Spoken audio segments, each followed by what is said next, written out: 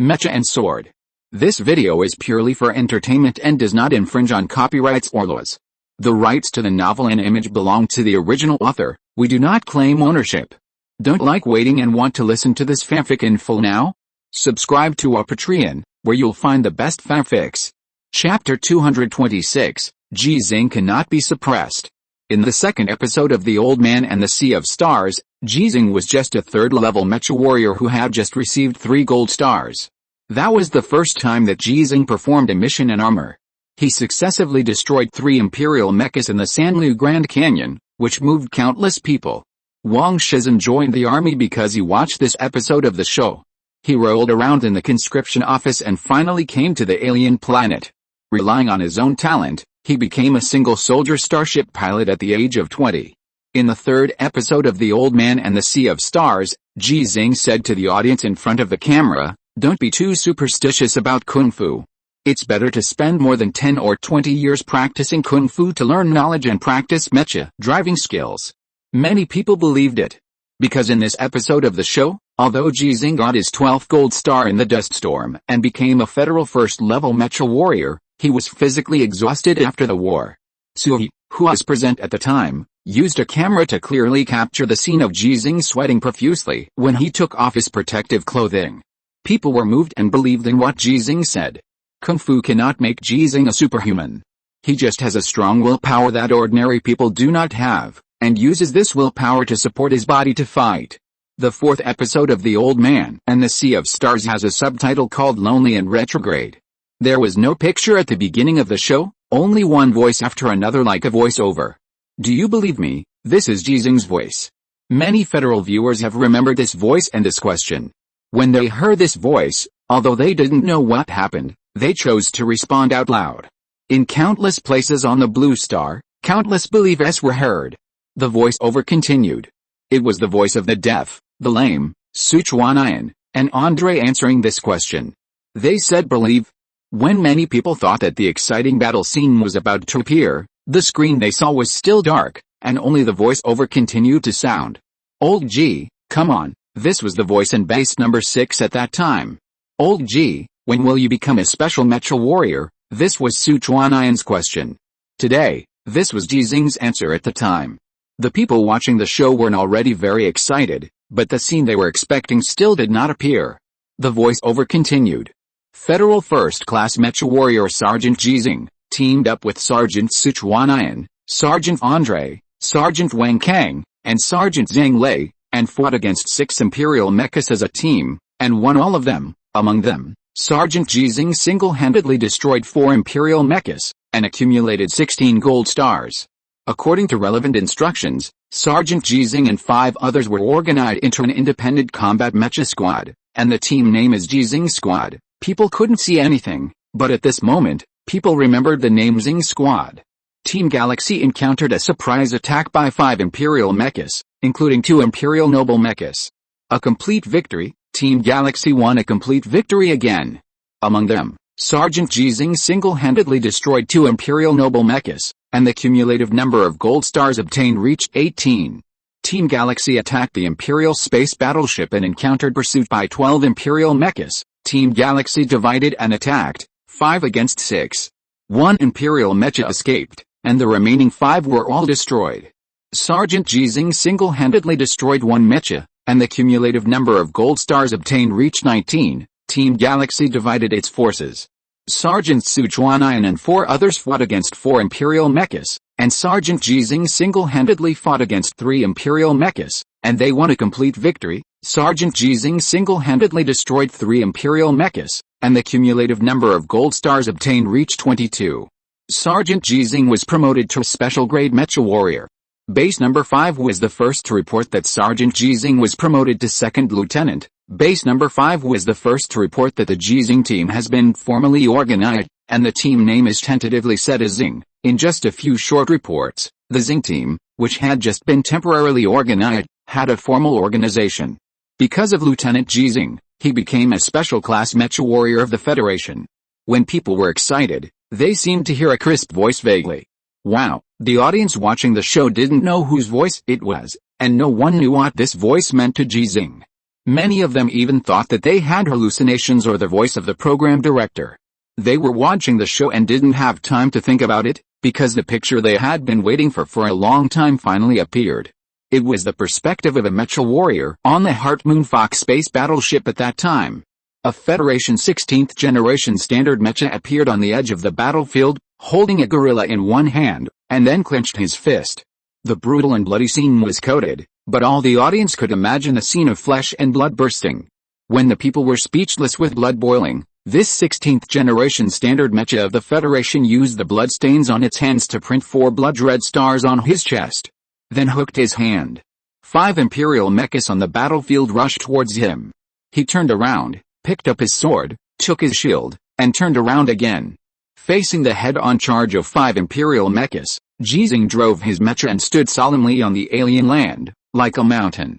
Only mechas can fight mechas. Ji Xinghe's voice sounded like a narration, and the scene of the battle finally appeared in front of the world without a second's pause.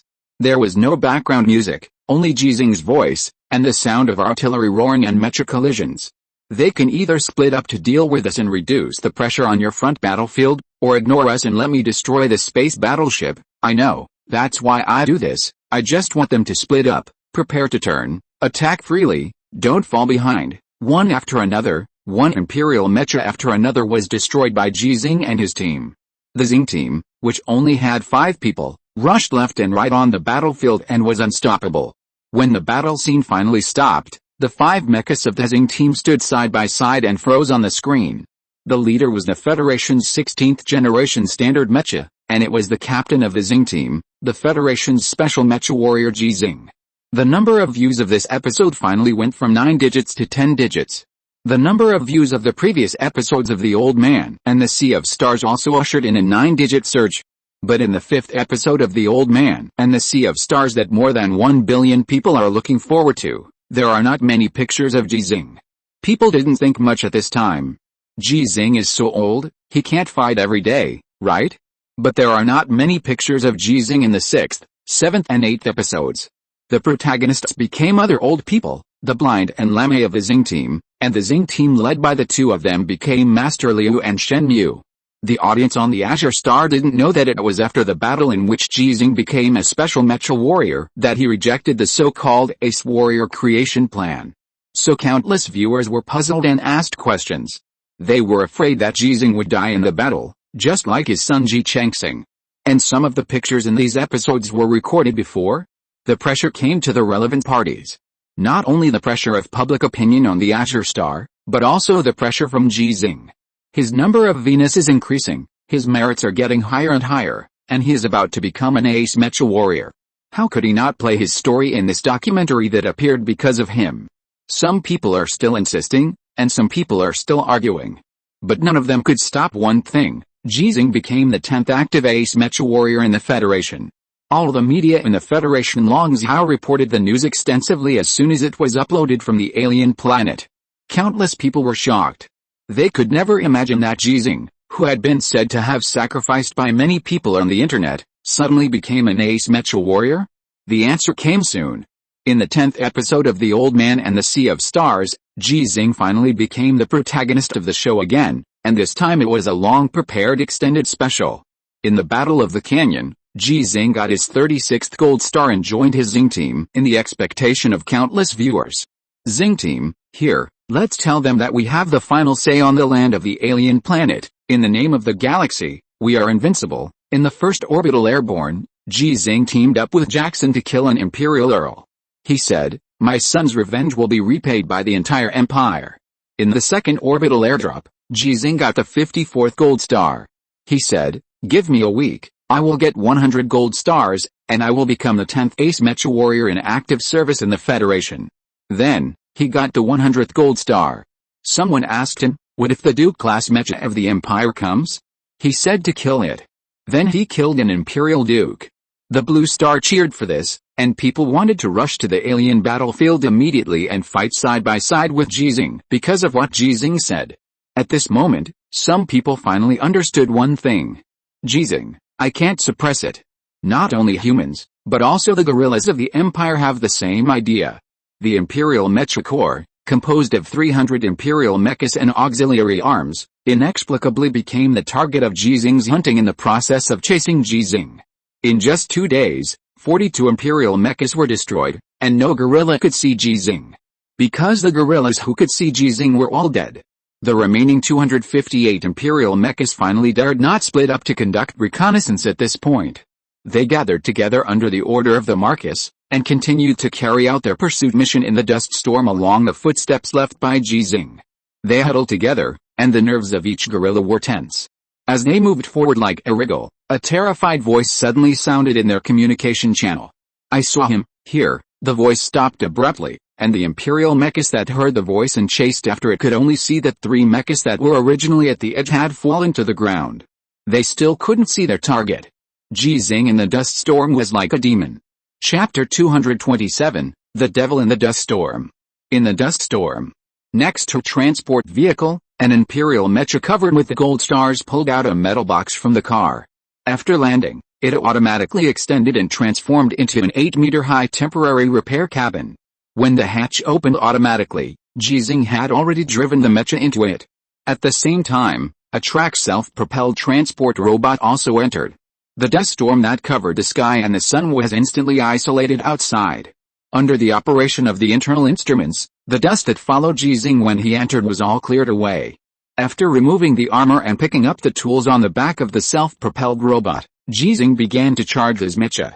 In 2 days, destroying 45 imperial mechas in the dust storm did not cause much loss to Ji Xinghe's physical strength, because he was not in battle all the time. But the energy loss of his mecha was very large. When the hunt began, his mecha always maintained at least 70% of its power, constantly running back and forth in the dust storm to scout the enemy. Once he is sure that he can break through, he will open the full power mode without reservation. After charging, he will retreat immediately and never fight. Relying on the performance of the lone courage and the sharpness of the tungsten steel gold weapon, his hunting is invincible. The strong defense of the lone courage is also a great help to him. In the case of one against many, facing the weapons of the conventional imperial mecha, he chose to ignore it directly. So the lone courage, which is being charged at this time, looks a little scarred, but if you look closely, you will find that these scars are almost limited to the pure black paint layer, at most the degree of primer exposure. The defense of the tungsten steel alloy body is the most powerful part of the lone courage. And its powerful performance is largely due to the body made of tungsten steel alloy. The power of the core engine is actually about the same as the 11th generation core engine of the Federation. The time required for charging is not long. The nuclear fuel cell technology of the Federation is derived from the Empire, so the technical difference between the two in this regard is not great. The energy reserve of the lone courage has once again reached 100% of the order of magnitude. After taking a look at the bracelet and confirming that the 6 unmanned reconnaissance aircraft that had been released had not found any trace of the Imperial mecha, Ji Xinghe took out another tool from the toolbox carried by the self-propelled robot with confidence. It was a spray gun with paint prepared in advance. The voice-controlled mecha squatted down, and Ji Xinghe held the spray gun and began to repair and add Venus to it. It had nothing to do with merit or honor. These Venus all over his body were his heart-cutting swords. On the pure black painted mecha, 187 Venus shined like stars in the night sky under the light of the temporary repair cabin. The most conspicuous one is the Venus on its chest, which is as big as 5 other Venus, representing the Grand Duke of Bilrosi IV who was defeated by Ji Xinghe. In addition to the Venus, Ji Xinghe did not choose to repair the damaged paint in the fuselage, and he had no materials to repair it. Put the tool back on the self-propelled robot and re-enter the cockpit of the Lonely Brave. The voice control allowed it to return to the transport vehicle. And Ji Xinghe returned to the dust storm. The temporary repair cabin was automatically retracted and he put it back into the transport vehicle. Nuwa, retrieve the drone, retrieving it, go forward 3 kilometers and turn on full stealth mode. Yes, watching the transport vehicle loaded with 42 core engines leave, Ji Xinghe put his spear on his shoulder, turned around and walked back along the footprints he had come from. The Imperial mechas had already assembled, and he lost the opportunity to continue hunting in the dust storm. This time, he had no time to dismantle the core engines of the 3 Imperial mechas that he had destroyed before recharging. But his hunting action would not stop because of this. At most, he would just change the method.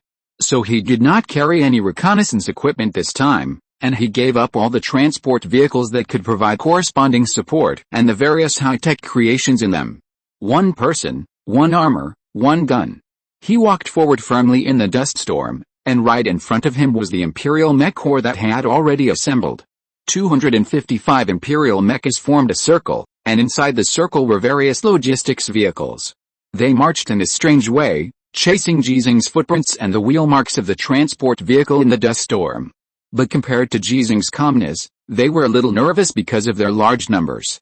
The visibility range of 100 meters prevented them from seeing their companions at the edge, so the images of their companions at the edge being killed by evil spirits kept emerging in their minds. The abnormal silence in the communication channel of all members showed that they had not been attacked at present, but they were still very scared. All this was just because of a human, just because of a mecha. Or, it was because of a spear. My Lord Marcus, the footprints and wheel marks we found have 3 directions. Because of the dust storm, we can't determine which 2 directions are backwards. So, we need to determine a direction to track. The Imperial Marcus drove the mecha and was located in the center of the circle formation. This was the real reason why they maintained such a strange formation. It is the most powerful and should have taken the lead, but it chose to hide in the safest place. So when it needs to make a decision, how can it make the most correct choice? You must determine the true direction of Ji Xinghe's departure. If you can't, then you will all die, the Marcus ordered. Everyone stop moving forward and wait for follow-up instructions in a defensive formation. The technical guerrillas, commonly known as monkeys in the Federation, can only lie on the ground with protective helmets, carefully studying the wheel marks and footprints. They did not split up to track 3 directions at the same time, which was a bad thing for Ji Xinghe, and he lost the opportunity to catch the lone enemy. But if they did so, they would most likely find Ji Xinghe's transport vehicle, which would be a good thing for Ji Xinghe. We think it's the leftmost road. He left from the leftmost road, then went back from the rightmost road, and then went forward from the middle road. Then we should chase him from the middle road. We have encountered this situation before. Although he left from the middle road, he finally returned to the leftmost road. If we want to catch up with him as soon as possible, we should take the leftmost road. What if he doesn't return to the leftmost road this time? I think it might be the rightmost road. The least likely road is often the most likely road. He doesn't want us to catch up with him, so he won't let us guess his thoughts so easily, the monkeys argued. They could not make a final confirmation of the 3 roads or the marks of 3 directions. When they encountered this situation before, they would choose to split up and chase 3 or 4 roads at the same time until one road was completely cut off, and the tracking forces on that road would merge with the nearest forces. But this split pursuit caused them to lose 42 mechas. After all the members assembled, they only lost 3 mechas, and they had not encountered any attacks from Ji Xinghe for 6 hours. I'll give you another half an hour, the Marcus ordered again. If you still can't be sure, then let you track him. Either find the real direction, or you will all be killed by him. The monkeys dared not speak out, and saw that the half-hour time was almost up and they were about to die. A series of panicked voices suddenly sounded in the communication channel for all members. He's in front of me, I saw him, he's in front of me, support quickly, he's coming to kill us, prepare for battle, don't run, everyone, shut up. The communication channel, which was noisy in an instant, fell into a brief silence after a roar. The Imperial Marcus, who had already turned on the full power operation mode of the mecha, sounded calm. Shared perspective. The technical monkeys in the logistics vehicle suppressed their inner panic and mobilized the perspectives of the gorillas who made panicked sounds. After screening and analysis, the perspective of an Imperial mecha appeared in the visible window of the Imperial Marcus. About 100 meters away, at the edge of visibility, an Imperial mecha covered with the gold stars and carrying a long spear, standing in the dust storm, looming, but it can be seen that he is motionless. When the Imperial Marcus was about to take a closer look, the perspective he saw suddenly turned, looking left and right while constantly retreating. So, the Imperial Marcus saw that the formation had been scattered with more than a dozen mechas. This is not the most terrifying part. The real horror is that the Imperial mechas on the left and right sides that should have launched a charge at this time to surround Ji Xinghe also did not move. Ji Xinghe, who was alone, did not charge, and an Imperial mecha corps had already lost its fighting spirit and was in chaos. The perspective of the Imperial Marcus was switched again by the technical monkeys. An imperial mecha that did not retreat raised its bayonet at Ji Xinghe, ready to charge at any time. Not bad. The Marcus just exclaimed in his heart, and his pupils shrank instantly. In the perspective he could see, Ji Xinghe, whose figure was looming, actually charged alone. He had reinforcements? This idea delayed the opportunity for the Marcus to issue an order. In the process of being stunned, in the shared perspective he saw, Ji Xinghe had already charged with a gun. At the moment the spear stabbed out, the Imperial Marcus subconsciously controlled the mecha to take a step back. No, he is not attacking me, he can't attack me. When he reacted, the shared perspective he saw was switched by the technical monkeys again. So he saw an Imperial mecha that had fallen to the ground. It was the only Imperial mecha that did not choose to retreat after seeing Ji Xinghe, but raised a weapon in his hand.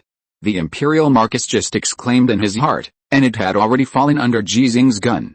Surround him immediately, the Imperial Marcus roared and ordered, and the Imperial mechas on both sides finally took action and rushed to the two sides of Ji Xinghe's position.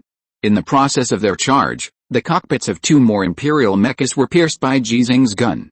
Then, he turned and left, successfully disappeared in the dust storm before the encirclement merged, and took away two more souls before his figure completely disappeared. If the Imperial guerrillas have souls, 5 mechas were lost again, but they were not completely unrewarded. Lord Marcus, we have determined the direction he escaped. Chase immediately. The Imperial Mecha Corps moved with a roar and began to chase in the direction where Ji Xinghe had just escaped, but as they chased, the reconnaissance armored vehicle in the front suddenly stopped. Lord Marcus, he turned? Where to turn? It seems to be to our side. The voice of the technical monkey had just fallen, and the panicked voice sounded again from the all-staff communication channel. He's here, he's with us, request support, request. A panicked voice stopped abruptly, because the Imperial orangutan who spoke had died on the spot. Ji Xinghe, who suddenly appeared on the side of the Imperial Mecha Corps, once again launched a charge of a lone hero. The spear pierced the dust storm, the cockpit of the Imperial Mecha, and the hearts of the Imperial orangutans. He ran, he left, he finally left. The two voices said the same thing, but the meanings they expressed were completely different. However, they were both wrong. Ji Xinghe did not leave, he just turned around and ran to temporarily avoid the edge of the Imperial Mecha Corps. Even now, he was surrounded by more than 200 Imperial mechas, and his end was only a dead end. It didn't even take 200 Imperial mechas. 30 Imperial mechas surrounded him, and didn't give him the time difference between charging and defeating them one by one. Then his end would also be death without a burial place. After getting out of the encirclement, turn around and charge again. He said he would not leave until they were all killed. Chapter 228 Belief and Superstition. Is there any news about Major Ji Xinghe? Not yet. Yes, such questions and answers have appeared many times in recent days and in many places. Someone asked this at base number 6, someone asked this at base number 3, someone asked this at base number 5, and there are also the Heart Moon Fox space battleship, the Shenshu Yuan space battleship, as well as the Nanshanmen space station and some places on the Azure Star. There is a delay in the communication between the Azure Star and the alien planet. When the two planets are closest, the delay time for two-way communication is about 6 minutes and 20 seconds. When the two planets are farthest apart, this delay will increase to 50 minutes. Because the existing communication technology of the Federation still uses electromagnetic waves, and the speed of electromagnetic waves is equal to the speed of light, which can be calculated at a speed of 300,000 kilometers per second. This is also one of the reasons why the General Command Center is on the Nanshanmen Space Station instead of in the Federation's homeland. The 6-minute and 20-second two-way communication delay is fatal to the war. So, when Ji Xinghe finally had news, some places on the Azure Star were the last to receive the news. Report: we have contacted Major Ji Xinghe. His current location is 430 kilometers away from base number 5 and 720 kilometers away from base number 6. There is a certain degree of deviation. We have completed the route correction and the relevant data has been sent. The first to contact Ji Xinghe was not base number 5, which was closer to him, but base number 6, which was in the middle of the war. The commander hurriedly asked, "Can we communicate with him?" The communication has been interrupted. How is he? Major Ji Xinghe is fine. His physical condition is very good. In addition to his own description, We also got the physical condition monitoring data of the lone brave. That's good, although the commander and many people are not very worried about the safety of Ji Xinghe's lonely journey. What if it happens? It's not that the ace mecha warrior will not fall. Otherwise, how could Ji Xinghe become the 10th active federal ace mecha warrior? After more than 20 years of war, even 100 of them can't stop it. After the commander breathed a sigh of relief, he relaxed his tone and asked, "Did he say anything?" Hearing this question, the communicator's expression became strange. Major Ji Xinghe said that he is being tracked by 200 imperial mechas. Yeah, the commander's eyes widened instantly, his mind went blank, and he finally came back to his senses after a while. Quick support, quickly mobilize the mecha team to support Lao Ji. In the past few days, the commander of base number 6 and the mecha warriors felt that the strength of the Empire's attack on base number 6 was not right this time, and the number was a little less than previously expected. But they didn't think much about it, and thought that it was the death of Bill Rossi IV and the war at base number 3 that led to the change in the Empire's troop deployment. Now the commander finally understood that Ji Xinghe did lead away some of the imperial mechas, but the number was more than everyone had expected before. The pursuit of 200 imperial mechas was impossible for the ace mecha warriors to resist, and Ji Xinghe did not have a truly exclusive customized mecha. The lonely brave was indeed very strong, but in a sense it was a defective product. We made this request, but Major Ji Xinghe refused. That old Ji, the commander said angrily, it's his business if he refused. It's our business if we support him or not. Immediately mobilize 6 mecha squads for me. Transfer the Xinghe squad as well. From the perspective of quantity, 6 or 7 Federation mecha squads cannot be a match for 200 imperial mechas. But with their help, the combat effectiveness of Ji Xinghe, the ace mecha warrior, can be liberated to a great extent. Some fight.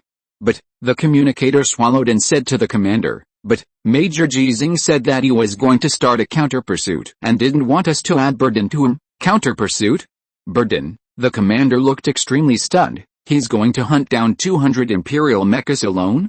Did you hear it wrong because of the communication failure? No, we definitely didn't hear it wrong, and we analyzed the recording afterwards and confirmed what Major Ji Xinghe said. The commander subconsciously wanted to say something, but suddenly stopped, frowned and asked, is there anything else you didn't tell me? The communicator coughed dryly. Yes, Major Ji Xinghe's combat records for the previous 4 days have all been sent back.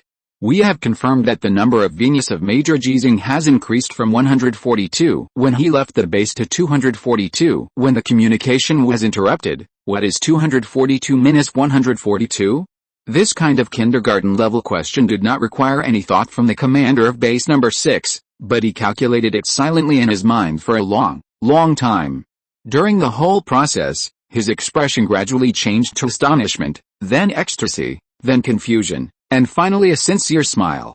Then we will not support, otherwise, this miracle that is destined to inspire the entire Federation will have more regrets. Yes, the commander hesitated for a moment and asked, what is Chen Sun doing now? The communicator immediately checked and replied, just brought a galaxy team back to rest. They got a total of 12 gold stars this time. Help me contact Chen Sun. Yes, the communication was established quickly. The commander looked at Chen Sun, who appeared on the screen with a serious expression, which made Chen Sun's expression suddenly tense. Chen Sun, the commander said in a serious voice, there are now 200 imperial mechas chasing Lao Ji, 720 kilometers away from our base. Chen Sun's tense expression relaxed instantly, as long as it was not the worst news. Sir, can I bring the galaxy team to support? No, the commander refused sternly. Chen Sun raised his eyebrows. Why? The commander kept a stern expression and asked back, do you know why there are 200 imperial mechas chasing Lao Ji? This question made Chen Sun nervous again. In an instant, he thought of countless conspiracies, the intrigues between humans, and the treacherous plots to murder loyal people throughout the ages. But in the end, he only asked 3 words. Why? The commander laughed in his heart, because his voice was a little trembling because of the 3 words Chen Sun asked. But he still remained stern and answered in a heavy tone. Because Lao Ji destroyed 100 imperial mechas. Chen Sun, who thought too much, had a misunderstanding. Because Lao Ji has become an ace, they want to chase Lao Ji, so should we support him more? Are you going to watch the 10 active ace mecha warriors become 9 again? No. The commander noticed the change in Chen Sun's expression, and the members of the Galaxy team gathered behind Chen Sun, and finally dared not make trouble anymore. What I mean is that since Lao Ji destroyed 100 Imperial mechas, there are only 200 Imperial mechas chasing him now. Well, yes, there were 300 Imperial mechas chasing Lao Ji before, but Lao Ji is now unscathed, and his mechas are not actually damaged. Chen Sun, expressionless, made the commander feel cold in his heart as he stared at the screen. Is it interesting? It's interesting, the commander laughed without fear and said, when you guys were doing things before, you didn't even tell me a word, which scared me a lot. Now I'm going to get back at you, which is so interesting. The communication was interrupted, and it was Chen Sun who hung up the commander's communication directly. Don't be funny, the commander was in a good mood, and he was not angry after his subordinates hung up the communication. He smiled and said to the communicator, try to contact Jackson for me. If he is free, apply for communication with him. He was going to ask Jackson again the serious questions he had just asked Chen Sun, because Jackson also scared him at that time. An ace mech warrior kept his armor on inside the base and refused to come down no matter what. It was too scary. Chen Sun told the people of the Galaxy team about the good news. It was good news, otherwise he would have led his men out of base number 6. 242, the blind man looked at his mech. After participating in the ace mech warrior construction plan, the number of gold stars he obtained far exceeded that of other mech warriors, but as of now, he only had 67 gold stars. And with the increase in the number of gold stars, the speed and difficulty of obtaining gold stars on the battlefield are much greater than before. When those noble mechs of the Empire saw him, they were like sharks smelling blood. If the mech he was driving now was not a customized modified version, and the Galaxy team and the other 2 mech teams had been helping him, he might not have survived until now. I said a long time ago that their crappy plan is unreliable. The blind man and I don't have that many gold stars combined, the cripple complained with relief. He now had fewer gold stars than the blind man, and only reached 52 today. As one of the candidates for the Ace Mecha Warrior construction plan, it will take at least 2 months to complete the plan. And he also encountered the same problem as the blind man. You two added together, multiplied by 2 is not enough. The only one who can say this is the Ox and Horse General Sichuan of the Xing team. Ox and Horse is his code name, and General is a title he forced himself to add. Lao Ji is really strong. Yeah, do you think Lao Ji will be able to destroy the remaining 200 Imperial mechas? Is there any need to ask? He definitely will. Yeah, 300 of them chased Lao Ji together, but Lao Ji killed 100 of them. What are the remaining 200? Fuck, General Li Yuanba couldn't destroy 300 Imperial mechas by himself, and he was being chased by 300 Imperial mechas and was isolated and helpless. I think that when Lao Ji returns to base number 5, he will be the strongest mecha warrior in the Federation. Don't tell this to other people. General Li Yuanba has far more fans than Lao Ji. Andre asked anxiously, what does fan mean? It means fanatical fans. Oh, that's right. If it were half a month ago, their reaction would definitely not be like this, because at that time Ji Xinghe had not yet become an ace mecha warrior, with only more than 40 gold stars, Nose Hanshin, and Nose Hanshin. And now Ji Xinghe is driving the Lone Brave, which is the most powerful mecha that Ji Xinghe has ever driven, and it also has the most powerful bayonet as a weapon. The mecha warriors of the Xing team were all in a very happy mood, but only Chen Sun, who is not a mecha warrior, frowned when everyone was discussing. Old Chen, what's wrong? The blind man was the first to notice this, frowning and asking. Chen Sun hesitated slightly, but still expressed his concerns. The dust storm is about to end. If there is no dust storm, the mecha warriors of the Xing team froze in an instant. As mecha warriors, they know too well what is the biggest advantage of Ji Xinghe, who is alone, in this kind of hunting and anti-hunting battle. When visibility is no longer limited to 100 meters, and there is no dust storm to cover the footprints left by the mecha when it moves, facing the pursuit of 200 Imperial mechas, there is no other way but to run desperately. Let's request support for Laoji. He has destroyed 100 planes, which is enough. March quickly. We will be able to reunite with Laoji in 8 hours at most. The dust storm can't be over within 8 hours, right? The Galaxy team, who had been so excited just now, suddenly became nervous. The atmosphere changed from relaxed and joyful to solemn. No, Chen Sun took a deep breath. Lao Ji didn't call for support, which means he knows what's going on. We should trust him. Moreover, If the dust storm disappears, we can mobilize space battleships to support him. The support effect of space battleships is much better than ours. What if all the space battleships are tied up by then? Then there are still high-altitude reconnaissance satellites, which can provide Lao Ji with intelligence support, allowing him to accurately avoid the tracking of the Imperial Mecha and the Orbital Airborne Mecha Corps. But Lao Ji is an ace now, and his identity is different. We should change the way we think and deal with problems. That makes sense.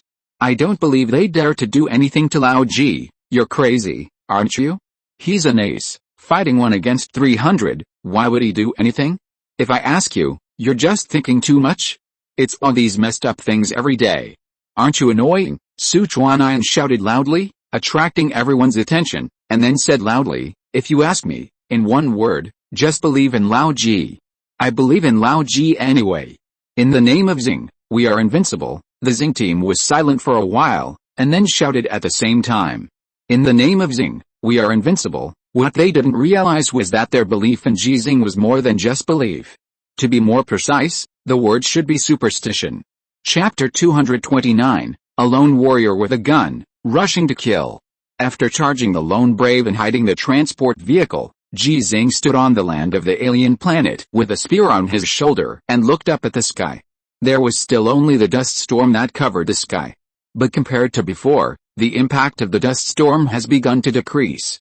The most obvious change is the increase in visibility, from 100 meters to about 150 meters.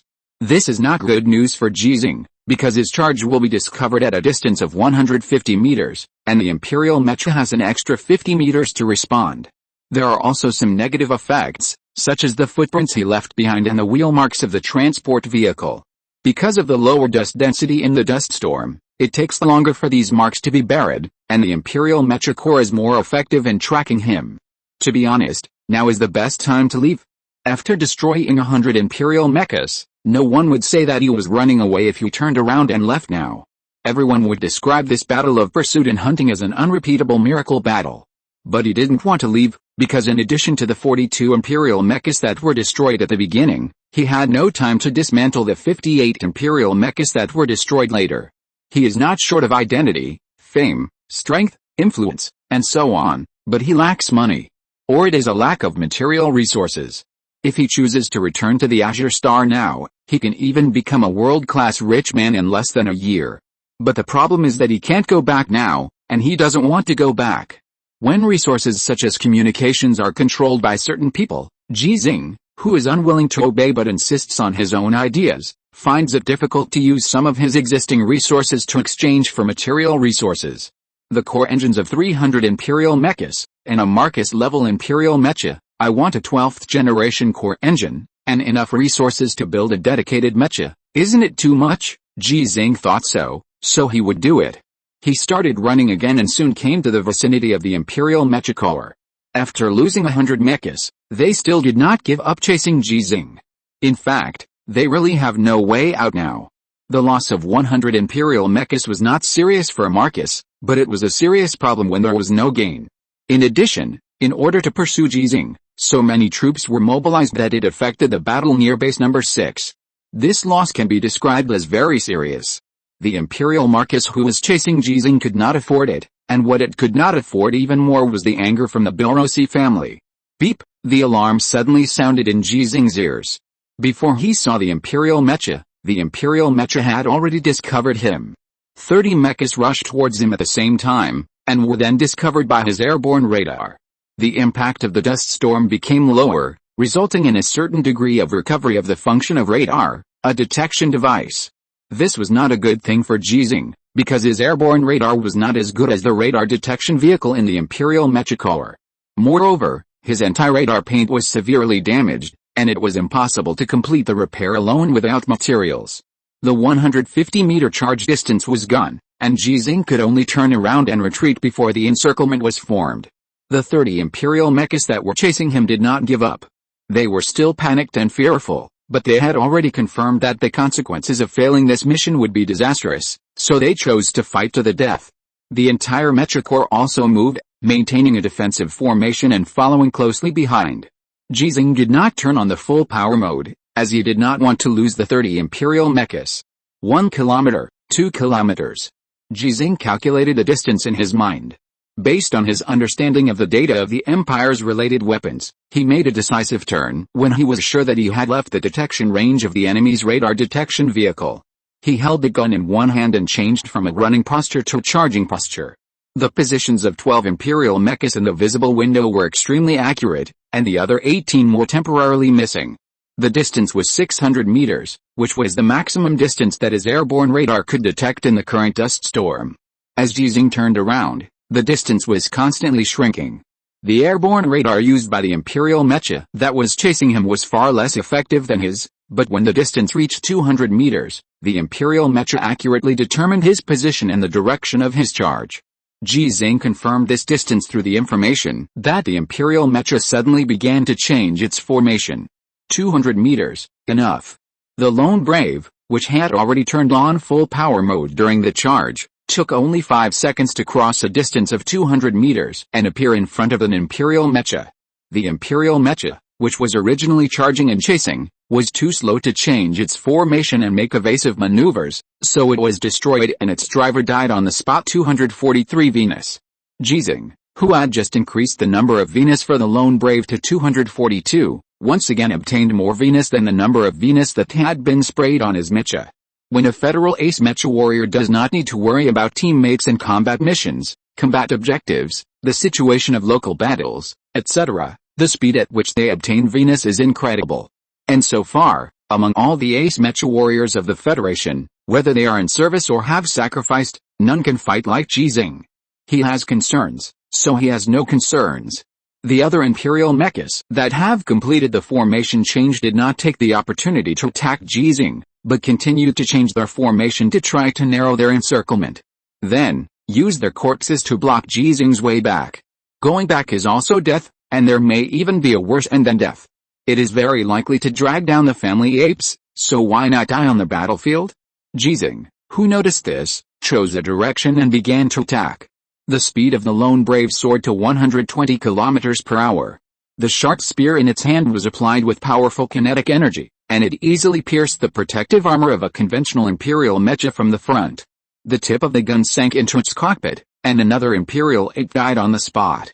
It is easy to accelerate, but difficult to decelerate. Ji Xinghe, who seemed to have easily destroyed the second Imperial mecha, forced the Lone Brave to slow down and stop, but eventually crashed into the second Imperial mecha. The hand that originally held the tail end of the spear also came to a position close to the tip of the spear with the impact. When the spear pierced into the cockpit of the Imperial mecha, he made a slight loosening movement. The loud noise passed through the outer layer of the mecha into the interior. The deafening sound did not affect Ji Xinghe, and the load generated by the impact at this speed also failed to affect him. The Lone Brave, which is 5.6 meters high, is heavier than this Hanshin that Ji Xinghe had driven before after the transformation, reaching 5.73 tons.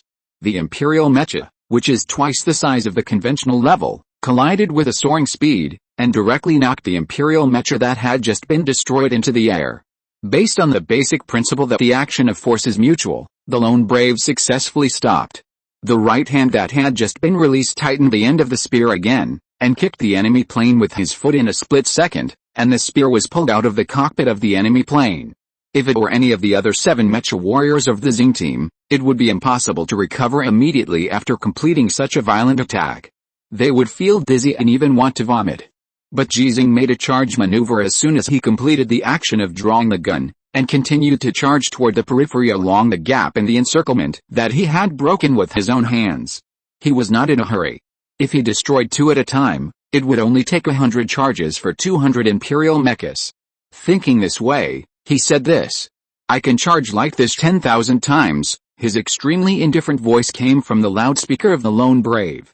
His maneuver was undoubtedly to escape, but the words he suddenly said did not sound like what a person who was running away should say. Because he had never thought of running away. He knew that these Imperial apes would not understand, but he also knew that there must be apes or monkeys in the Imperial mecha core chasing him who could understand. As long as you understand, you will definitely be hit by my knife. No ape paid attention to Ji Xinghe. These apes were already familiar with his attack methods.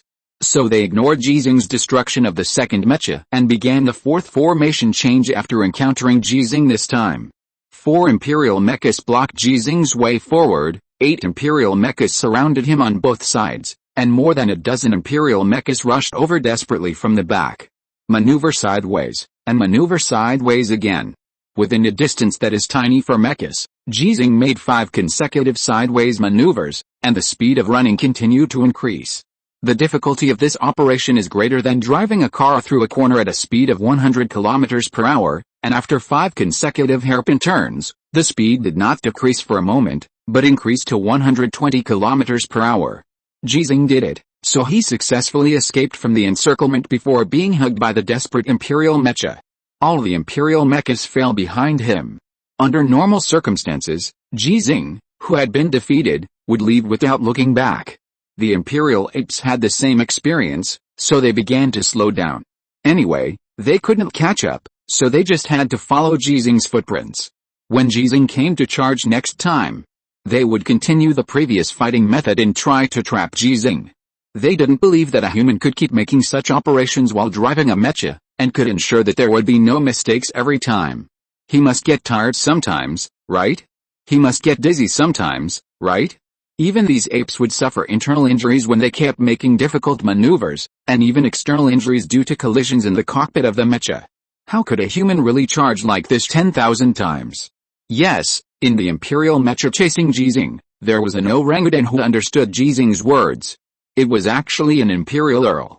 In order to chase Ji Xinghe, it disguised its mecha as a regular Imperial mecha. The Imperial Mecha Corps has relatively complete logistical support. In addition to radar detection vehicles, missile launchers and other weapons, it also has certain capabilities in the maintenance and transformation of mecha. This Imperial Earl was ready to personally give Ji Xinghe a fierce attack when Ji Xinghe was slack, made mistakes, or was trapped by other Imperial mechas. It didn't seek to break it in one fell swoop, but as long as there was damage, the Imperial Marquis who commanded the pursuit could kill Ji Xinghe. But they will never know how powerful Ji Xinghe is, just like they won't know for the time being. This time Ji Xinghe did not choose to retreat directly after breaking it. After escaping the encirclement and running 1.5 kilometers, Ji Xinghe began to slow down until he stopped, while silently calculating the tracking distance of the Imperial mecha behind him.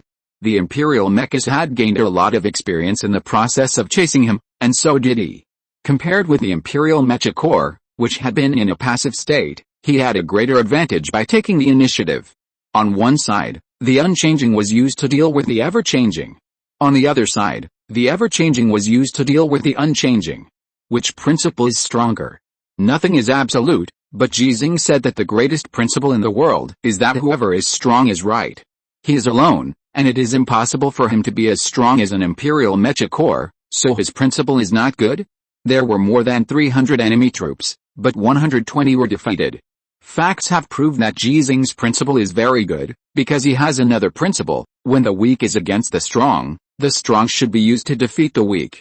Before the dust storm dissipates, Ji Xinghe must destroy the Imperial mechas as much as possible, so that he can continue to fight after the dust storm dissipates, so he turned around in the dust storm. Guiyong held a gun and rushed to kill him. If you're listening to this novel on a channel other than Fanfic World, it means they downloaded and uploaded it without effort. We cordially invite you to visit our channel, Mundo Fanfic Novelis. There you'll find the original version of this story and you can explore many other novels of various genres. We're waiting for you to immerse yourself in a world of incredible novels. Chapter 230, Upgraded Galaxy Team. After holding out for several months, the Federation's base number 3 on the alien planet was finally captured by the Empire. The Empire, which paid a huge price, did not choose to cease fire, but continued to increase its troops to prepare to destroy the Federation's base number 6 on the alien planet in one fell swoop. With more than 2,000 mechas and 100,000 troops, the Empire relied on the dust storm to lock the location of base number 6 within a range of 30 kilometers. Almost all the Federal troops that could support were mobilized to the periphery of base number 6, forming one blockade line and sniper line after another. The real main force among these troops was not the 6 ace Mecha warriors, including Han Li and Jackson, and the Mecha Corps leading them. The role that a single soldier can play in such a large-scale war is not as good as the encounter in the dust storm. When the dust storm that lasted for 2 months finally dissipated, the Federation's Air Force, or the Space Fleet, became the most critical factor in determining the outcome of the war. On the one hand, the Federation space fleet needs to go all out to destroy the Empire space fleet, satellites, and other Imperial forces that are trying to seize air supremacy, to ensure the Federation's greatest advantage in this war. On the other hand, they also need to provide firepower support to ground forces, and after determining the location of the Imperial forces, carry out precise and efficient precision strikes from space. The second main force of the Federation is the Army's artillery. Conventional artillery and various missiles can cause far more actual casualties than the Mecha Corps. Even the engineer brigade in the Army can rely on weapons such as mines to cause a large number of casualties to the Imperial Army in ambushes, and its efficiency is also higher than that of the Federation's Mecha warriors. There are also more than 500,000 Federation Army soldiers. The total amount of casualties caused by the individual weapons, such as firearms they use in this war, is also higher than the total amount of casualties caused by all the Federation's Mecha warriors. But the role of Mecha warriors is still crucial, because only Mecha can stop Mecha. As soon as the dust storm dissipated, the Empire relied on its high-tech reconnaissance equipment to determine the location of an artillery unit supporting base number 6, and then launched a strong attack. Open fire, with a command. The roar resounded across the alien land. The Empire was able to detect the Federation's artillery units, and the Federation was also able to detect the Empire's ground forces that launched the attack. Without the interference of the dust storm, the Federation's high-altitude reconnaissance satellites and space unmanned reconnaissance aircraft helped the Federation troops gain a vision far beyond the Empire. The artillery units on the ground were the ones that fired. With a vision and satellite positioning system, the various artillery they had could carry out precise strikes. They launched a powerful firepower attack at a distance of about 10 kilometers from the Empire's troops. The air defense weapons of the Empire's ground forces were activated at the first time. There were anti-missile missiles and anti-aircraft machine guns. Various air defense weapons intercepted most of the attacks. At the same time, the Mecha Corps of this Empire's troops broke away from the main force and rushed directly to the artillery units that were firing. No artillery or missile can hide a high-speed moving Mecha, and when the Imperial Mecha rushes to the artillery position, those artillery weapons and the Federal soldiers using those weapons will be ruthlessly slaughtered. Just like Ji Xinghe's first orbital airborne combat mission before, after he fell from the sky, he directly killed into the Imperial artillery position, killing through it and greatly relieving the artillery pressure that the Federal troops had to bear at the time. Prepare for battle. The blind man's voice sounded in the communication channel of the Xinghe team. The 7 Mecha warriors were ready for battle. Their combat goal was to stop the charging Imperial mechas. Yes, the prepared Xinghe team received intelligence from the command system, as well as combat plans and detailed combat objectives. The Mecha warriors involved in protecting this artillery unit are not just the Xinghe team, but a total of 300 mechas. The enemy has 423 mechas.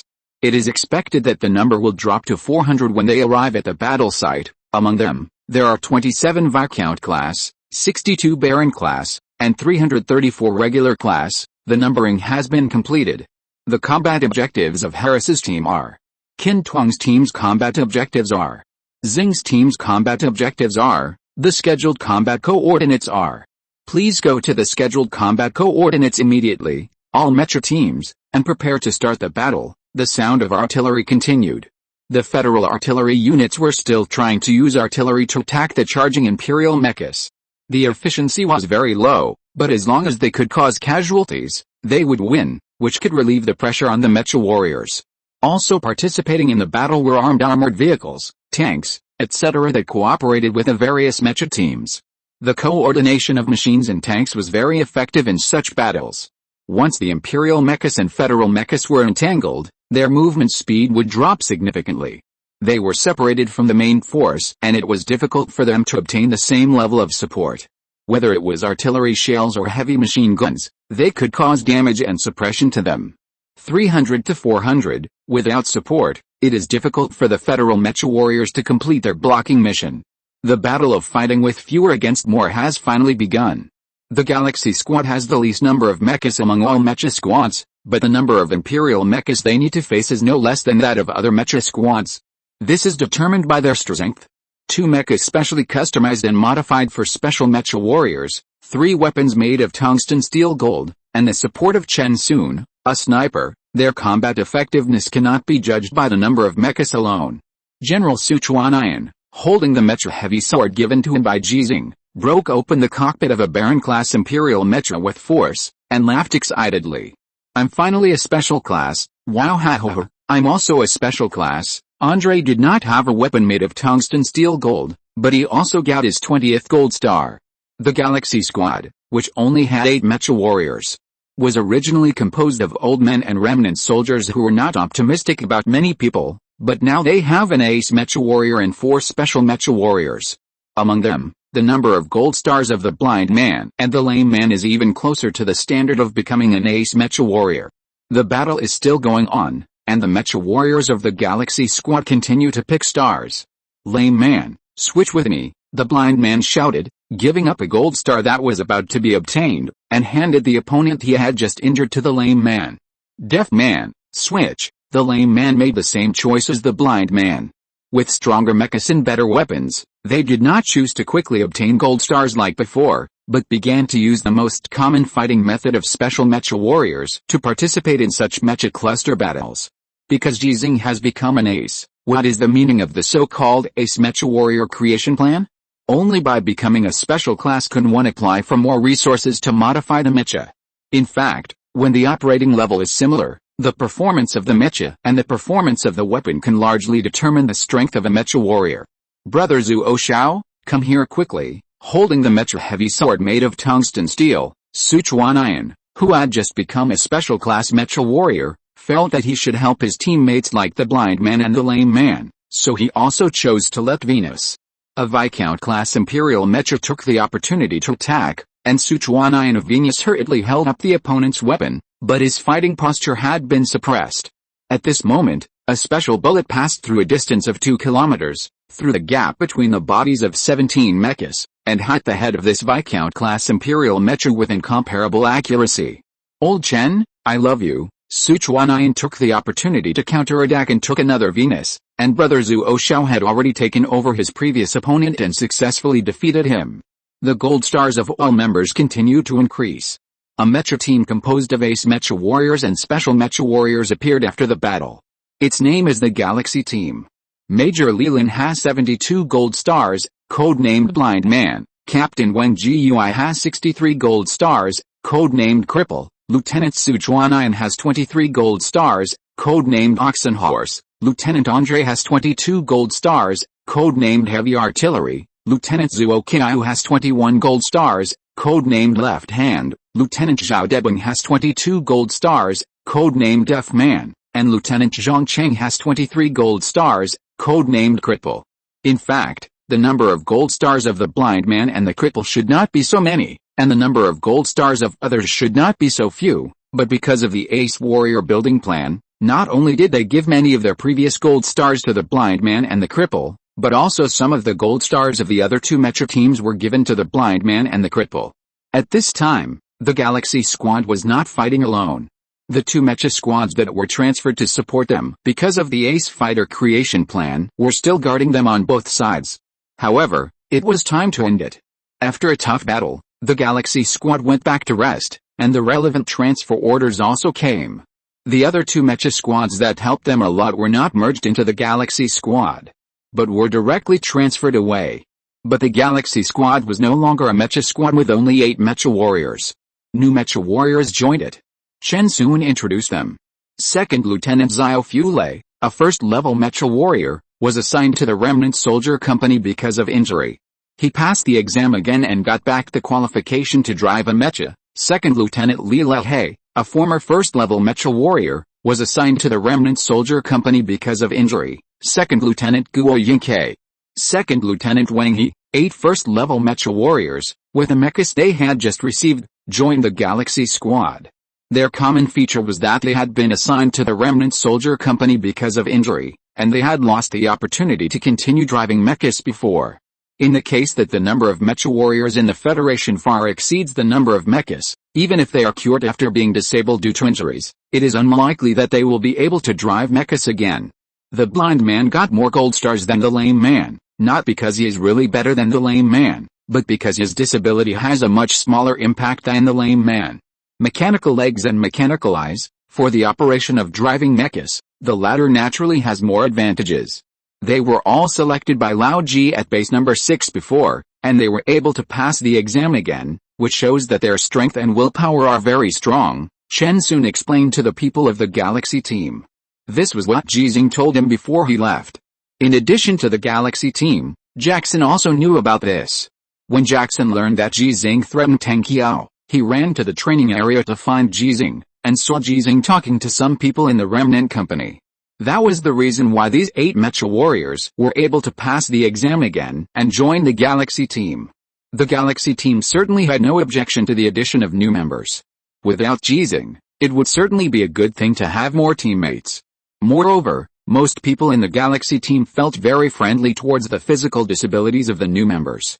Actually, I have 2 small questions. Su Chuanyan looked at Chen Sun nervously. The first question, Lao Chen, you won't transfer me and Andre away in the future, right? Chen Sun frowned. Why? Because Andre and I are the only ones who are not disabled, Su Chuanyan said carefully. How about we try to get injured a little, and then make a mechanical prosthesis? No, I think you are already disabled. No, I am in good health. You are mentally retarded. Su Chuanyan, who was scolded, laughed and glanced at Andre, who suddenly became nervous next to him. If he was mentally retarded, the pressure would come to Andre, who is very healthy and intact. Andre smiled foolishly, touched the back of his head with his hand and looked at everyone. Actually, I am mentally retarded. After the joke, the newly joined Mecha warriors were no longer nervous, and Su Chuanyan asked the second question. How many gold stars has Lao Ji got now? 300, it doesn't matter how many, what's important is that the dust storm is over. Why hasn't Lao Ji sent back any news? Why don't you contact him, blind man? Your authority is higher than ours, and you can directly apply for satellite communication resources. Okay, I'll contact him. Just in time to tell him our good news, the blind man contacted the old man he mentioned, but the communication was not connected in the first time. The relevant communication personnel of the command center of base number 6 explained the reason. Major Ji Xinghe is luring the Imperial mech corps that are chasing him to assemble. A space battleship has already gone to support.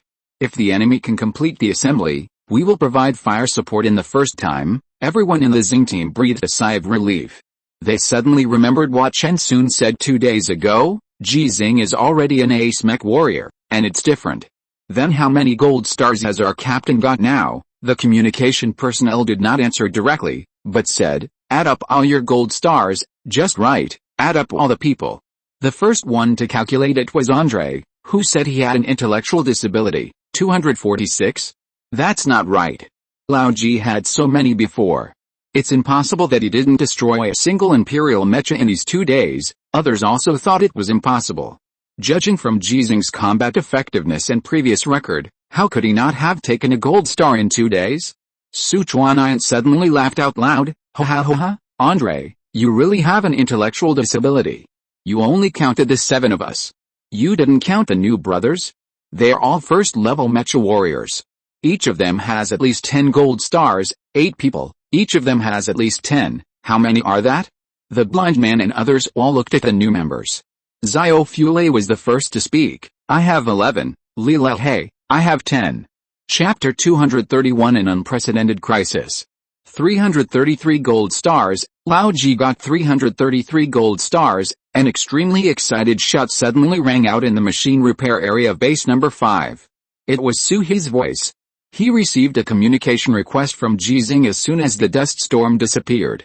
This was actually a violation of regulations because Ji Xinghe needed to report the battle situation and other information as soon as possible. But he really wanted to know about Ji Rongzhen, so he ignored the relevant rules and regulations. It's not a big problem, because when the communication is restored, the relevant data of the mecha will be automatically transmitted, including how many Imperial mechas are chasing him, how many he has destroyed, and so on. The relevant parties have already obtained the data. He took off his bracelet and sent it to the Xinghe cockpit in the machine repair area. After handing it to Ji Rongzhen, who was studying inside, he stood outside and shouted excitedly, triggering countless exclamations, and then countless cheers. Lao Ji got 333 gold stars? Oh my god, didn't he just become an ace mecha warrior just a week ago? In just 1 week, he got more than 200 gold stars. How did Lao Ji do it? If this continues, Lao Ji can become the first mecha warrior to get more than 1,000 gold stars, right? To be honest, I still can't believe it. How is this possible? Even if he is Ji Xinghe, it's impossible. How can this be false? Even reporter Suhi dared to shout it out, so it must be true. It's incredible. How did he do it? When the mechanical repair area was full of cheers, an excited voice suddenly came from the loudspeaker, causing everyone in the mechanical repair area to suppress their inner excitement and listen attentively. A week ago, the ace mecha warrior Major Ji Xinghe drove the lone brave mecha alone from base number 6 to our base number 5. During the transfer in the dust storm, Major Ji Xinghe was chased by an imperial mecha corps with 300 mechas. Almost everyone in the mechanical repair area was stunned. They didn't know that Ji Xinghe had returned to base number 5 before, and they thought that Ji Xinghe had obtained so many Venus in a week on the battlefield outside base number 6. But now it sounds. Facing an imperial mecha corps alone, Major Ji Xinghe did not flinch, but fully exerted his own strength and hunted the imperial mecha corps with the help of dust storms. This hunting battle lasted for a week. Major Ji Xinghe destroyed a total of 191 imperial mechas and obtained a total of 333 Venus. The specific details of the battle were not made public because the relevant departments had just obtained the data, and there was no need to make it public, because the battle video records of the mecha warriors could be queried by relevant personnel using their permissions. At this time, all the mecha warriors who received the news in base number 5 had already started operating on their bracelets, wanting to see how Ji Xinghe did this incredible miracle. It doesn't matter whether they can learn it or not, what matters is that they really want to see it. The voice in the speaker continued to sound. Major Ji Xinghe has become the 23rd mecha warrior in the history of the Federation mecha warriors to destroy more than 200 mechas, and the 5th mecha warrior to destroy more than 300 mechas. Among the active mecha warriors, the number of mechas destroyed by the Empire ranks 3rd. Listening to these data, the people in the mechanical repair area of the 5th base became more excited. They are almost all mechanical repair personnel, and they have always repaired mechas instead of driving mechas to fight. This is a regret for all of them. And now Ji Xinghe, a mecha warrior who was born as a mechanic, has made up for their regret in a sense. Who said that our mechanics can only repair mechas? People's excitement was seen by Suhi and remembered in his heart. He chose to be the first to make this news public, and he made it public in the mechanical repair area just for the excitement of these people. He knew very well that the group with the greatest influence of Ji Xinghe was not the mecha warriors, because there was a Li Yuanba among the mecha warriors. But when it comes to the group of mechanics, including mechanics and regular repair personnel, etc., Ji Xinghe's influence has reached an extreme. The thousands of mechanics in the repair area of base number 6 dared to surround a military police for Ji Xinghe, which was enough to prove this point. If that happened in base number 5, at least now, the mechanics in the repair area of base number 5 would definitely protect Ji Xinghe in the same way. The second largest group affected by Ji Xinghe was not the mecha warriors, but the remnant soldiers. When the announcement on the loudspeaker stopped, Shen Mu had already rushed to Suhi. Judging from the distance between the two operating areas, he must have run here at the first opportunity. Lao Su, what's the situation? Didn't I tell you everything? Is it that simple? Shen Mu was confused. There were 300 imperial mechas chasing Lao Ji, and Lao Ji killed 191 of them. It's that simple. Shen Mu didn't know what to say. After taking a deep breath to calm himself down, he hurriedly asked, what's the situation now? There are more than 100 imperial mechas left. The dust storm has disappeared. Where is Lao Ji now and how far is he from us? Have we sent support? I don't know. Sui spread his hands. Lao Ji told me that he was safe and asked me to give the bracelet to Xinghe. I didn't have time to ask more questions. Shen Mu looked at Suhu with some envy. Why can your bracelet directly contact the outside world, but mine can't? Because I'm a war correspondent, Lao Ji's exclusive war correspondent. Haha, I'm Lao Ji's exclusive mechanic. Shen Mu thought of the news he received a few days ago, and asked hurriedly, how is Lao Ji's mecha? Is it damaged? Well, no need to ask, it must be damaged. The Empire mecha is not made of dough. No, I'll prepare a repair car now, and I'll go find Lao Ji. Suhi was a little helpless. Some news came from base number 6 a few days ago, including Master Liu driving a repair car to repair Lao Ji's mecha in a dust storm, and spraying gold stars on Ji Xinghe's mecha in front of countless people and gorillas during the challenge in front of the battle. This made Shen Mu jealous. Don't make trouble. Lao Ji knows what's going on. And there must be support already. Lao Ji can't afford to get into trouble now. What do you mean by making trouble? I'm helping Lao Ji repair the mecha and spraying gold stars, 333 of them. It must be so cool to spray them. Shut up, Xinghe is coming down, He interrupted Shen Mu. They would deliberately avoid saying bad words in front of Ji Xinghe. Shen Mu shut up honestly. But his eyes were fixed on the bracelet in Ji Xinghe's hand. If Ji Xinghe wasn't holding it, he would have rushed over to grab it. Uncle Su, your bracelet. Okay, when he took it, it was snatched away by Shen Mu, but he found that the communication had been hung up. Xinghe, Shen Mu squatted anxiously in front of Ji Xinghe. Did Grandpa ask me to help him repair his mecha? Ji Xinghe seemed to be in a good mood, and smiled and shook his head. No, Grandpa said that his mecha does not need to be repaired, because he does not need to fight anymore. He is only 100 kilometers away from us and will be back soon. Shen Mu was disappointed, but this was indeed good news. In the absence of dust storms, a one-on-many battle would make many people worried, even if it was Ji Xinghe. Then when Lao Ji comes back, I will repair his mecha and spray him with gold stars. Lao Su, Shen Mu looked at He and raised his eyebrows and teased, remember to take a picture for me. No problem. They were all in a good mood, but what they didn't know was that Ji Xinghe lied to Ji Xinghe. An imperial mecha sprayed with 333 gold stars stood alone on the land of an alien planet, holding the tail of the gun in one hand, with the tip of the gun on the ground behind it, looking like it was dragging a spear. About 600 meters in front of him was an imperial mech corps that originally had 300 mechas, but now they only had 109 mechas left. In the last 2 days of the dust storm, Ji Xinghe, who was charging like crazy, destroyed 91 imperial mechas in succession. It sounds simple, but during the entire pursuit, Ji Xinghe's actual journey has exceeded 1,500 kilometers. There is only a straight line distance of 1,000 kilometers between base number 6 and base number 5. At this time, Ji Xinghe is only 100 kilometers away from base number 5.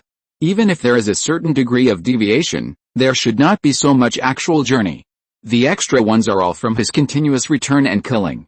A total of 191 imperial mechas were destroyed, and more than a dozen imperial military vehicles of various types were destroyed, including 2 missile launchers, a radar detection vehicle, 2 tanks and 2 armored vehicles. When the dust storm ended and communications were fully restored, this record shocked many people in base number 6, base number 5, and Nanchaman Space Station, who were the first to receive the news, to the point where they could not control their expressions. Even though they have obtained the combat data and videos recorded by Ji Xinghe's mecha, they still feel unbelievable. Is this a record that humans can achieve? 3 high-altitude reconnaissance satellites, based on the data transmitted back by Ji Xinghe's mecha, found all the corpses of the imperial mechas destroyed by Ji Xinghe in just 10 minutes. The dust storm in the final stage can bury the marks left by mechas and vehicles, but it can't bury mechas that are relatively much larger in size. The ironclad facts made many people cheer, not to mention that the corresponding support was in place at the first time. Major Ji Xinghe, can you see the picture we shared with you clearly? In the cockpit of the Lonely Courage, a voice from the command center of the Heart Moon Fox space battleship sounded. This time, it was his old familiar ship that came to support Ji Xinghe. The Heart Moon Fox was also very willing to support Ji Xinghe, because from a certain perspective, Ji Xinghe was their savior. I can see it. Ji Xinghe saw it very clearly. The picture displayed on his visual window looked like a God's perspective, similar to the picture of the Imperial Mechanized Corps taken from the sky. This was the reason why he dared to stand so close to the Imperial Mechanized Corps. Without the dust storm, he could no longer rush into battle like before, and it was not as easy to escape as before. But with a God's perspective, there were people helping him see clearly within a radius of 10 kilometers, so he was not afraid at all. If he could fight, he would fight. If he couldn't fight, he would leave. The other party couldn't hold him back. From this point of view, he was not lying to Ji Xinghe, because it was not certain whether he would fight or not. If a fight really happened, it was very likely that he would not fight personally. They should not dare to charge at you for the time being. You don't need to worry, okay? The preliminary battle plan is this: you need to gather them together as much as possible, tighter than now. The fire support we can provide will be more effective. After saying this, the communicator explained somewhat helplessly, Major Ji Xinghe, you should have heard this saying: when you are poor, you can use precision strikes; when you are rich, you can use fire coverage. Unfortunately, we don't have the resources for fire coverage now. I know. Ji Xinghe looked at the Imperial Mecha Corps in his perspective and asked, can their two anti-aircraft missile vehicles intercept your missiles? Yes, and the success rate of interception is very high, but you don't have to worry, their ammunition is limited. Although we don't have the resources for fire coverage, it is not a big problem to shoot them down. What if I destroy the two anti-aircraft missile vehicles? Please don't take risks. It is very dangerous to do so without a dust storm. Previously, Ji Xinghe's charge was able to come and go without a trace because the dust storm blocked the side of the Imperial Mecha. Whether the visibility was 100 meters or 200 meters, the speed of the lone brave could quickly disappear in the dust storm. But now there is no dust storm, the Imperial Mecha can see him clearly, and make corresponding changes based on his charge in advance. After a little hesitation, Ji Xinghe decided to give up this idea. It is impossible to fight 1 against 100 head-on. Although he looks brave and unparalleled, he is actually very afraid of death. Then tell me about your specific battle plan. Okay, we hope you can continue to run and attract them to chase you. During the pursuit, we will make corresponding calculations. As long as you follow the navigation route we send you, we will be able to find an opportunity. No problem. After the battle plan was determined, Ji Xinghe became a tool man, leading the Imperial Mecha Corps to continue chasing him. His speed was sometimes fast and sometimes slow, and he kept changing his route based on the data analyzed by the Heart Moon Fox's combat center. The Imperial Corps chasing behind him gathered closer and closer. It seemed that the opportunity that the Heart Moon Fox was waiting for would soon appear. But what no one expected was that the first fire support did not come from the Heart Moon Fox, nor from other space battleships and artillery units of the Federation. Alert! Alert! Imperial missiles have been detected. And the predicted target is Major Ji Xinghe. Major Ji Xinghe, charge at full speed immediately to evade. Chapter 232 I don't want others to sacrifice for me. It is common to use missiles to deal with mecha warriors, but the scene of using a large number of medium-range missiles to deal with a mecha warrior is rare in the nearly 20 years since the mecha warriors appeared. The missile model is the Empire 2075B supersonic medium-range missile, with a maximum range of 2,500 kilometers, a maximum cruising altitude of 160 kilometers, a hit accuracy of 50 meters, a maximum cruising speed of 2.27 Mach, and a current cruising speed of 1.93 Mach. The estimated strike time is 36 minutes and 32 seconds, and the number is 100. This number made many people speechless. In fact, for this war that has lasted for more than 20 years, 100 medium-range missiles can be described as a drop in the bucket. The number of missiles used in a local war may exceed this number. The so-called supersonic missiles are actually very common on alien planets. Many missiles on the Azure Star that cannot reach supersonic speeds can easily reach supersonic speeds when used on alien planets. This is determined by the atmospheric environment of alien planets. But when the target of these 100 missiles was just a mecha warrior, it was enough to shock everyone. But everyone could understand the Empire's behavior. The Empire 2075B supersonic medium-range missile was an Imperial missile that first appeared on the alien battlefield in 2075. According to estimates, the cost of a single missile is no less than 10 million federal coins. In theory, it may be less when converted into the Empire's resources because the Empire is a feudal monarchy. 100 missiles is about 1 billion. And the cost of a single Imperial mecha that was destroyed by Ji Xinghe in this pursuit battle is estimated to be at least equivalent to 35 million federal coins. This is the cost of a regular Imperial mecha, and the noble mecha is more expensive. After the full upgrade, the total cost of Xinghe is more than 120 million. A total of 191, not considering the higher cost of the noble mecha, calculated according to the cost of the regular Imperial mecha, has exceeded 6.6 billion. 6.6 billion has been spent, and at least 4 billion worth of mecha core will be destroyed. What's the problem with adding another 1 billion? If these missiles hit the top of our ground troops, many people feel fortunate that the Empire's money is not endless. If they spend more here, they must spend less elsewhere. When the technological levels of both sides are similar, the war is not fought with troops, but money, or more precisely, resources. Whoever has more resources will have more fierce firepower. When facing countless missiles, no matter how many ground troops there are, it will be useless. Can we intercept? We can't intercept. We need to apply for higher authority support. In the battle center of the Heart Moon Fox space battleship, relevant personnel have contacted the General Command Center of the Nantianmen Space Station. There are 3 plans, although there are still more than 30 minutes, it is already very tight. The Nantianmen Command Center immediately came up with 3 plans. First, immediately attack the Imperial Mecha Corps that is pursuing Major Ji Xinghe. They must have the ability to accurately guide these missiles. As long as they are shot down, with a maximum speed of Major Ji Xinghe's mecha, they can completely avoid all missiles. Talk about the problems with this plan. We are not sure for the time being what technical means the Imperial Mecha Corps uses for precision guidance. If it is the Marcus-class Imperial Mecha, our air firepower strikes will hardly guarantee that it will be destroyed. Talk about the second plan. The second plan is to initiate a comprehensive interception procedure. We can dispatch 3 space battleships to provide support and activate 4 hidden missile launch bases that can implement interception. After calculation, the interception rate is only 92%. Talk about the problems with this plan. It will expose our missile launch base, and we are not sure what kind of warheads these 100 Imperial missiles are equipped with. If it is the submunition high-explosive warhead that has appeared before, that is, equipped with 200 small-caliber high-explosive bombs, combined with its own guidance system, it can carry out secondary precision strikes within a 1-kilometer radius of the precision strike target, and the hit rate is extremely high.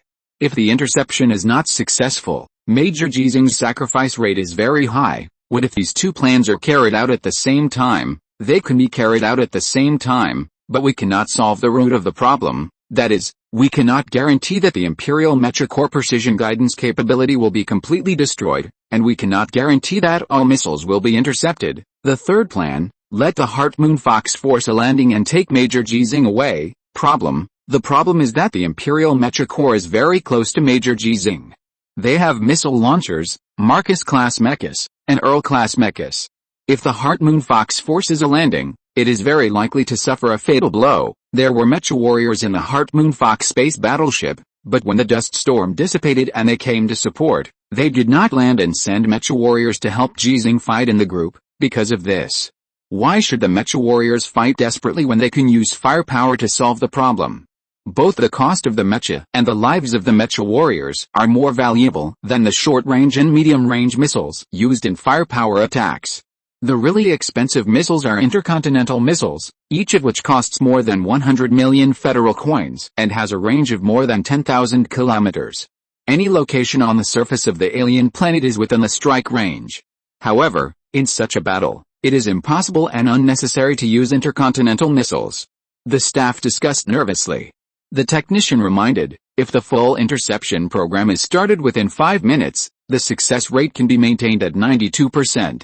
If it exceeds 5 minutes, the interception success rate will drop sharply. It is difficult to discuss any effective results in this period of time, and it is related to an active ace mecha warrior.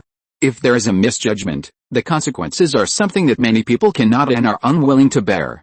The curse was finally broken when the number of active ace mecha warriors in the Federation finally became 10. If Ji Xinghe died, the curse would be a serious blow to the Federation mecha warriors. A lieutenant general who took over the command temporarily made a decision. Order the Heart Moon Fox to fire immediately and shoot down all the vehicles of the Imperial Mecha Corps chasing Major Ji Xinghe, a staff officer reminded. But if the Heart Moon Fox fires, the role they can provide in the subsequent missile interception will be reduced. Moreover, our comprehensive interception plan will be affected and the success rate will drop significantly. Then do you have a better way? The lieutenant general confirmed his order. Heart Moon Fox, fire immediately. 5 seconds after the order was issued, the Heart Moon Fox, which had been prepared for a long time, fired. 39 seconds after the order was issued, the first round of artillery fire had already bombarded behind Ji Xinghe. The Imperial Mecha Corps, which hastily launched anti-missile missiles, could not intercept all the artillery fire under such a speed of attack. Boom! The loud noise spread and the earth shook. Ji Xinghe, who was running all the way, saw that the Mecha Corps behind him had been submerged by the dust, just like the dust storm reappeared. But soon, one after another, the Imperial mechas smashed the flying dust and continued to chase Ji Xinghe's position. All enemy vehicles were destroyed, and the number of remaining mechas was 98. The trajectory of the 2075B Imperial missile has been corrected again.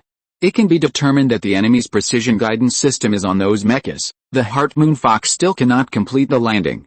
The time for landing and taking off is enough for the Imperial mecha to approach the Heart Moonfox and launch an attack, apply for a second fire strike. The second round of artillery fire soon fell, but it had little effect.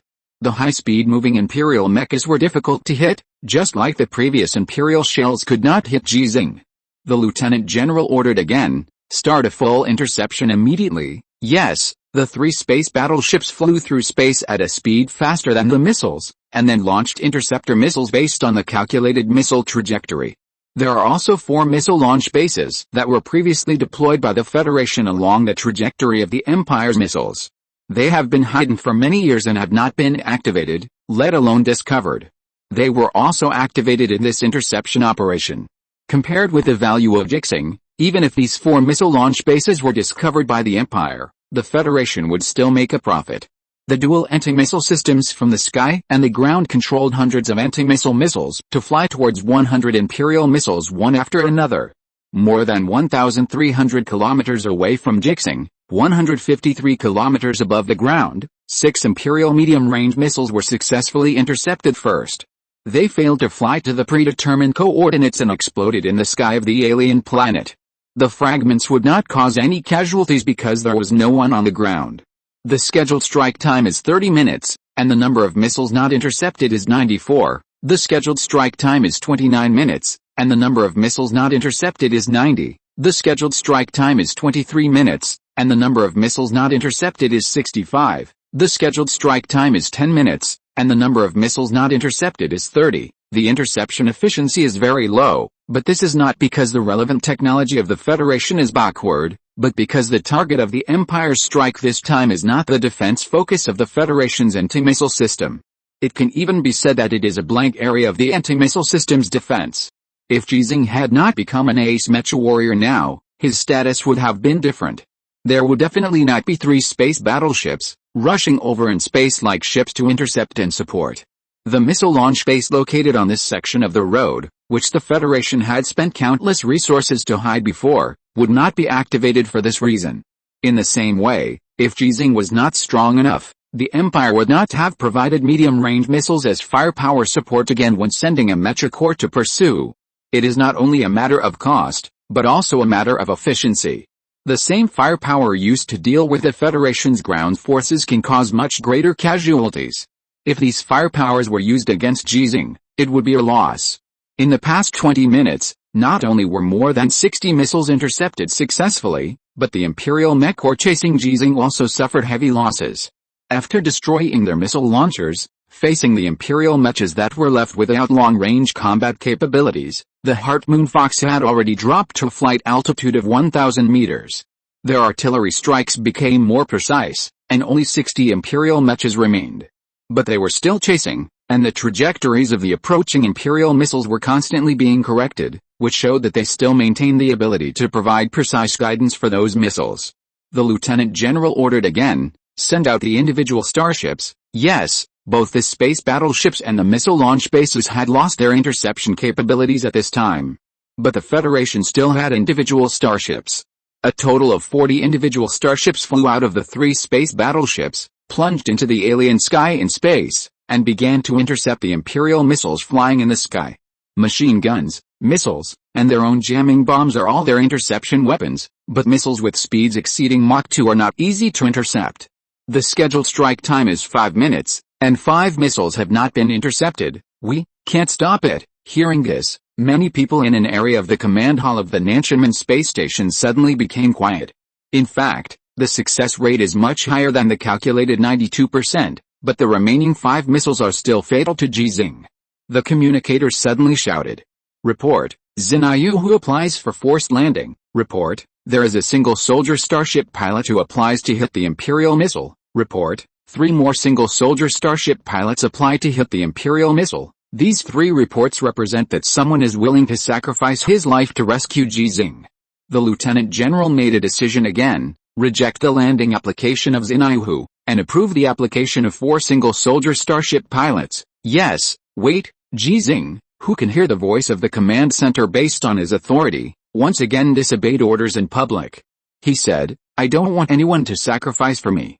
Although I know this is unlikely, at least now, I don't think it should be like this. The lieutenant general frowned. Major Ji Xinghe, I need to remind you that you don't have the power to give orders or refuse orders. This may be the biggest contradiction between some powerful figures in the Federation and Ji Xinghe, even higher than the contradiction between war and peace talks. But I can turn around. Ji Xinghe turned around and rushed towards the 60 imperial mechas chasing him. Ji Xinghe, the lieutenant general shouted angrily. Ji Xinghe's voice was very calm. Someone said that the most dangerous place is the safest place. This sentence can be used 3 times in a person's life. I think this is my first time. Ji Xinghe, who turned around and charged, was not looking for death, nor did he really believe this sentence. His voice continued to sound in the battle center of the Heart Moonfox and in a certain area of the command center of the Nanshanmen space station. Nuwa, start the communication signal shielding. In a transport vehicle that started the full stealth mode, the response of the intelligence system Nuwa did not reach the communication system. It directly executed Ji Xinghe's order. Chapter 233 Incredible Reversal. Because I don't want to sacrifice for others, this is what Ji Xinghe said to himself after letting the intelligence system Nuwa start the communication shielding device. If it were the old him, he would say this when the communication was not interrupted, but he is no longer a person, he carries the hopes of many people. There are Suhi, Jackson, Chen Sun, Shen Mu, Master Liu, the blind man, the lame man. Many people, many of whom he doesn't even know the names of, such as the more than 1,000 mechanics in the mechanic repair area of base number 6, he can only call out the names of more than 100 of them. And the mechanics of base number 5, he can call out less than 1/10 of the names. These people are supporting him, and will support him, so he can no longer say this in public. It is a burden, but it can be said to be a happy burden. The decision to turn around and charge was made after the Heart Moonfox fired. In the following time, Ji Xinghe has been hesitating and thinking. He analyzed all the data transmitted to him and finally decided to complete this extremely bold turn and charge. The most dangerous place is the safest place. When he determined that the final precision guidance of the Imperial missiles was to be completed by the remaining 60 Imperial mechas, he could gamble his life with these Imperial mechas. There was no need to consider those conventional Imperial mechas, as they were almost dead. Would the Imperial nobles among the remaining Imperial noble mechas really use themselves as the target of precision strikes and let the remaining 5 missiles complete the hit on Ji Xinghe? Earl, Marcus. The status in the Empire is not low. In fact, the status of the Imperial Marcus is higher than that of the ace mecha warriors of the Federation, because the ace mecha warriors are generally just warriors, and they and their families basically do not have a lot of resources. But the nobles of the Empire have power equal to their status. They have a lot of resources. These resources can bring them a prosperous life, and it will also make it difficult for them to have the fighting will to fight to the death and sacrifice themselves. Guessed it right. Ji Xinghe suddenly breathed a sigh of relief, because he saw that the Imperial mecha in front of him actually chose to slow down and evade after he turned and charged. If they were determined to die, they should surround Ji Xinghe regardless of life or death, and close the distance between them and Ji Xinghe as much as possible until they completely trapped Ji Xinghe. In the end, when the missiles hit, everyone died together. Turn on full power mode, Ji Xinghe spoke calmly. It was not until this moment that he truly decided to execute a battle plan of turning and charging. Before this second, he could turn around and retreat at any time, betting that the 5 missiles would not hide him, and betting that the missiles around him would not kill him. The communication signal was blocked, and Ji Xinghe himself could not contact the Heart Moonfox, nor could he obtain intelligence support. The God's perspective that he had been watching before disappeared at this moment. But this situation is not unfamiliar to him. When playing games, sometimes you can also get a God's perspective. With the help of game props such as the detection eye inside the game, and the field of vision obtained by the robot soldiers, the picture information that players can see is actually very rich. The opponents in the game will also destroy the detection eye and the robot soldiers. The full map field of vision just obtained will disappear, and most of the small map inside the game will fall into darkness. It was like going back to the time when he was playing games, except that this game had become a game that could decide life and death. Would he be afraid? Ji Xinghe, once the glorious king of the game world, had now become the 10th active ace mecha warrior in the Federation. Does he need to be afraid? Come on, let's fight to our heart's content, Ji Xinghe shouted, and the loudspeaker of the Lone Brave transmitted his voice to a kilometer away, and all 60 Imperial mechas could hear his voice. But unfortunately, only 2 gorillas could understand. one Earl and one Marcus. They were the two most powerful guerrillas in the Imperial Mecha Corps, and they were also the two guerrillas who slowed down and evaded first after Ji Xinghe turned and charged. "Go up and kill Ji Xinghe," the Marcus guerrilla gave an order, causing those guerrillas who subconsciously began to evade to hesitate. "The communication signal has been blocked, and we can't conduct precision guidance. If we can't kill Ji Xinghe directly, the remaining missiles will all hit our heads, and we will all die, but he may not die. This is a fact." The remaining Imperial apes knew very well how strong a lone brave's defense was, and in the past week of fighting, they also knew how strong Ji Xinghe's body was. Even if he was hit by a missile, with a lone brave's defense and Ji Xinghe's physical fitness, could the explosions and shocks really kill him? All the remaining conventional Imperial mechas finally stopped hesitating and gave up the maneuver of slowing down and evading, and rushed towards the lonely Ji Xinghe in the cockpit, howling. "If you find that transport vehicle, destroy it," the Marcus ape gave the order again. After losing the communication channel, all its orders needed to be shouted out through the loudspeaker, and the atmospheric density of the alien planet was extremely low, so the accuracy of this kind of voice transmission was very limited. It was impossible to carry out reasonable mecha mobilization at all. The Imperial mechas that heard the order were also unable to accurately and effectively report their own positions, and could not cooperate with teammates in efficient combat. The 60 Imperial mechas suddenly became chaotic, and there was a feeling of fighting on their own. Some mechas rushed towards Ji Xinghe, while some mechas scattered to find the transport vehicle. They all knew the transport vehicle, and had used this method to help Ji Xinghe more than once before. According to the intelligence they had, they could determine that the vehicle was now within a range of 2 kilometers. But the transport vehicle had already turned on the full stealth mode, and now no one except Ji Xinghe knew its exact location. The wheel marks left behind were all destroyed by the artillery fire of the Heart Moon Fox space battleship. In Ji Xinghe's sight, there was once again a perspective like a chessboard.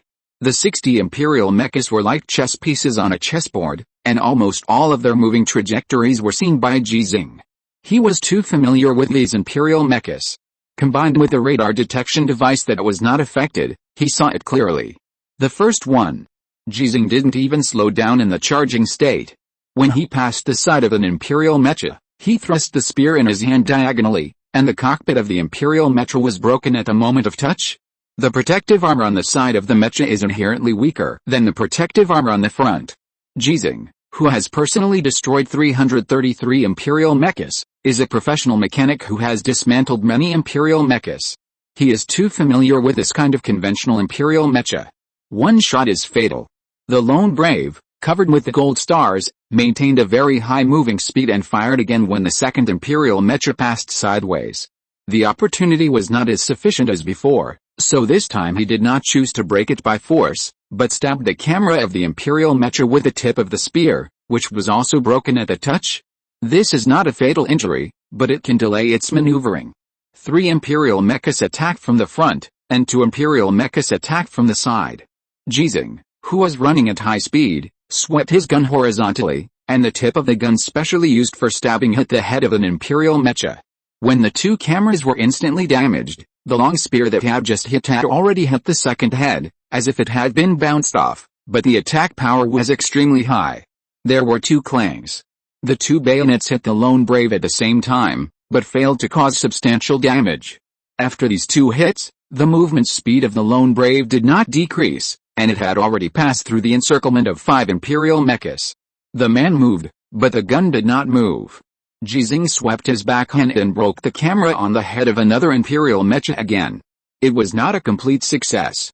They could still see the perspective provided by the intact camera, but the perspective had been damaged. Especially for the Imperial mechas whose front cameras were broken, they could only see the scenes on the sides and behind them. Can they really still have combat effectiveness? More Imperial mechas rushed over, but they could not really trap Ji Xinghe. He maintained a high speed of movement, and the spear in his hand no longer pursued a fatal blow, but ensured that he was not surrounded by these Imperial mechas while causing damage. He shot out faster than ever before, and he could break the camera of the Imperial mecha without using all his strength, and his movement speed would not be slowed down by the collision and the collection of the gun. The gun is like a rain of stars, and the armor is like a swimming dragon. How can it be trapped? In just over 2 minutes, Ji Xinghe had broken the cameras of more than a dozen Imperial mechas. These imperial mechas that lost part of their vision could not only no longer launch threatening attacks on their personalities, but they would even affect the offensive routes of their teammates. Is this human really unkillable? They used to think that as long as the dust storm disappeared, Ji Xinghe, who was alone, would definitely be broken by them in one fell swoop. Even if only 20 mechas joined forces, they could beat Ji Xinghe to death. But now, 60 mechas can do it? Of course not.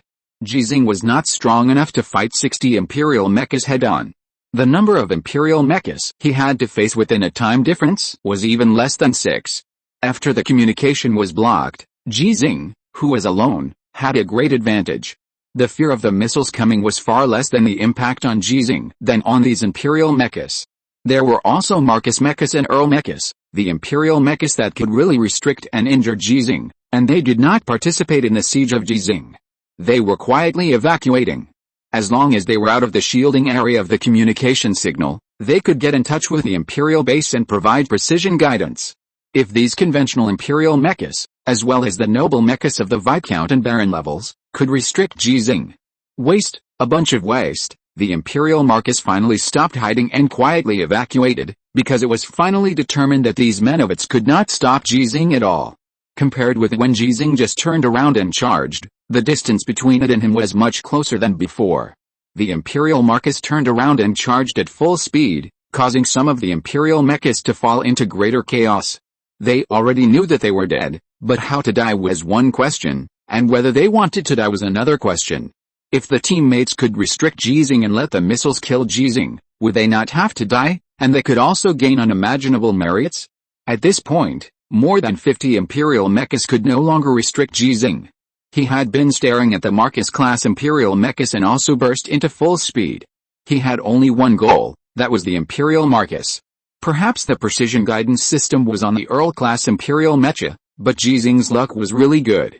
The escape direction of 3 Earl-class imperial mechas and 1 Marcus-class imperial mecha was the same. It is worth mentioning that among the 3 Earl-class imperial mechas, one looked like a conventional class imperial mecha. But its speed far exceeded that of a conventional class imperial mecha. Ji Xinghe, who was chasing the 4 gorillas, instantly understood the intention of this Earl-class imperial mecha. Just like Kaisman before, he chose to disguise his mecha to make Ji Xinghe misjudge. The difference is that this Earl gorilla has no bottom line. Kaisman is at least disguised as an Earl class, while it is disguised as an ordinary imperial gorilla. This reminded Ji Xinghe that when he encounters imperial mecha in the future, he cannot easily judge their strength by appearance, in case he capsizes in the gutter. Ji Xinghe, who has been chased for a week, finally began to chase the imperial mecha core in the true sense, and after the dust storm dissipated. The crew of the Heart Moon Fox space battleship who saw this scene in the sky did not have the slightest intention of cheering and applauding at this time. There is still 1 minute and 30 seconds before the 5 missiles of the Empire will hit. Will the Marcus gorilla really make a choice according to Ji Xinghe's idea? What they don't know is that at this time on the surface, Ji Xinghe once again shouted out using a loudspeaker. If you leave the communication shielding area, everything that happens here will be seen by your command center. Does your empire have the crime of punishing all 9 clans? Or, the crime of killing all the clans? Do you understand the meaning of punishing all 9 clans and killing all the clans? I can give you a chance to live, and give your family a chance to live, or bet on whether I can kill you before you leave the communication shielding area, and bet on which of the 5 of us can survive the missile bombardment. Ji Xinghe didn't know whether the Imperial Marcus could understand what he said. He continued to chase, getting closer and closer to the 4 Imperial mechas. And behind him was the Imperial mecha that was chasing him. The gorillas in the Imperial mechas didn't understand what Ji Xinghe said. This was their misfortune. It was also their luck. Because they didn't know the real reason why the Marcus and the Earls suddenly stopped and turned to face Ji Xinghe, they thought the Marcus and the Earls were finally going to join the war. But the fact is, Ji Xinghe also stopped, standing alone with a gun between more than 50 Imperial mechas. In the name of the Federation, in the name of Ji Xinghe, I will accept the surrender of the 4 of you and guarantee that you can return to the Empire alive. Killing them is your token of surrender, and it is also what you must do. You don't want them to tell the Empire that you surrendered instead of being captured by me, right? Time is running out, and the Imperial Marcus doesn't know where the missile will eventually fall, and whether it will destroy Ji Xinghe's car. Okay, as he responded, the Imperial Marcus rushed to the back of Ji Xinghe. 3 Imperial Earls followed closely. The scene that happened next stunned the crew of the Heart Moon Fox space battleship in the sky, and the relevant personnel of the Nantianmen space station were all stunned. Why did the Imperial Marcus Mecha and the 3 Imperial Earl mechas choose to slaughter the more than 50 Imperial mechas? The 5 missiles crossed a distance of 2,000 kilometers and finally reached their destination, but their target Ji Xinghe was not there. Amid the roar, nearly 1,000 high-explosive warheads split and fell, hitting the ground of the alien planet like rain. Fire exploded, dust flew, the earth shook, and the killing was endless. Ji Xinghe, standing with a gun, just stood there and watched quietly. P.S. This chapter was yesterday, it's late, I'm really sorry, bosses. 2 chapters with more than 8,000 words. Chapter 234, Fighting Like a God. When the Heart Moon Fox space battleship landed, 8 very special creatures lined up to welcome it. Judging from their positions, even if it cannot be called a welcome, it can be described as a greeting. An Imperial Marcus, 3 Imperial Earls, 3 Imperial Viscounts, and an Imperial Baron. All the Imperial mechas except them were destroyed by themselves, and the driving guerrillas among them were all killed by them without hesitation. These 3 Imperial Viscounts and 1 Imperial Baron must be very important, otherwise, the Marcus and 3 Earls would never take such a big risk to keep them. In the battle center of the Heart Moon Fox, a staff officer gave his analysis, which was convincing and well-reasoned. Although they did not know why these Imperial nobles wanted to slaughter their own kind, under normal circumstances, they must have wanted to kill the guerrillas to silence them. Leaving one more guerrilla life means that the risk of this matter being exposed in the future is greater. What did Lao Ji do, or what did he say? Because the signal shielding device is still enabled, even the Heart Moon Fox space battleship cannot communicate with Ji Xinghe now. They failed to get the data from Ji Xinghe's Mecha combat recorder and could not ask Ji Xinghe what he did, so they knew nothing and could not be sure of anything. This is how it feels to doubt life. And the relevant personnel of the Nantianmen space station also had this feeling. They saw an incredible scene through high-altitude reconnaissance satellites and high-altitude reconnaissance drones, as well as the images that the Heart Moon Fox could see. When all 5 missiles exploded, the flames and dust in the sky did not cover Ji Xinghe's figure, because the explosion site was relatively far away from Ji Xinghe. So they could all see that Ji Xinghe stood with a gun, standing on the edge of the bombing area, standing on the edge of the battlefield of the civil war of the Imperial Mecha warriors, quietly watching a scene that seemed to have nothing to do with him. It looks really weird and unprecedented.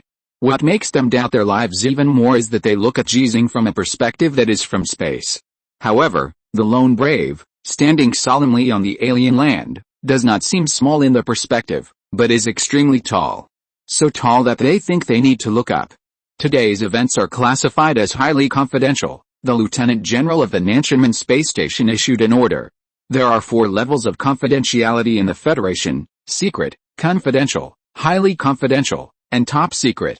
The relevant information represented by these confidentiality levels has nothing to do with the authority of the relevant personnel.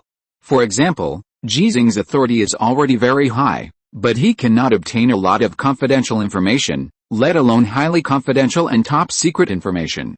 It can be simply understood that information of different confidentiality levels is limited to the relevant personnel involved.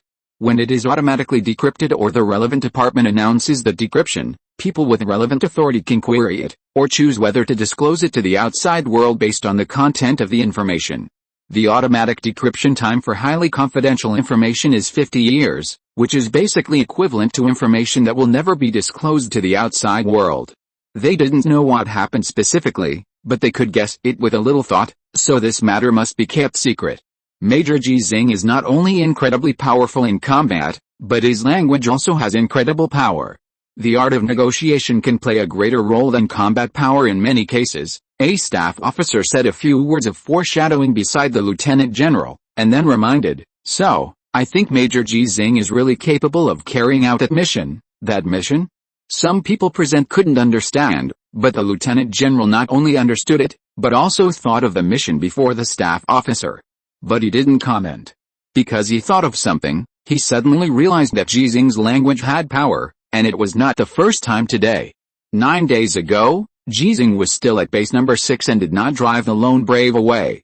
He had already demonstrated this power in the base, and it could even be said that it made thousands of people crazy. Regardless of whether those mechanics were professional soldiers or not, They all had relevant identities in the military system after coming to the alien planet. The most obvious evidence was the military rank. But they were willing to choose to clash head-on with the gendarmerie for Ji Xinghe, which can be described as crazy. The cause of that incident was not actually about the ownership of the lone brave. What's wrong with an ace mecha warrior who defeated the Grand Duke of the Empire in a challenge before the battle and captured the captives, wanting his spoils? There is no problem, and there should be no problem. It is a fact, a rule, and a clause written in the relevant legal system that all spoils belong to the Federation. But there are always some people who can have privileges. Ji Xinghe, who is not an ace mecha warrior, has had this privilege, let alone now. The real reason for that incident was the mission mentioned by the staff officer. Go to the Empire. Ji Xinghe wanted to go to the Empire, but the problem was the method and way to go to the Empire. He had a conflict with some people in the Federation, which could be said to be an irreconcilable conflict in the short term. Let's talk about it later, the Lieutenant General said perfunctorily. Continue to contact the Heart Moon Fox and wait for the communication to be restored. Yes, in a certain area of the command center of the Nanchaman space station, everyone quietly watched the pictures taken from high altitude. After the Heart Moon Fox landed, the shooting height came to space, and it didn't look very clear. But they watched it very seriously. After the landing of the Heart Moon Fox space battleship, when the hatch opened, 100 Federal mechas rushed out of it. The weight of the Federal mechas exceeded 2.6 tons on average. Only the customized modified mechas driven by Han can ensure the defense while lightweighting the fuselage due to the improvement of material performance, and the weight will be less than 2 tons. 100 mechas are nearly 300 tons. The battleship also needs to be equipped with corresponding parts, as well as armored vehicles, tanks, related logistics vehicles that can cooperate with the mechas, as well as maintenance personnel, crew members, weapons and ammunition, energy devices, etc. Counting the weight of the space battleship, the carrying pressure is really great, and taking off and landing is not so easy. Under normal circumstances, there is 1 Marcus-class Imperial mech and 3 Count-class Imperial mechas on the ground. Even if Ji Xinghe is guarding the ground, they cannot land easily. The charging Imperial mechas can easily destroy the engines of the space battleship. If the Imperial mechas rush into the interior of the space battleship to destroy it, the space battleship is basically useless. But now none of the crew members on the Heart Moon Fox are worried. Their landing position is 500 meters away from the 8 Imperial mechas. When 100 Federal mechas rushed out and lined up between the two, the Imperial mechas did not move at all. Because Ji Xinghe stood in front of them. It was precisely because of the gesture made by Ji Xinghe with his back to the Federal mechas that the Federal mechas did not come forward to surround them, but lined up behind Ji Xinghe. Unarmored, when Ji Xinghe spoke calmly, the tip of the gun dragged on the ground had been raised. So the guerrillas in the 8 Imperial mechas left their mechas without any hesitation, and they jumped out of the cockpits and no longer had the ability to threaten. 4 armored vehicles drove out from the Heart Moon Fox. Soldiers wearing individual exoskeleton armor executed the orders they received before landing and used tranquilizer guns to completely capture the 8 Imperial guerrillas. Only then did the conversation really begin. After Ji Xinghe made a simple statement, he heard many shocked responses. Is it that simple? 3 sentences to plunge the Empire into civil war. Is it just 3 sentences? Is there any difference? Old Ji, do you have a mentally retarded aura? The captain of the Heart Moon Fox rushed out in violation of the rules and regulations. He looked at Ji Xinghe with suspicion in his spacesuit. Otherwise, how could they suddenly become mentally retarded? Ji Xinghe was somewhat helpless. If they don't become mentally retarded, they will all die. This is a fact. Whether Ji Xinghe was hit by a missile or not, none of these Imperial mechas could escape, and the Heart Moon Fox space battleship could handle them. But the difference is that if the Heart Moon Fox wants to destroy a Marcus and 3 Earl mechas, it must pay a certain price. 100 Federal mecha warriors will definitely be sacrificed. The captain still asked in some confusion, but if the mission fails, won't their families be miserable in the Empire? Based on our understanding of the Empire, they should choose to fight to the death. Is it possible that your understanding of the Empire is not true? Ji Xinghe asked back, or, it is outdated. When the captain frowned and thought, Ji Xinghe reminded him again, 300 years of dynasty, passed down for 4 generations. What do the nobles of the Empire think? Feudal slavery, but technology continues to develop. The Empire should have the internet. Now that the people are enlightened, what will the civilians and slaves think? The captain suddenly realized, and the mecha warriors next to him were thoughtful. Old Ji, the captain asked curiously, are you a mechanic or a mecha warrior? Are you a car mechanic or a staff officer? Are you a mechanic or a political major? Are you a human or a gorilla in human skin? Cough, Superman. He wanted to say a gorilla in human skin, because Ji Xinghe's battle records had long been transmitted to the Heart Moon Fox space battleship. Relevant personnel analyzed the week-long hunting battle. They believed that Ji Xinghe's physical fitness had exceeded the limits of the human body, and many operations were simply not something that humans could do. Read more, believe in history, and believe in science, Ji Xinghe answered somewhat perfunctorily and seriously, and then talked about business. The war is intense, you should go support other battlefields first. Lao Ji, are you serious? Yes, then we made a wasted trip. Didn't we give you 8 prisoners? 1 Marquess, 3 Earls, and the other 3 Viscounts and 1 Baron should have good backgrounds. That's enough. What's the value of prisoners? We can't interrogate them, and we don't have the authority to do so. You can't take all the Marquess class and Earl class mechas and their weapons by yourself. We are all fighting the Empire. Why distinguish between each other? Hiss. Lao Ji, no wonder you can make them kill each other. I'm not sure if you have the aura of idiocy, but you are really thick-skinned. I'm old, my skin is loose, and my face is thick. Hiss. Are you taking advantage of your age to bully us? Do you want to respect the elderly and love the young? The captain of the Heart Moon Fox took a deep breath to calm himself down. Lao Ji, you can't take so many mechas with you. Your transport vehicle is not that big. I'm a mechanic, I can dismantle it. Ji Xinghe insisted. You know how fast I can dismantle a mecha. The captain and crew of the Heart Moon Fox did know that when they forced a landing, they would never forget the scene of Ji Xinghe dismantling and running away. You can't always activate the communication shielding device. That thing has a time limit. What if you dismantle it too slowly and the Empire obtains more information through these mechas? This is a fact. Ji Xinghe cannot refute it, but his goal has been achieved. Then let's discuss it again. Okay, the bargaining officially began, and the speed was actually very fast. The captain of the Heart Moon Fox didn't really care about these so-called spoils of war. If possible, he was willing to give them all to Ji Xinghe. It's just that their ammunition consumption is serious. If they don't take some spoils of war, their future quotas will definitely be affected. Everyone wants unlimited firepower and unlimited firing rights, but the Federation does not have so many resources. This is the most realistic problem of war. The surrounding mecha warriors, listening to Ji Xinghe and their captains bargaining, suddenly felt a sense of disobedience. When they saw Ji Xinghe's combat data and record, they were shocked and felt that Ji Xinghe was like a god, invincible and invincible in the world. But at this time, Ji Xinghe was like an ordinary old man buying vegetables in the vegetable market. He was immortal and a little vulgar and greedy. The characteristics of gods and mortals are combined in one body. This sense of disharmony made them a little difficult to accept for a while. But when Ji Xinghe and the captain of the Heart Moon Fox decided that he jumped down from the scarred lonely courage, many mecha warriors could see Ji Xinghe's old face in the protective helmet.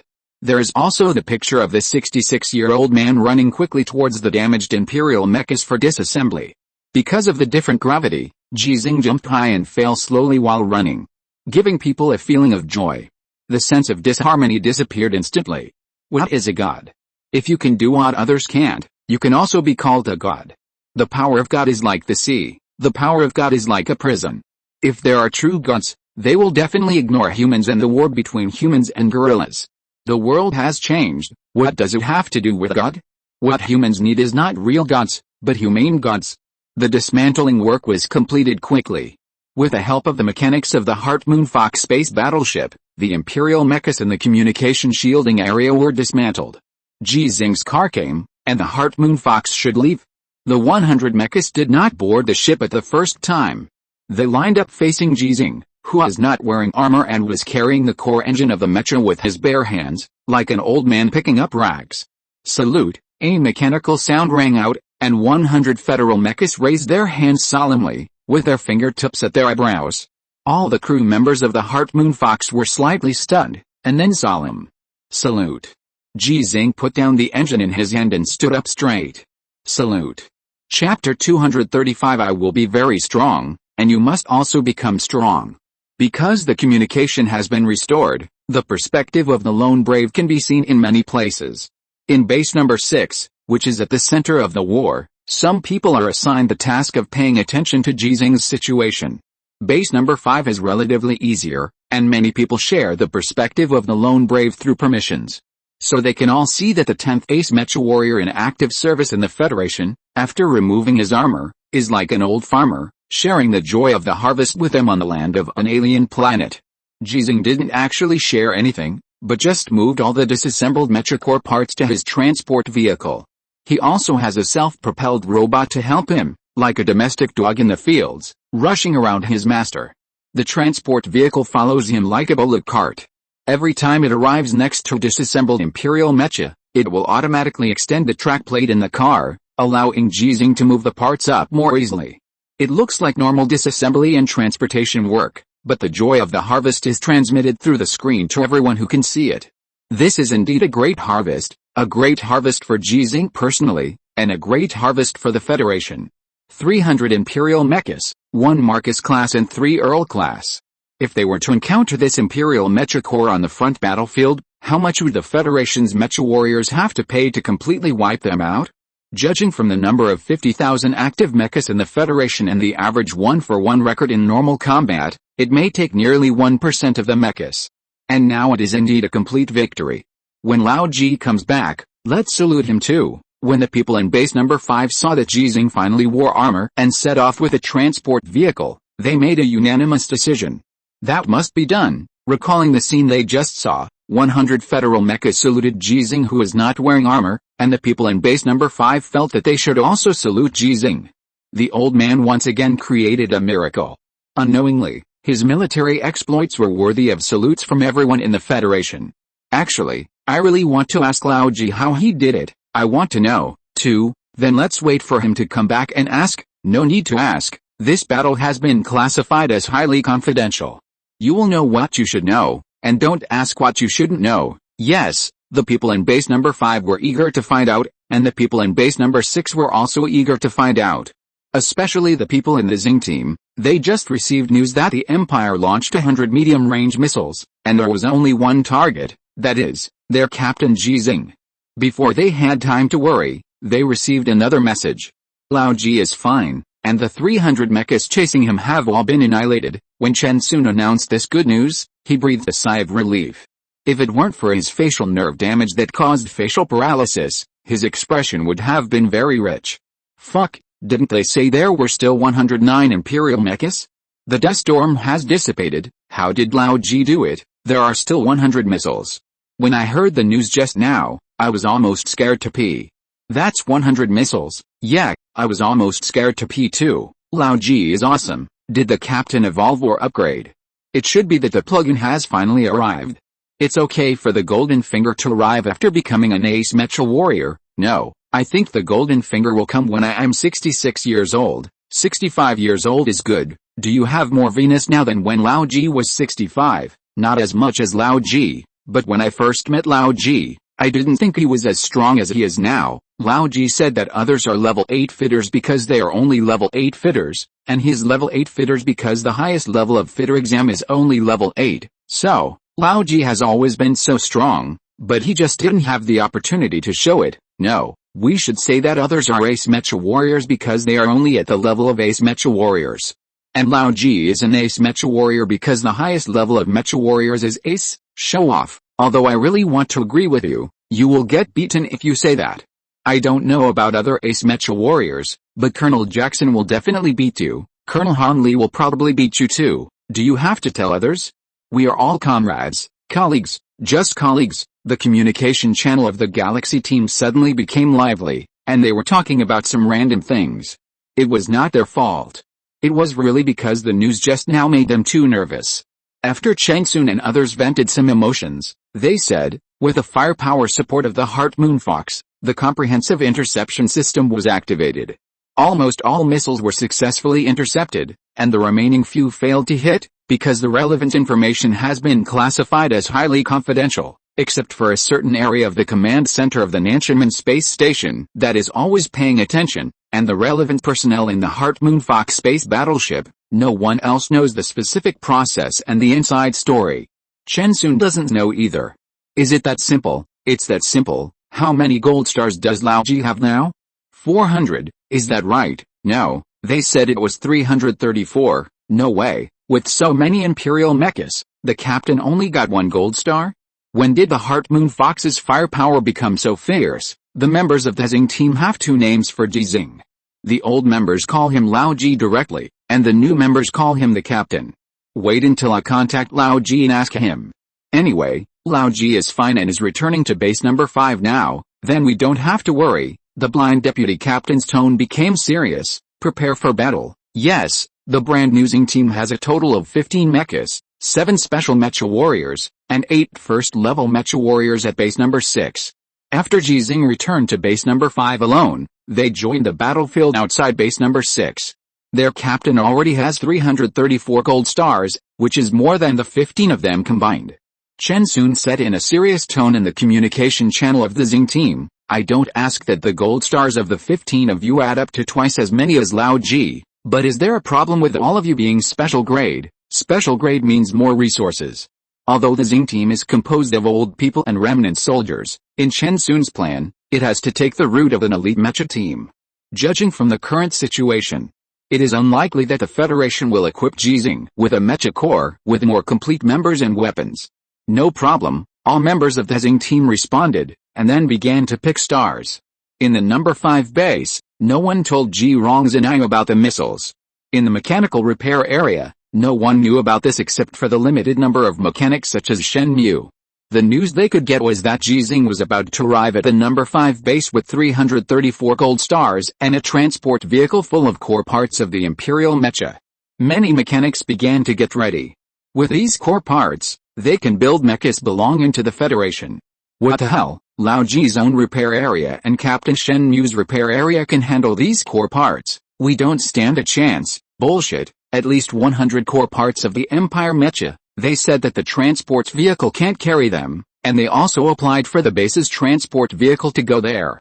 No matter how powerful Lao Ji and Captain Shen Mu are, they can't consume them all. Besides, Lao Ji has been fighting in the dust storm for a week. He has to take a break. Right, haha. What is Lao Ji's rest like? Have you forgotten? The mechanics suddenly remembered that when Ji Xinghe was competing for the honor list of the repair area of base number 5, he regarded the repair of parts and other repair areas as rest time. So the enthusiasm dissipated instantly. What if Ji Xinghe really wants to handle so many core parts by himself? No, Lao Ji should apply for resources to build a truly exclusive mecha. He doesn't have time to handle these core parts, so they are ours. This sentence rekindled the enthusiasm of the mechanics. But shouldn't the Academy of Sciences be responsible for building the exclusive mechas for ace mecha warriors? Maybe, it's because of the lone brave. I hope so, not to mention the mechanics whose mood suddenly became complicated. As the distance approached, Ji Xinghe could directly contact base number 5 with the help of the communication device on the transport vehicle, and no longer needed to rely on satellite communication resources. The first person he contacted must be Ji Xinghe.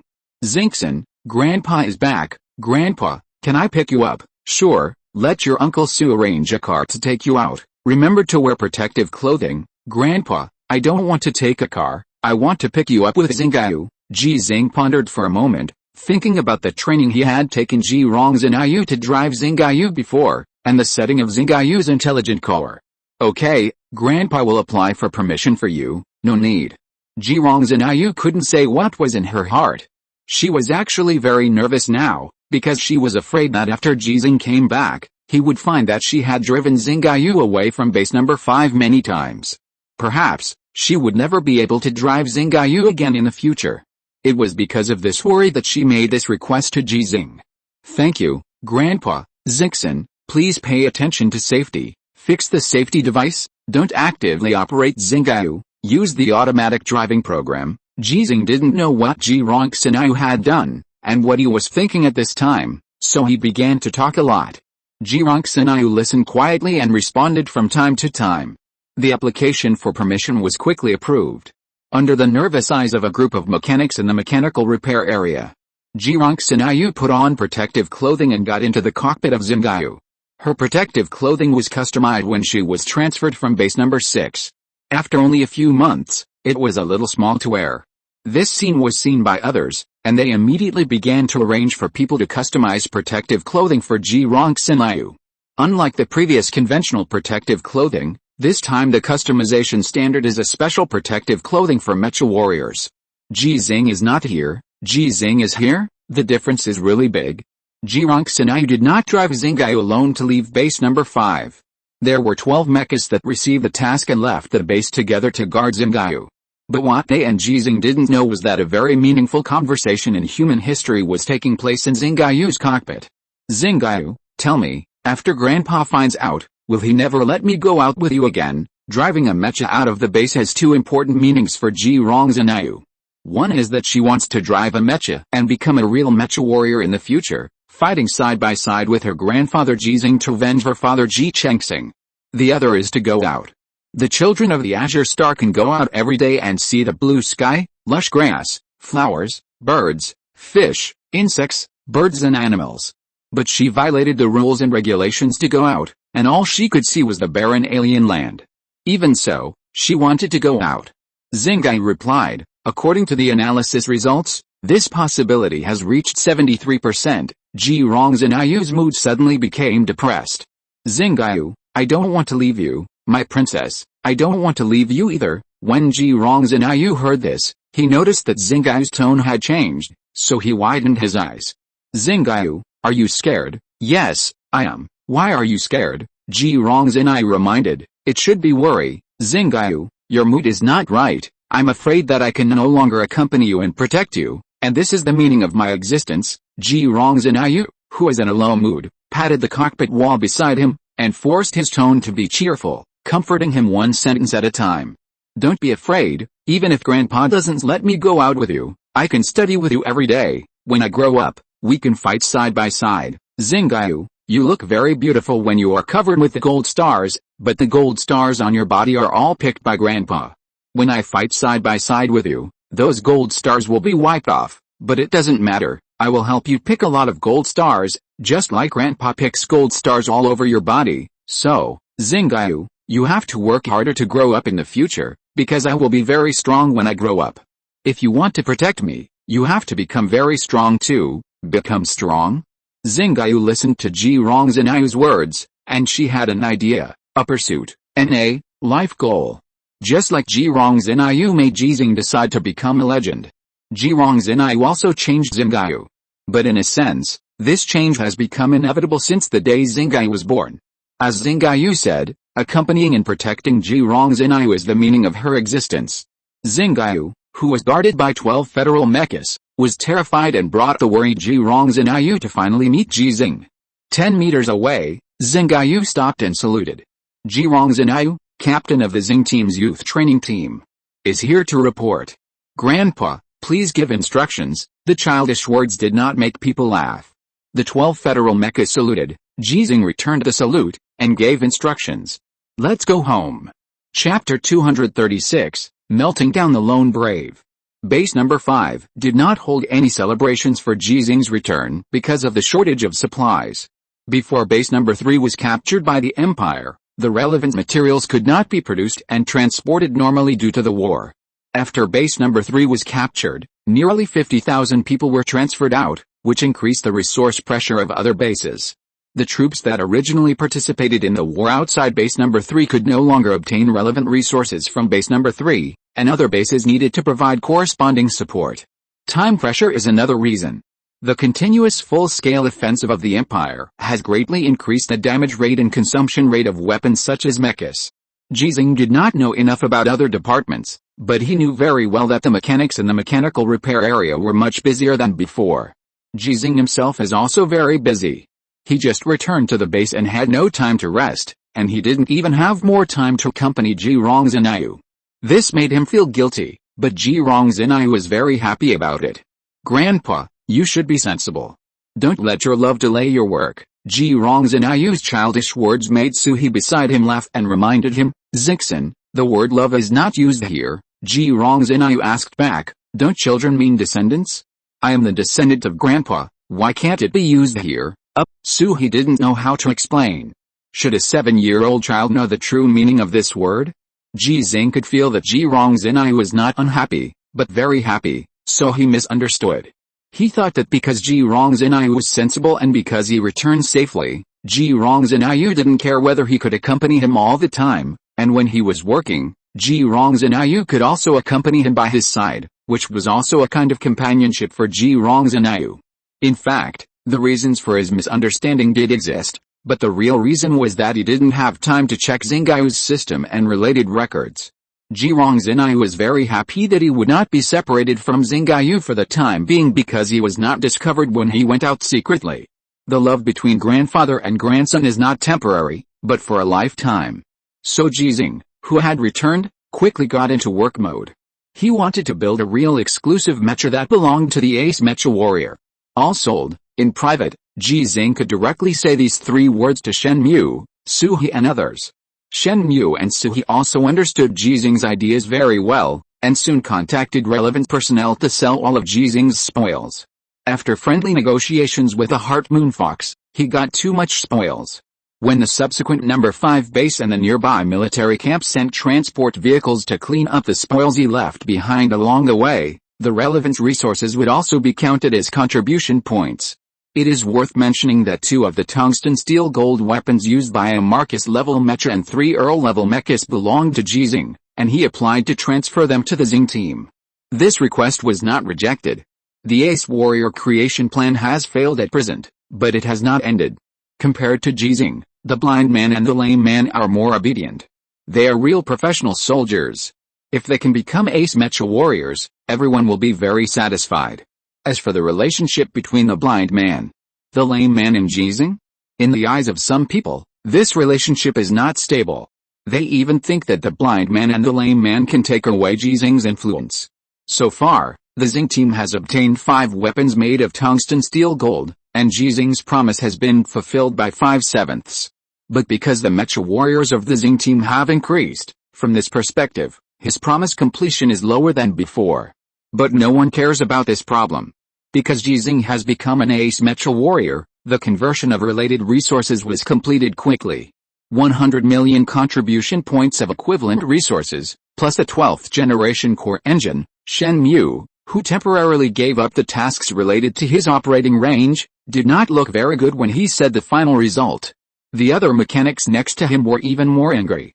Not counting Ji Xinghe's previous exploits in battle, the total cost of the imperial mechas he destroyed in just 1 week in the dust storm exceeded 6 billion. It was hard to convince everyone that he only got such a small amount of resources when almost all of them were recovered. However, Ji Xinghe had gotten used to it and accepted it. The 12th generation core engine is very valuable. Its cost exceeded 600 million, and I also got a lone brave, so it's almost done. Ji Xinghe learned the name of the lone brave after he returned to base number 5. Before that, it could be said that the whole world knew that he was driving the lone brave, but he himself didn't know it. There's no need to discuss this question. Let's talk business. Suhe held the camera next to him and said sincerely, I hope everyone can show their most professional level and help Lao Ji complete the design and construction of the new mecha. Reporter Su, what you said, do you doubt our professionalism or our relationship with Lao Ji? Don't think that we will help you only if you hold a camera. If you don't hold a camera and don't report us, we will also go all out. To be honest, we also want to kill gorillas and go to the battlefield to pick stars, but our strength does not allow it. It is our honor to help Lao Ji in this way. Yes, it is our honor, so we will definitely go all out. Under the heavy task, Wang Wei, the commander of base number 5, chose to help Ji Xinghe and transferred the 12 most professional mechanics in the base and related technical personnel to help. In fact, even if he did not transfer these people, they would help Ji Xinghe based on affection. Before the 12th generation core engine and materials worth 100 million were in place, the design work on the new mecha had already begun. Shen Mu, who is well prepared, took the lead in proposing his preliminary plan. Lao Ji, let's melt down the lone courage. A mechanic exclaimed in surprise. Lao Ji is so powerful when driving the lone courage, fighting 1 against 300. Why should it be melted? I suggest that we use these resources to transform and upgrade the lone courage. This will not only improve the performance of the lone courage, but also make the transformation faster. I agree with Captain Shen Mu's proposal. The reason why the lone courage is so powerful is because its driver is Lao Ji. The mecha was designed for the imperial apes. No matter how much we transform it, It is difficult to bring out the full strength of Lao Ji, I agree too.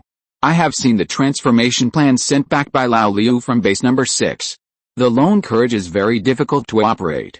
It takes 129% of the operation to bring out 100% of the strength. This is obviously not cost effective. I think we should be more cautious, because it will take a lot of time to rebuild it.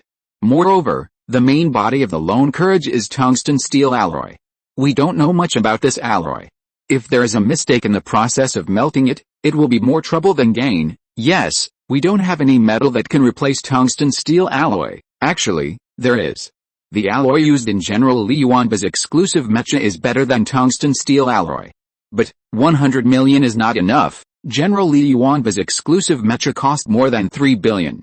100 million is not only not enough, it is simply not enough. Let's discuss business. Stop talking nonsense. They are all top mechanics, and the opinions of Shen Mu, a great genius, cannot convince everyone. Everyone discussed with reason.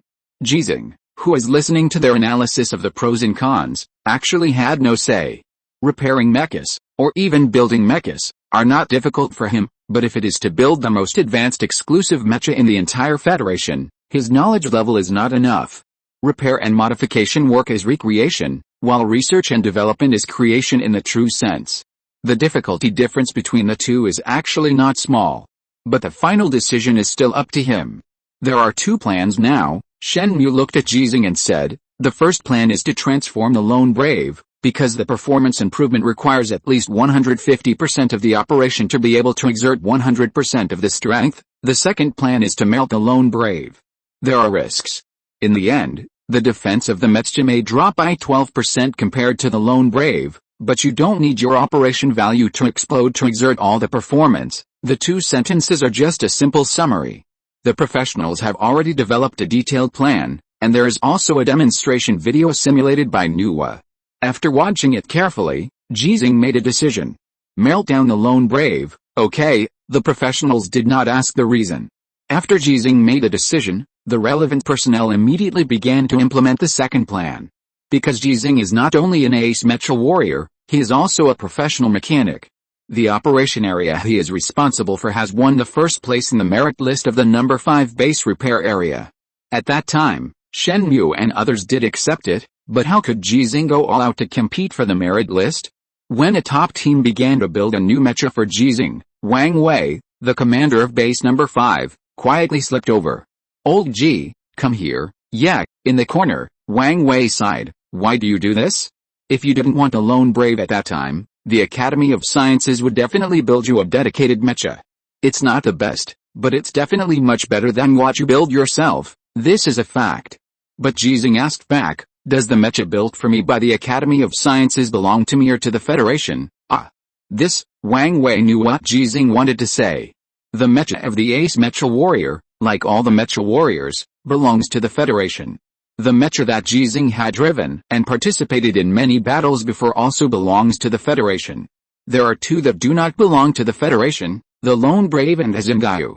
These two mechas belong only to Ji Xinghe personally.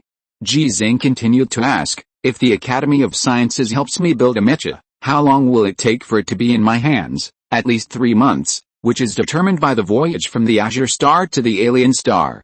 The Nanchunman space station has the corresponding construction resources, but the performance of the mecha they built is not as good as the mecha built by the Academy of Sciences on the Azure Star.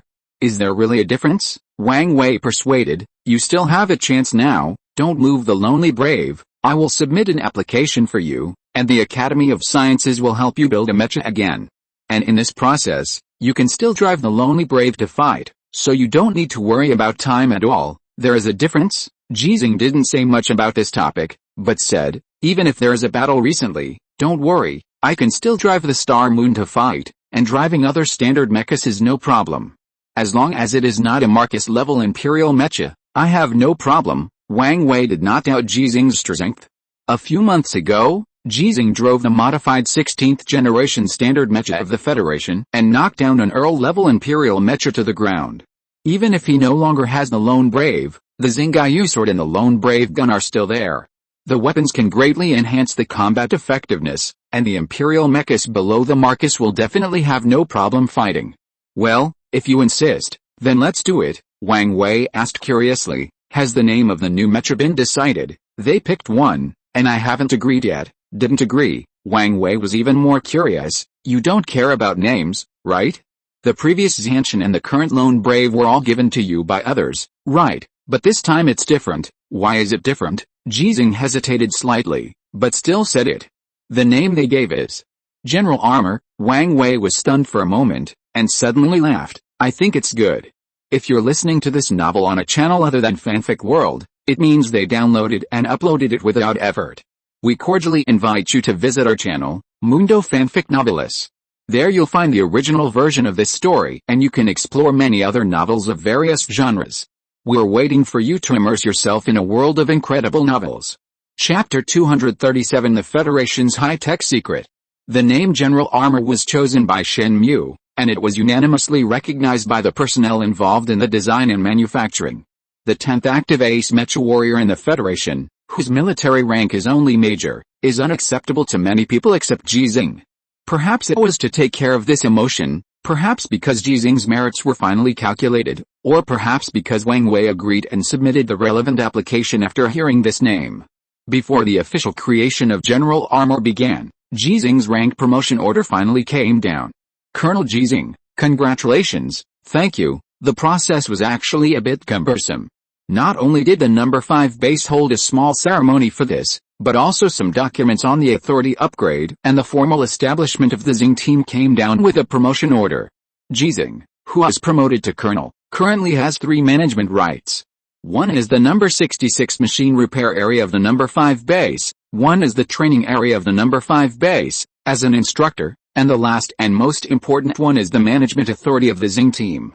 His identity is still the captain. The blind man and the lame man are the deputy captains, Chen Sun's position is the staff officer, and the others are mecha warriors, and only mecha warriors. These functions have not changed much from before. The real change is the increase in the number of formal establishments. The Galaxy Squad, which now has 16 mecha warriors, can apply for the addition of 15 mecha warriors, and the total establishment of mecha warriors is 31. Strictly speaking, there are actually 30. And the Captain Ji Xinghe is not included in it. But there is still no establishment related to logistics support, such as the establishment of personnel such as communicators, mechanics, etc., or communication support vehicles, tanks, armored vehicles, etc., which the Galaxy Squad does not have. This is to ensure the high mobility of the Galaxy Squad, Wang Wei explained to Ji Xinghe. If equipped with those logistics systems, the mobility of the Galaxy Squad will decrease. The above means that your Galaxy Squad should be built into a rapid response mecha squad. When all of you are special grade, it is very likely to become a Galaxy Airborne mecha squad. This is a very reasonable explanation, and it is also a big pie in the sky. The people who participated in the awarding ceremony, such as Shen Mu and Suhi, sneered, while others felt that what Wang Wei said was reasonable. Ji Xinghe nodded without comment and did not raise any opinions. The ceremony was quickly completed. The only small episode was that Wang Wei, who was supposed to personally put on the new badge, epaulets, and military medals for Ji Xinghe, gave this opportunity to Ji Rongzhenyu. Can I? Of course you can. Wang Wei began to lie to the child. Xinghe will be a general in the future. His military rank may be higher than your grandfather's. Of course, you can wear a badge for your grandfather. This sentence made Ji Xinghe frown slightly, but seeing that Ji Rongzhenyu smiled happily when he heard this, he didn't say anything. Until now, he still hopes that Ji Rongzhenyu can be a lawyer or doctor when he grows up, or a painter. Ji Rongzhenyu did not agree directly, but looked at Ji Xinghe expectantly. Ji Xinghe squatted directly in front of Ji Rongzhenyu and showed a kind smile. Ji Rongzhenyu then carefully took the badge, epaulets, and military medals, and began to replace them for Ji Xinghe with a serious expression. After changing them, he looked at them carefully, corrected the position and angle, and finally smiled with satisfaction. Then he remembered something, stood at attention and saluted Ji Xinghe. This action made everyone around stand at attention and salute. Ji Xinghe stood up and returned the salute seriously. The ceremony ended here, and everyone's life returned to being busy again. Ji Xinghe's life temporarily returned to the state before leaving base number 5. The difference is that he has not repaired the mecha recently, but used the time to repair the mecha to build his new mecha. The other schedules have not changed. He goes to the training area when he should go to the training area, teaches Ji Xinghe and other children to practice martial arts when he should teach them to practice martial arts, and tells stories to Ji Xinghe and other children before going to bed at night. We have verified that there is no problem with the design of the general armor, and it can be manufactured directly. This is the news from the Federal Academy of Sciences. After the dust storm ended, the communication was restored. Base number 5 could get in touch with the Blue Star through the Nantianmen space station. Ji Xinghe, the new ace mecha warrior, could get corresponding technical support for his new mecha no matter what. And this kind of technical support is very necessary. On an alien planet with scarce materials, if a new mecha that has been built with a lot of resources has design defects, it would be a waste to build it, and it may also endanger Ji Xinghe's life. The Blue Star does not have this problem. They can use 3D printing technology to manufacture the corresponding parts for actual machine testing in a very short time. Parts that cannot be formed by 3D printing technology can also be customized in a short time with the industrial capacity of the Blue Star. The test of the General Armor model machine was completed, and the Federal Academy of Sciences also improved some designs. The corresponding resources were also transported to base number 5. All of this is because Ji Xinghe's identity is no longer the same. I now suddenly believe what the commander said. The Galaxy Squad has not been targeted. The higher-ups really want to build the Galaxy Squad into a rapid response mecha squad. I also believe that Lao Ji's contribution points have not been withheld. 100 million plus a 12th generation core engine, including the Lonely Courage, is almost enough. The members of the General Armor's forging team had some resentment that had dissipated before. Shen Mu and Suhi did not say anything. Ji Xinghe, as if he did not care at all, led the team to start the real manufacturing of the General Armor. The first step is to melt the Lonely Courage. However, Ji Xinghe did not participate in this step because it was not his specialty. He only knew a little bit about it. Melting the Lonely Courage and then forging the main body of the General Armor sounds simple, but because of the characteristics of tungsten steel alloy, the steps required are actually very cumbersome. Even if you went, he could only be a spectator on the side, and simply use this time to build other parts needed for the General Armor. For example, energy transmission plates, bearings, joints, and so on. It is shameful to waste time on an alien planet. Even if it is to build a mecha for himself, Ji Xinghe is unwilling to waste time watching some meaningless things. He believes in professionals such as Shen Mu. It took 4 days just for the first step. In the era when humans can build mechas and spacecraft, this step has already shown the difficulty of this step. The defense performance has been reduced by 2.7%, and the performance of other aspects has not changed much. It is still a little bit worse. It's already very good. Thank you for your hard work. Considering the defense power of tungsten steel alloy, this degree of reduction is nothing. Ji Xinghe looked at the main body of the General Armor transported to the machine repair area and was satisfied.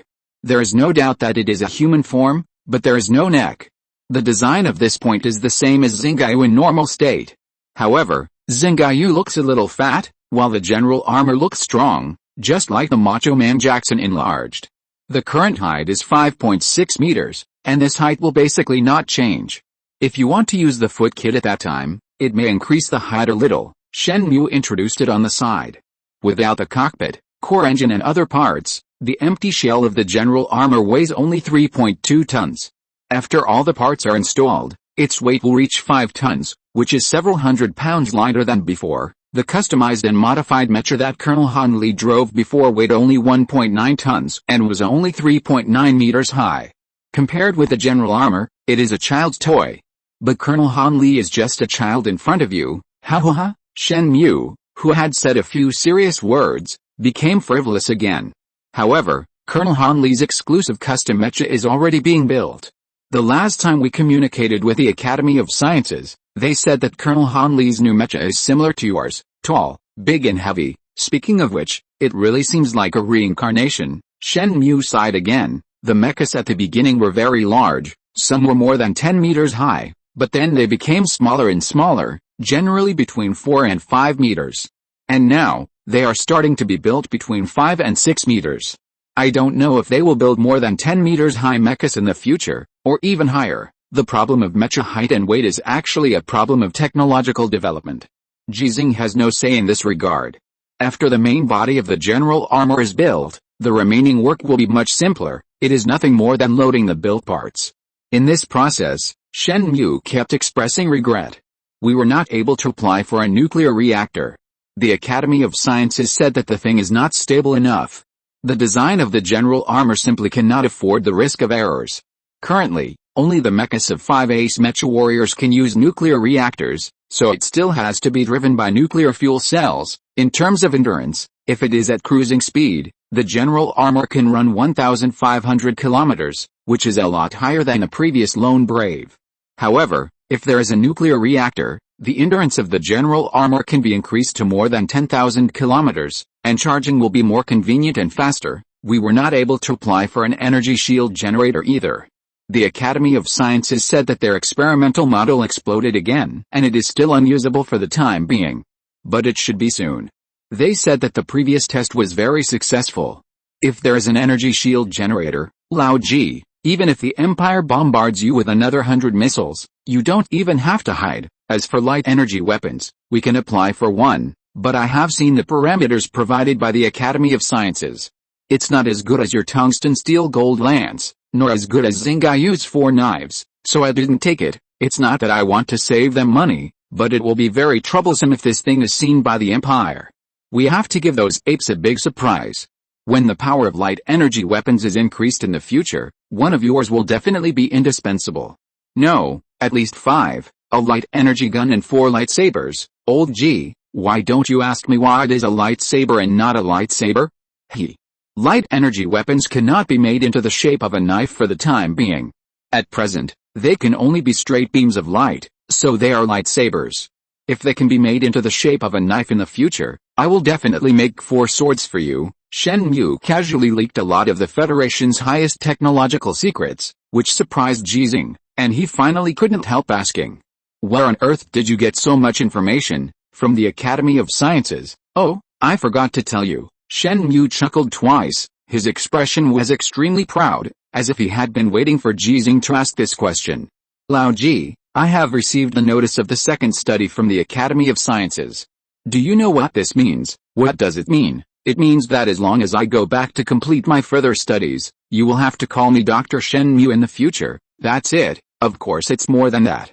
Do you know what the probability is for people who go to the Academy of Sciences for a second study to become academicians? How high? 35%. For every 100 people who go for a second study at the Academy of Sciences, 35 of them become academicians. Then when will you go back? Up. Shen Mu's excited and complacent expression suddenly collapsed. You shouldn't ask like that. Then how should I ask? You should say it's only 35%. Then I will tell you that for people of my age who go for a second study, the probability of becoming an academician is 98%. Or, you say what's so great about this, and you can get it with a 35% probability. Then I will tell you that among 10,000 people majoring in mechanical repair, not necessarily one person can go to the Academy of Sciences for further studies, and I have already studied once before I graduated. People who study for a second time are 1 in 10,000. Ji Xinghe did not cooperate with Shen Mu and repeated the question just now. When will you go back? Shen Mu was silent for a moment. I won't go back. You are so willful. Do your family know? Then do you know why I can get the opportunity for further study for the second time? Why? Because of you. Shen Mu looked at Ji Xinghe with a somewhat stunned expression, and said seriously, for a long time, I relied on my good talent and was a genius in the mouths of many people, but ignored hard work. You let me know how a person with talent and working harder than everyone else can shine. His tone was serious. But his movements were not honest. His hands behind his back kept gesturing to Sui next to him, and Sui also helplessly focused the camera on Shen Mu. From the lens at this time, Ji Xinghe also became Shen Mu's background board. Shen Mu glanced at Sui's gesture of response, and continued to speak with emotion and passion. As bright as the Milky Way, as dazzling as the sun, Ji Xinghe, you are the beacon on my life path. You made me put away my cynicism, and you made me know that the greater the ability, the greater the responsibility. So, I can't go back, I have to stay here. Academician? If I can repair even one more mecha, I will be willing to give up the opportunity to become an academician. Ji Xinghe was silent for a short time, and suddenly asked, are you done? I'm done. Shen Mu frowned. Old Ji, don't you have any reaction at all? Ji Xinghe turned his head and looked at Sui. Are you done shooting? Sui nodded awkwardly. Shen Mu's expression suddenly froze. After shooting, let's do it. P.S. I just saw the leader reward from the boss of 9 Chuanianjian. Thank you for your support. The pressure suddenly came. I'm too busy recently. This extra chapter. I gritted my teeth and prepared to stay up late. Chapter 238. 3 last words. Good fortune never comes alone, and misfortune never comes alone. Ji Xinghe felt this cruel reality a long time ago. When life in base number 5 had just returned to normal, bad news came. Colonel Ji Xinghe, please accept my condolences. This is a news about sacrifice. Xiao Fulei, Guo Yingke, and Wang Yan, the first-level mecha warriors who joined the Galaxy team for half a month, died in a battle. After the expansion of the Galaxy team, it was not yet full, and it ushered in a reduction in personnel. When Ji Xinghe heard the news, his face was expressionless and his eyes were not sad, as if he didn't care about the life and death of these 3 members of the Galaxy team and the first-level mecha warriors of the Federation. But some people around him didn't find it strange, but were relieved by it. Sacrifice is inevitable in war. In the 20-year war between the Federation and the Empire on the alien planet, it can be said that there are heroic human sacrifices every moment. If every sacrifice of every person, is to be mourned, how can this war continue? One general's success is the result of thousands of bones. Ji Xinghe, who had not yet become a general but had the general armor, had to remain calm when facing such news. Its 2 Earl-class Imperial mechas, Wang Wei, the commander of base number 5, didn't know what was going on. He approached Ji Xinghe every day and spoke in a low voice while holding the battle report. The original mission of the Galaxy Squad was not to target the 2 Earl-class mechas. Their combat target was an Imperial mecha formation. However, the situation on the battlefield changes rapidly. When mechas fight in clusters, many formulated tactics cannot be perfectly executed. You should have experienced this. The target of the other 2 mecha teams was the 2 Earl-class mechas. However, during the battle, the 2 Earl-class mechas suddenly left the battle, and their Imperial mechas fought desperately to stop the other 2 mecha teams. They had a combat target, which was the blind man and the cripple. The combat effectiveness of the blind man and the cripple was not enough to fight against the Earl-class mechas alone, and it was a melee at the time, and Lieutenant Colonel Chen Sun's sniper could not provide support. In order to save the blind man and the cripple, the 3 of them chose to sacrifice themselves. After Wang Wei finished explaining the situation, he looked at Ji Xinghe, who had no expression on his face, and comforted him again. This matter. How should I put it? It is actually very common on the battlefield. Just like those Imperial mechas can't stop your charge, nor can they stop you from choosing combat targets, it is also difficult for us to effectively stop the Empire's Earl-class mechas. When Ji Xinghe first performed an orbital airborne combat mission, Harris, who was stronger than the blind man and the cripple, could not contain an Earl-class Imperial mecha when he teamed up with another special mecha warrior Lons. Lons, a special mecha warrior who did not know Ji Xinghe but was willing to tell Ji Xinghe about his experience, died in that battle. The performance of the mechas of the blind man, the cripple and others has been improved after customization and modification, and their weapons have become made of tungsten steel gold. In fact, their theoretical combat effectiveness is stronger than that of Harris and Lons before. But they are facing 2 Earl-class Imperial mechas, and there are countless Imperial noble mechas and conventional mechas. Old Wang Wei saw that Ji Xinghe still had no expression on his face and said nothing, and said seriously, don't think about what would happen if you were there. Yes, if you were there, the 2 Earl-class mechas would not be enough for you to fight, but the question is, can you always stand by their side? Also, even if you are by their side, the situation on the battlefield changes rapidly, and it takes time for you to break the Earl-class mechas. Will the Imperial mechas stop fighting during this time? Many people saw that Ji Xinghe had no sadness on his face, and thought that Ji Xinghe had been accustomed to this kind of separation, but Wang Wei, Shen Mu, Suhi, who were more familiar with Ji Xinghe, knew that Ji Xinghe must be very self-blaming at this time. Not only because Ji Xinghe did not fight with the Xinghe team, but also because the 3 first-level mecha warriors who died joined the Xinghe team for Ji Xinghe. To put it more directly, they were originally incorporated into the Remnant Company because of their injuries, and they could be transferred to logistics-related positions, or directly choose to retire and return to the Azure Star to live a normal life. But because of Ji Xinghe, they dragged their broken bodies and went through hardships that outsiders could not empathize with, and only then did they regain the qualification to drive mechas and join the Xinghe team. But now, they have sacrificed. There are some words for you in their last words, you should listen to them first. Wang Wei left, Shen Mu, Su He and others also left. In the corner of the number 66 operation area of the machine repair area, only Ji Xinghe was left standing there silently, staring expressionlessly at the general armor that was loading parts not far away. The completion of the general armor is getting higher and higher. In addition to the black technologies that the Federation has kept at the bottom of the box, the high-tech used in the mecha is everything. In terms of the main material of the mecha, the Federation lacks special metals like tungsten, steel, gold, so it is difficult to create an imperial mecha of the level of the Lone Brave, unless it is at all costs. For example, the cost of Li Yuanba's mecha exceeds 3 billion. It is hard to imagine that a single soldier's combat power can be consumed to such an extent, so there is no possibility of large-scale installation. But in terms of the high-tech functions of the mecha, the Federation is ahead of the Empire. Ji Xinghe also needs to learn how to use these new functions added to the general armor, and he needs to know them well. He learns in the virtual world and uses the second-generation simulation system for training. So he is learning and improving these days, but some people can no longer learn and improve. If each of them can have a general armor. Without the general armor, how could they sacrifice 2 Earl-class mechas for mechas of the level of the Lone Brave, or even the level of the Mountain Slashing? If the new rolling cockpit has been popularized, under the new generation of mecha driving mode, they can exert higher strength, and they will not sacrifice 2 Earl-class Imperial mechas. There are many people who have sacrificed, are sacrificing, and will sacrifice in the future, who may not sacrifice. They can all return to the Azure Star alive and go home.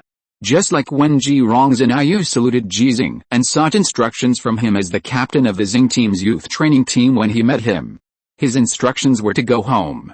This instruction was not only for Ji Rongzhenyu, but also for the other 12 federal mechas present at the time, the 100 federal mechas on the Heart Moon Fox, all the people in the Galaxy Squad, all the mecha warriors of the Federation, and all the soldiers of the Federation. Ji Xinghe hopes that these people can go home. But some people can't go home. Looking at General Jia quietly, Ji Xinghe's inner emotions are extremely complicated, and this kind of emotion is useless even if his heart-cutting sword is used, because this kind of sacrifice will appear again, and will become more and more. Draw a sword to cut the water, and the water will flow more. You can cut it for a while, but you can't cut it for a lifetime. Raising his hand, he woke up the screen of the bracelet. 3 wills have been sent over. He put on the headphones and clicked to play. While listening, Ji Xinghe looked at his General Jia again. Do you really want to use the name General Jia? A general's success is the result of the sacrifice of thousands of soldiers. Lao Ji, I can call you Lao Ji too. It's just a recorded last words. If I'm alive, you can't hear it. If I'm dead, I'm not afraid if you hear it. These are Xiao Fulei's last words. He is the oldest among the 3 first-level mecha warriors who have died, but his words are very lively. Because they are all young people in their early 20s, and the oldest is only 25 years old. On the Azure Star, most people don't have a family and a career, and they care more about fun than responsibility. But they have taken on the responsibility of the Federation and all mankind. Lao Ji, I know that if you could hear these last words, you would definitely blame yourself, but I don't blame you, really, I don't blame you at all. I don't think you should blame yourself, and we all think so. Yes, we can go home, live a normal life on the blue planet, and enjoy the treatment of heroes. There will be many people who admire us, look at us with admiration, and reporters will interview us. If we have higher emotional intelligence, we may become stars. If we have good writing skills, we may be able to write a memoir and make a fortune in fame, wealth, and honor. But how should this memoir about our lives and this war end? The war is not over, and our lives are not over, so it is destined to be a memoir without an ending. Or, it will have an ending that none of us want to see. We went home, and more people went home. We lost this war, and this memoir will never have a chance to be published before it is published. Lao Ji, we agree with what you said to us before. Our suffering now, our suffering, compared to the suffering in the future, the suffering of our descendants, what does it matter? In war, someone always has to sacrifice. Why can't it be us? If someone is destined to sacrifice, I hope it's me who sacrifices, rather than returning to the blue star to get married and have children, and then letting my child sacrifice. Lao Ji, your son died, and you came to the alien planet with a knife, killing like a god, shocking all of us, but I'm not you, none of us are you. Will there really be a day when I, Who makes money by writing memoirs? Can still lift a knife? No, my pen can't kill the imperial ape. At that time, I will definitely regret it. Why did I give up the knife and pick up the pen? Who can help me avenge my child? Someone will help me avenge, but if that person is not me, I will probably die with my eyes open, just like you, Lao Ji. You know that there will be many people who will help you avenge your son, but you still choose to come to the alien planet in person, because you don't want to die with your eyes open. I won't say more. I've been talking for a long time. I'll say one last thing, Lao Ji, don't blame yourself. This is not your order, but my own choice. Ji Xinghe's last words didn't sound quite consistent with his name. He didn't become the Xinghe his parents expected, and he felt a bit rough. But he was a well-deserved hero. His last words were very simple. Lao Ji, don't blame yourself. If a grown man cries and complains about self-pity, I will look down on you. I really don't blame you. I don't have Lao Zio's eloquence, so I'll just borrow Lao Zio's words. This is not your order, but our own choice. Wang Bian's last words were relatively short. They all seemed to have heard Zio Fulei's last words, so they didn't say much to Ji Xinghe. Lao Ji, I admire you very much. I admired you very much before you slashed the mountain, and I admired you even more after you slashed the mountain. You have no idea how excited I was when the news came back that you traveled thousands of miles alone and fought like a god. They said you would become a legend, and I think you are a legend now. It's an honor that I have followed you for a few steps on your way to becoming a legend. It's really worth my life, and I can die with my eyes closed. They didn't let me say these words to you, saying that I admire you and that it would make you blame yourself and so on. Haha, you are a bunch of scum. How can you understand the heart of a strong man, Lao Ji? I believe your heart is as strong as your mecha. I like the name of the new mecha very much. We all like it, and many people will like it. You deserve the general armor forged with solitary courage. Travel thousands of miles alone and no one will leave. Lao Ji, take your general armor and take all of us, living or dead, to become a living legend. The three last words ended, and Ji Xinghe did not play them again. He looked at the general armor not far away and was silent for a moment, then lowered his head and confirmed an application on his bracelet. It was the application for the name of his new mecha, and the final confirmation was always in his hands. Before he really confirmed it, this mecha only had a code name but no name in the relevant systems of the Federation. Just like Ji Xinghe in the past, he only had a nickname. Now Ji Xinghe has a name, and this new mecha forged with a lone brave also has a name. Announced to the entire Federation. The new mecha of Ji Xinghe, the 10th active ace mecha warrior of the Federation, is officially named General Armor. Chapter 239 Target, Galaxy Empire. He brought Ji Xinghe, and he hoped that Ji Xinghe could ease Ji Xinghe's mood. But what he didn't know was that Ji Xinghe really didn't need anyone to comfort him. Just like Wang Bian said, how many people can understand the heart of a strong man? The real strength always comes from the heart. Grandpa, when are you going to kill the gorilla? Ji Xinghe's way of comfort was somewhat unexpected, but reasonable. She was born and raised on an alien planet, and she also had a heart that belonged to a strong man. She is still very weak now, but her strength is incomparable to many adults. Grandpa wants to wait until the general armor is built before going. Ji Xinghe was not blinded by anger because of the sacrifice of the members of the Xinghe team. Today is different from the past. With 334 gold stars, no matter what kind of mecha he drives, he will let the mecha be sprayed with gold stars all over his body. This will make him the target of public criticism. The 16th generation standard mecha of the Federation that he has driven can be mobilized for him at any time, and can also be modified accordingly. Zanshan can also be reproduced, but he can no longer drive Zanshan. If it is not a challenge before the battle, the Imperial mecha will not fight him alone. He can kill Bilrosi IV, the Grand Duke of the Empire, alone, and he has no problem facing two Earl-class Imperial mechas at the same time. But what if he faces two Marcus-class Imperial mechas at the same time? He wants to become a legend, a living legend. When can the general armor be built? Ji Xinghe did not ask why. Even Ji Xinghe could not figure out her little thoughts. When she asked this question, she was actually relieved. Just don't drive Xinghe. The little secret between her and Xinghe will not be discovered. It will probably take half a month, because it still needs actual machine testing and training, Ji Xinghe explained seriously, and Ji Xinghe listened carefully. She didn't even know what the term love meant, but she knew the structure of the mecha very well, and she also knew the related operations of driving the mecha. Grandpa, after listening to the explanation, Ji Xinghe suddenly asked, how many gold stars are needed to turn the general armor into gold? Ji Xinghe was stunned for a moment. He really hadn't calculated this problem. After the general armor was completed, the main color was tungsten black, which was the original color of tungsten steel alloy. Under normal circumstances, the general armor would use orange-red paint like other federal mechas, close to the color of the alien Earth for easy camouflage.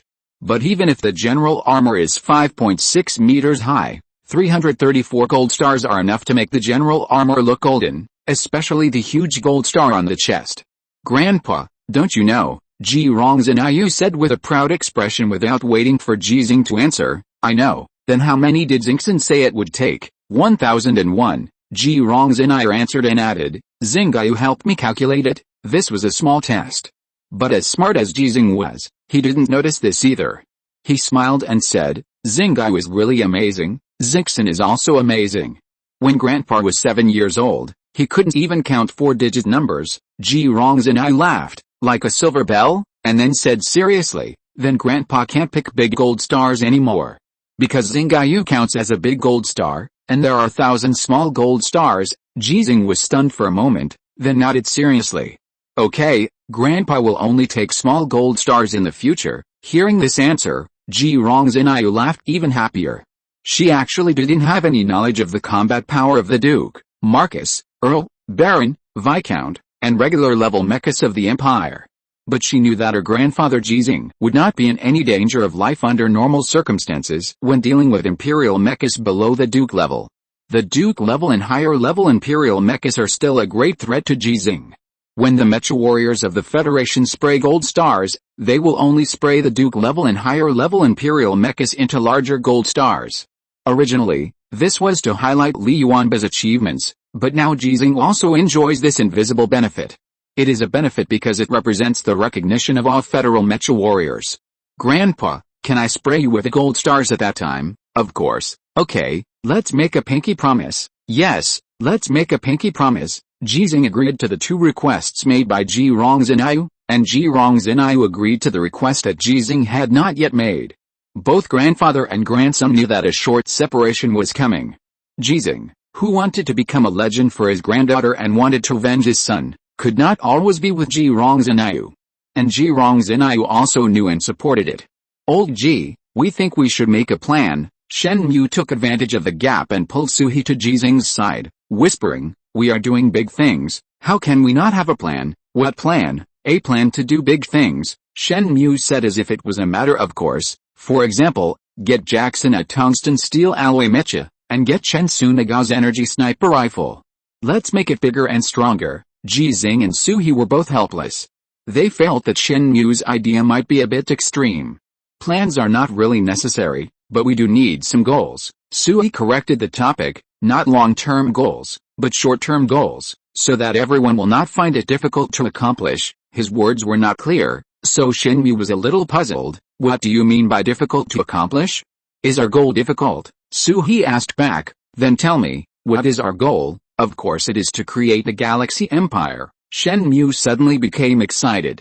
Lao Ji is the emperor of galaxy. Xinzhen can become a real princess, and can become an empress in the future.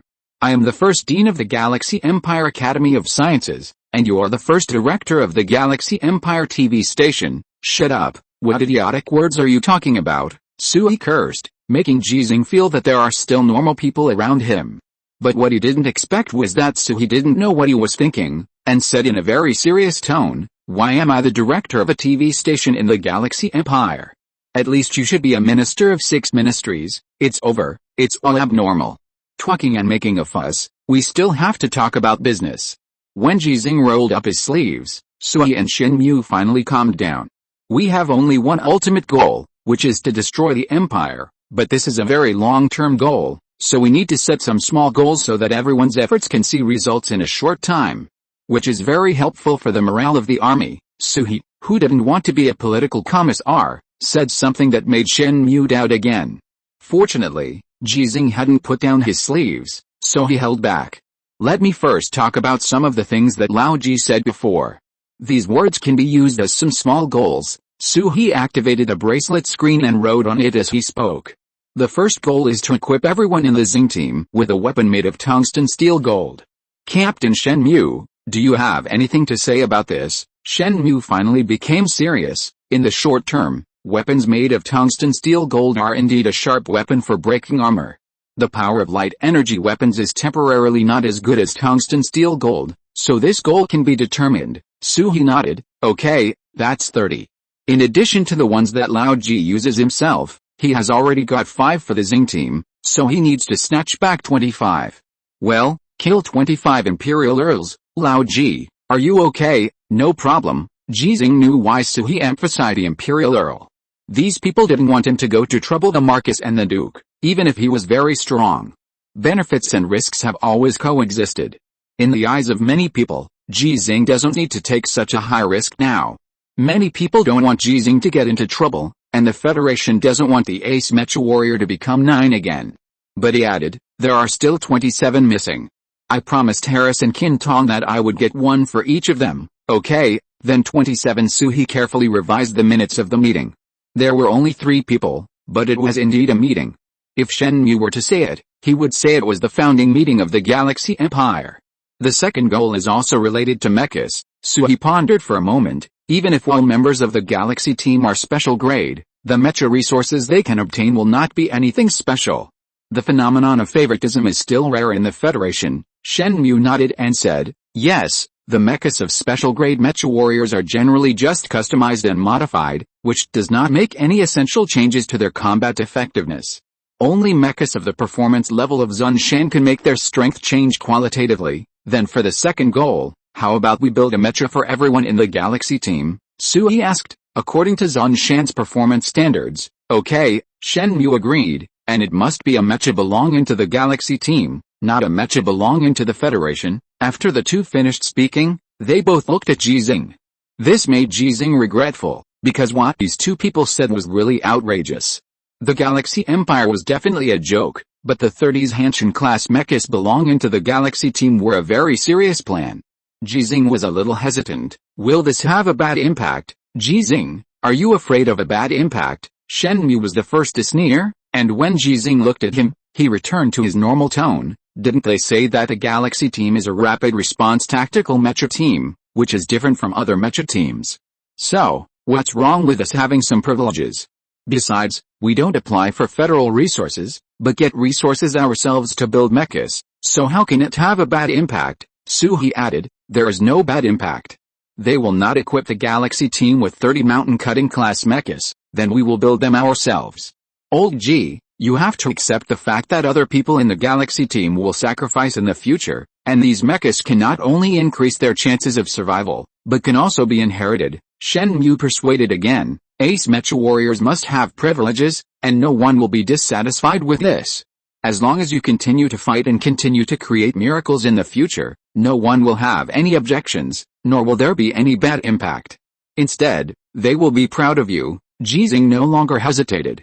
Okay, then the second goal is set, to build 30s Hanshin class mechas for the Xing team. Both goals are related to Ji Xinghe, because at present, he is the only one who can use his privileges on the battlefield to take for himself the spoils that should belong to the Federation. He only took 100 million contribution points and a 12th generation core engine, and in a blink of an eye, he was in debt of at least 20 billion. Because Hanshin's engine is the 12th generation core engine, the cost is said to be 600 million. Currently, only ace mecha warriors and a very small number of special class mecha warriors can be equipped with it. In this way, the cost of the general armor and Li Yuanba's mecha is not actually 30 times different. The value of the lone brave must be more than a 12th generation core engine.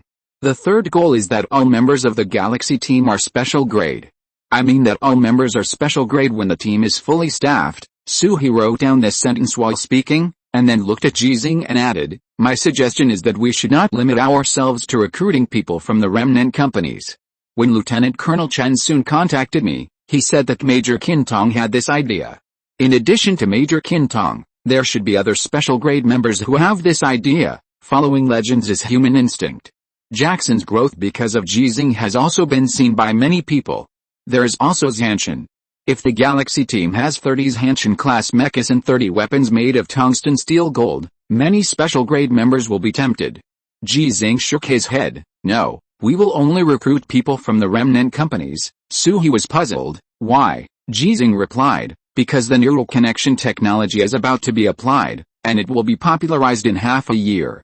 It is expected that all personnel will be able to change their equipment in 1 year. He was still puzzled. What does this have to do with what we are talking about? At most, when we complete the second goal, we just need to be prepared to change our equipment. Shen Mu finally had the opportunity to use his intelligence and professional expertise, and he explained for Ji Xinghe. Because older people and people with physical disabilities are considered unsuitable for neural connection technology. Chapter 240. No guns, no cannons. No, it's true that their bodies are disabled, but the blind and the lame have mechanical prostheses based on neural link technology and use this technology all the time. In theory, aren't they more suitable for using the new mecha operation mode? He now has some understanding of mecha-related technology, so he raised the question. Shen Mu explained. I saw some experimental data about synchronization rate and load limit a few days ago. The participants with physical disabilities, whether they have mechanical prostheses or not, are not as good as normal people in the synchronization rate test. The same is true for the load limit. The human nervous system is a whole. You can think of it as a complete network. If the body is disabled, it means that the network is also disabled. In the process of using neural link technology to drive the mecha, the load will act on this network. When the network is broken, the bearing capacity will decrease, and these two data are the key factors in using new technologies to drive mecha. The level of synchronization rate determines the response time of the mecha to complete a maneuver, as well as the difficulty of the maneuver that can be completed, etc. Therefore, the higher the synchronization rate, the better. If you can reach the extreme synchronization rate of 100%. In fact, it is useless. The synchronization rate cannot fully represent the combat effectiveness. Shen Mu glanced at Ji Xinghe, paused slightly, and then continued. It can be simply understood that the higher the synchronization rate, the more the mecha is like a human, a person with the strength, speed, size, defense, etc. of the mecha. But if the combat talent itself is not good, then the combat effectiveness of 100% synchronization rate is not good. Ji Xinghe's expression was calm. He knew Shen Mu was saying this to him, but he didn't really care. Before the Empire mastered this technology, his combat effectiveness would not decline, and he could still fight the Duke-level Imperial mecha. So this is a good thing, which can improve the combat effectiveness of all the mecha warriors in the Federation, help the Federation win this war, and let him fulfill his desire for revenge. Load limit means endurance. Shen Mu continued to explain. When you see Lao Ji driving a mecha to fight, he has made many maneuvers that made the mecha warriors dumbfounded. It's not that they can't do these maneuvers, but because they can't bear it. If the body can't bear it, it will be dizzy or even comatose, and it is normal to vomit blood due to internal injuries. This load is a physical load, and although the nerve load can also be said to be a physical load, it is actually not the same. The damage caused by the physical load can be cured in most cases. However, the damage caused by the nerve load is incurable in most cases. Once the nervous system is damaged, the whole person is useless. After Shen Mu finished explaining, he understood. He knew why Ji Xinghe wanted to select people from the remnant company. With a new technology about to become popular, the combat effectiveness of all federal mecha warriors can be improved, especially the special mecha warriors who are already very powerful. When the Galaxy team recruits these people, it is equivalent to snatching high-quality combat power from the Federation. Based on the two goals that have just been determined. This will deepen the contradiction between the Galaxy team and the Federation. The Galaxy team is the Galaxy team of the Federation, and even more so of Ji Xinghe. The meaning of their existence is to destroy the Empire, regardless of whether the Federation will negotiate with the Empire. Then recruit from the remnant company. He revised the third goal he just wrote down, and added, and it must follow the principle of voluntariness. Ji Xinghe nodded with satisfaction. Yes, follow the principle of voluntariness. There are actually many reasons for insisting on this point, and there is no need to elaborate, but it is worth mentioning that the so-called voluntary is largely aimed at the simple wish of destroying the Empire. Only by working together can the Galaxy team be united. If someone in the Galaxy team supports peace talks at that time, the impact on the Galaxy team and Ji Xinghe will be very large. The three short-term goals were finally determined. The third goal was no longer related to Ji Xinghe alone, but it was essentially based on Ji Xinghe's influence. The fourth goal, Suhi was well prepared. After discussing the third goal, he said directly, "We need a space battleship." "Yes, a space battleship." Shenmue suddenly clapped his hands. "How can our Xing team not have a space battleship?" The Rapid Response Tactical Mecha Team is essentially an orbital airborne mecha team. "We must have a space battleship." When Ji Xinghe heard this goal, his eyes lit up. He asked, "Is the Empire's space battleship okay?" Suhi laughed. "Of course, it must be okay.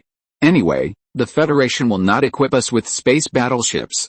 We can only rob the Empire." "Rob?" Shenmue continued to clap his hands, excited. "Without guns and cannons, the enemy will build them for us. Old G, if we want to do it, we have to do it big. Find a way to rob a space battleship from the Empire." This is a goal that sounds a bit far-fetched. Space battleships fight in the sky, in space. The Galaxy Squad, which only has mechas, cannot grab a space battleship no matter how good they are. But this does not seem to be difficult for Ji Xinghe. Because he once grabbed an Imperial space battleship, when the Heart Moon Fox space battleship forcibly landed, but that Imperial space battleship was taken away by the Federation. And he did not need a space battleship at that time. Even if he did, given his status and position at the time, the Federation would not discuss it with him. It is not possible now. The value of a space battleship is really too great, even the ace mecha fighters cannot compare to it. Li Yuanba does not even have a space battleship now. But what about the future? This is a midterm goal. Sui continued to write the meeting minutes, which is the 5-year plan of the Galaxy Squad. Shenmue added, "There are not so many 12th generation core engines, and we certainly can't exchange 30 with the spoils. However, the core engines used by the Marcus-class Imperial Mecha and the Duke-class Imperial Mecha are similar in performance to those of the 11th generation. Therefore, our 30s Hanshin-class mechas should grab the engines of the Empire, core engines and nuclear fuel cells. From a certain perspective, the mechas of the Federation and the Empire can be used interchangeably. The performance of the Empire's core engine, combined with the Federation's lightweight fuselage technology, can play a better role. This requires specific design when building mechas. Okay, the engine of the Lone Brave is still in our hands, so we have a Hanshin-class core engine, and we still need 29. I'll do it." Ji Xinghe's tone was extremely confident. To some extent, Shenmue and Suhi's trust in him is more like superstition than those mecha warriors of the Xing team. What is the concept of destroying at least 30 Marcus-class Imperial mechas? Li Yuanba has never done it for so many years, but they set this goal as the 5-year plan of the Xing team. In fact, this is also helpless. Ji Xinghe, who is already 66 years old, how many more years can he fight? If the Xing team is unable to replace Ji Xinghe's combat effectiveness before Ji Xinghe can no longer fight, then the goal of the Xing team will become a joke. The 5-year plan is actually very urgent. Let's set these 4 goals for the time being, and we will supplement them later, Sui asked. The question that needs to be determined now is which theater of war will allow Ji Gota to participate in the war after the general armor is completed. The battle between the Federation and the Empire on the alien planet is not completely limited to the vicinity of base number 6. It's just that in the past 6 months, the focus of the Empire's attack has been on base number 3, and now it has shifted to base number 6. The war in other places has never stopped. For example, Li Yuanba has never supported base number 3 or base number 6 because he has a theater of war he needs to be in charge of. The Federation is not always fighting passively on the defensive. The theater of war that Li Yuanba is responsible for is an active offensive operation, and their combat goal has been determined from the beginning to be to seize the Empire's jump gate device. There are 3 main combat areas now. Base number 6 is 1, Mount Gauds is 1, and Battle Scar Canyon is 1. Suhi had done relevant preparations before and gave a detailed introduction. Mount Gauds is the highest volcano on the alien planet, 21,171 meters above the alien planet's base level, about 600 kilometers wide, and covers an area of 300,000 square kilometers. The first jump gate of the Empire determined by the Federation is located in a certain area of Mount Gauds. For this reason, the Federation has assembled heavy troops in the area of Mount Gauds for defense and attack. Battle Scar Canyon is the largest canyon on the alien planet. Compared with the Sanlu Grand Canyon where Ji Xinghe fought for the first time, this canyon is like an ancestor. The majestic valley of the Battle Scar Canyon extends more than 4,500 kilometers from front to back, with a maximum width of more than 600 kilometers and a depth of more than 8 kilometers. From the Azure Star, using an astronomical telescope to observe the alien planet, this canyon can be clearly seen. It looks like a scar on the alien planet, so it is called the Battle Scar Canyon. The second jump gate of the Empire determined by the Federation is located in a certain area of the Battle Scar Canyon. After Suhi finished his introduction, he made a suggestion. From the perspective of the speed of gaining merit, it is better to go to the other two war zones than to go to base number 6. I don't recommend going to the Mountain of the Gods war zone where General Li Yuanba is. Just having him there is enough. There is no individual combat capability in the Battle Scar Canyon that can match General Li Yuanba. And your first battle, Lao Ji, was in the canyon. I disagree, Shen Mu argued. What you said is very unlucky. What do you mean the first battle was in the Grand Canyon, so now we have to fight in the Grand Canyon? Does it mean that this is Lao Ji's last battle? Mountain of the Gods, General Li Yuanba couldn't even reach the top, and Lao Ji will be full of honors if he reaches the top. Suhi was speechless, or he didn't want to pay attention to Shen Mu's sudden neurosis, and looked at Ji Xinghe expectantly. Ji Xinghe pondered for a moment. I'm going to base number 6, but base number 6 is destined to be destroyed, just like base number 3. No buts, Ji Xinghe said. Revenge is revenge. Destroying the Empire is destroying the Empire. But war should not be just for killing and destruction, but for protection. Shen Mu and Suhi both understood why Ji Xinghe chose this way. Base number 3 has been captured by the Empire, and the final self-explosion caused great damage to the Empire, but for this purpose, many people can no longer leave base number 3. If the ending of base number 6 is the same as that of base number 3, then many people will definitely stay. For example, the commander of base number 6, he had said before that he would never leave base number 6, and there are many people Ji Xinghe knows, and they will not transfer. In fact, the Federation no longer has so many places to transfer on the alien planet. The remaining 4 bases are already overcrowded, and the military camps are not suitable for the transfer of relevant personnel living in the bases. Okay, let's go to base number 6. It happens that the Galaxy Squad is also at base number 6 now, so we don't have to apply for a transfer. Shen Mu suddenly asked, what do you think? After base number 6, which base will the Empire attack? Chapter 241, bringing in an Imperial space battleship. Will the Empire attack the 3rd Federal base? If they know the approximate area, they will, but no one knows which base it is. After base number 3 is base number 6. After base number 6, is it possible to be base number 5? Shen Mu's question made Suhi suddenly understand why Ji Xinghe made that choice. The longer base number 6 persists, the safer base number 5 will be.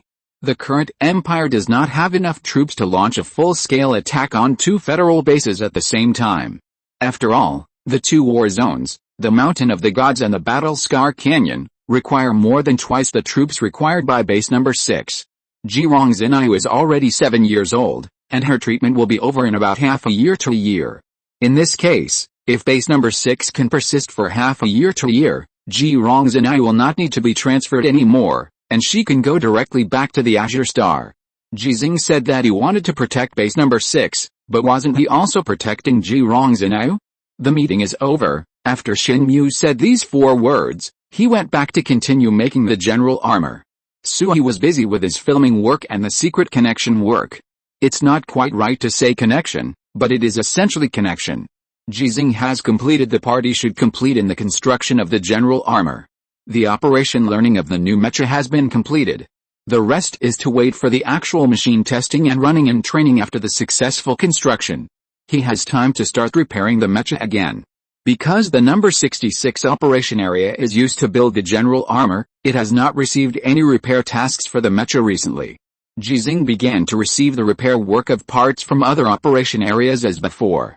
Compared with obtaining spoils during the battle, this way of striving for merit points is much slower, but the significance of this work is no less than the significance of personally defeating the enemy. The repaired mecha will be used by the mecha warriors to break the imperial mecha and kill the imperial apes. Ji Xinghe, who is inside the number 5 base, continues to participate in the war in this way, and this is the original way for the mechanic to participate in the war. 10 more, in the training area of base number 5, a voice that has been heard frequently in recent times rang out. Ji Xinghe, a part-time instructor, has never given up his function. But unlike the beginning, he now has to beat 10 people every time. This is the rule that started at base number 6 after he changed his attitude. It has continued to the present and will continue for a long time in the future. Crackling. After the sound of fists and muscles colliding, 10 elite soldiers were knocked to the ground by Ji Xinghe one after another. Everyone quickly got up at the first time. The pain in their bodies was forcibly endured by them. After giving up the central area, they couldn't wait to start watching. 10 more. Ji Xinghe was like a humanoid mecha, and a humanoid mecha that was always in a full energy state. He defeated all the elite soldiers who rushed to his side again and again. After beating 100 people, Ji Xinghe was not even red in the face or out of breath. Assemble. The instructor next to him blew the whistle and ordered all the soldiers in the training area to sit down, facing the big screen in the training area, and listening to Ji Xinghe's explanation of their mistakes during the battle. This scene has happened many times in base number 6, and as of today, it has also happened many times in base number 5. The difference is that the people involved are different, and the same is the process, the result, and Ji Xinghe remembers the names of these people. After the combat training, someone couldn't help asking questions. Instructor, are you better at fighting now than before? I mean, compared to when you were on the alien planet just now, and when you first fought with Colonel Han Li. Yes, but aren't you a little older than before? Many people have this question. With each year of age, Ji Xinghe, who is 1 year older, is better at fighting than before. Because my realm of strength has improved. Strength is the force of using strength. Ji Xinghe began to explain like a teacher, explaining the difference between strength and power, and finally concluded, in terms of physical function, my strength is indeed lower than before, but because I can use more strength, my strength is stronger than before. There are still many people who don't understand, so Ji Xinghe changed his way of saying it. For example, think of our body as a mecha. Different realms of energy mean different performance that can be exerted. Normal people can only exert 50% of the performance or even lower when using their body as a mecha, but after reaching the Gangjin level, I can exert 100% of the performance, although the performance of my mecha has dropped to 90% or even lower because it has been used for too long, I can still fully exert it. You can only exert about 60% of your body's performance, so you can't beat me, also because of my persistence in exercise. From a certain perspective, my body is a bit like a mecha of the general armor level. Even if the performance begins to decline, the remaining performance is still strong enough, and a body that has not undergone sufficient exercise has the performance of an ordinary standard mecha. Even if it can exert its full performance, it can't compare with my body. A series of metaphorical statements made the soldiers on the scene understand. Someone asked, why don't we spend more time practicing? If we can all practice Gangjin, won't our combat effectiveness be generally improved? Because you can't practice Gangjin, you can't practice Danjin, Huajin, and Enjin. Ji Xinghe couldn't say this directly, so he could only say, don't be superstitious about Kung Fu, because you don't rely on your body to fight in the end, but on mechas. Without mechas, you also rely on various high-tech weapons and firearms to fight the enemy. It is indeed effective for all people to practice martial arts, but the gap between the cost and the benefits is too big. The mecha warriors and soldiers in the training area felt half believing and half doubting when listening to Ji Xinghe's words, because everyone believed that Ji Xinghe's strength was because of his high martial arts. My Kung Fu is very high, basically reaching the limit of human beings. Ji Xinghe, who has reached Gangjin, was very confident when he said this, because this is a fact. When he found that the students in the training area didn't believe him very much, he could only use this way to remind everyone. But even if it's me, it's impossible to dismantle a mecha with my bare hands. Not to mention the mecha, any one of you wearing a single soldier exoskeleton armor, I can't beat you. The trainees finally believed it after hearing this. The existing single soldier exoskeleton armor of the Federation is a full body armor, which looks like a small mecha. The defense has been qualitatively improved because of the metal shell. Conventional firearms can't cause damage, let alone Ji Xinghe's fists and feet. People wearing this kind of armor can enhance their strength and speed. It is no problem for a single soldier to lift a ton of weight on an alien planet. But what they didn't notice was that Ji Xinghe said he couldn't win. Fighting and fighting are actually two different things, and winning and losing in life and death are also two different things. The daily routine of the training area did not end there. After the training of adult trainees, Ji Xinghe began to train a group of children again. During the time when he was away from base number 5, the training of these children did not stop, but they worked harder than when he was there. All that should be taught has been taught, and Ji Xinghe, the master, has already led them into the door. The rest of the practice depends on them. After returning, Ji Xinghe would take time every day to continue to guide them, correct their mistakes in their own training, and begin to teach them some skills related to fighting. Practicing martial arts is practicing martial arts, and practicing boxing is practicing boxing. The two are different. After starting training related to fighting, Ji Xinghe's fighting talent was finally revealed. One-on-one, no child could beat her, whether it was a boy with better physical fitness or a child older than her, none of them was her opponent. This seems no different from before, but before she was able to beat all the children only because she started learning Kung Fu first. And now, these children have all learned Kung Fu. In the case of no opponent in one-on-one, Ji Xinghe began to try to fight 1 against 2, and her talent was revealed at this time. The difficulty of a single fight and fighting 1 against many is incomparable. After several failures, she began to win. Over and over again, until the strongest of these children, Wang Ergao and Lin Shu, joined forces, but were easily knocked to the ground by her. Ji Xinghe finally confirmed one thing, that her granddaughter was not only a genius, but also had a better talent in Kung Fu than him, who is now called a genius by everyone. Xinghe is awesome. When Ji Xinghe praised, he sighed in his heart, because he knew that Ji Xinghe, who grew up like this, could not honestly be a doctor or a lawyer on the Blue Star. Grandpa taught well. Ji Xinghe didn't know Ji Xinghe's worries, and was very happy for this. Her efforts were not in vain. For Ji Xinghe's recognition, she worked harder than other children. When she went out with Xinghe, she took the initiative to bear the unbearable mobile load of those children, just to make herself stronger. She believed that as long as she grew up fast enough, she would be able to fight side by side with her grandfather Ji Xinghe. Time passed day by day. When general armor was really completed, Ji Xinghe did not check Xinghe's system, which made Ji Xinghe no longer worried. It seems that her and Xinghe's little secret can be kept for a longer time. Grandpa, I'll wait for you to come home. I'll be back. On April 25, 2089 of the federal calendar, Ji Xinghe drove his general armor away from base number 5. Instead of taking the spaceship, he once again chose to travel alone with a gun. This time, there were no pursuers and the Empire without reconnaissance satellites. It was difficult to discover this lone federal mecha covered with the gold stars. But this does not mean that this journey of thousands of miles alone is safe. When Ji Xinghe was 300 kilometers away from base number 5, the Heart Moon Fox space battleship received an order. Attract an imperial space battleship and take it to find Colonel Ji Xinghe. You, the captain of the Heart Moon Fox, was instantly panicked, and he imagined countless political struggles. But it turned out that he thought too much.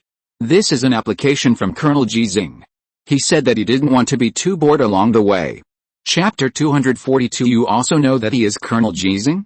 Alien planet, Battle Scar Canyon. The Super Canyon is over 4,500 kilometers long and has an average depth of 8 kilometers. There are too many areas that the Federation's reconnaissance satellites cannot detect. In this war that has lasted for more than 20 years, the Empire, which has the jump gate technology, has built multiple bases like the Federation. It's just that because of the convenience of the jump gate technology, their bases are not engaged in production work. At the bottom of a dark canyon, a steel sky-like building is buried underground. The core of this building is a giant space that is 3,000 meters high and covers an area of more than 80,000 square meters. Hundreds of monkeys wearing protective clothing are in the operating area in the corner, performing complex operations around hundreds of computer-like devices. Countdown to the opening of the jump gate: 30, 29, 28. Humans who understand the language of the Empire can hear the meaning of what they say. If someone like Shenmue is present, it will only sound like a dog barking.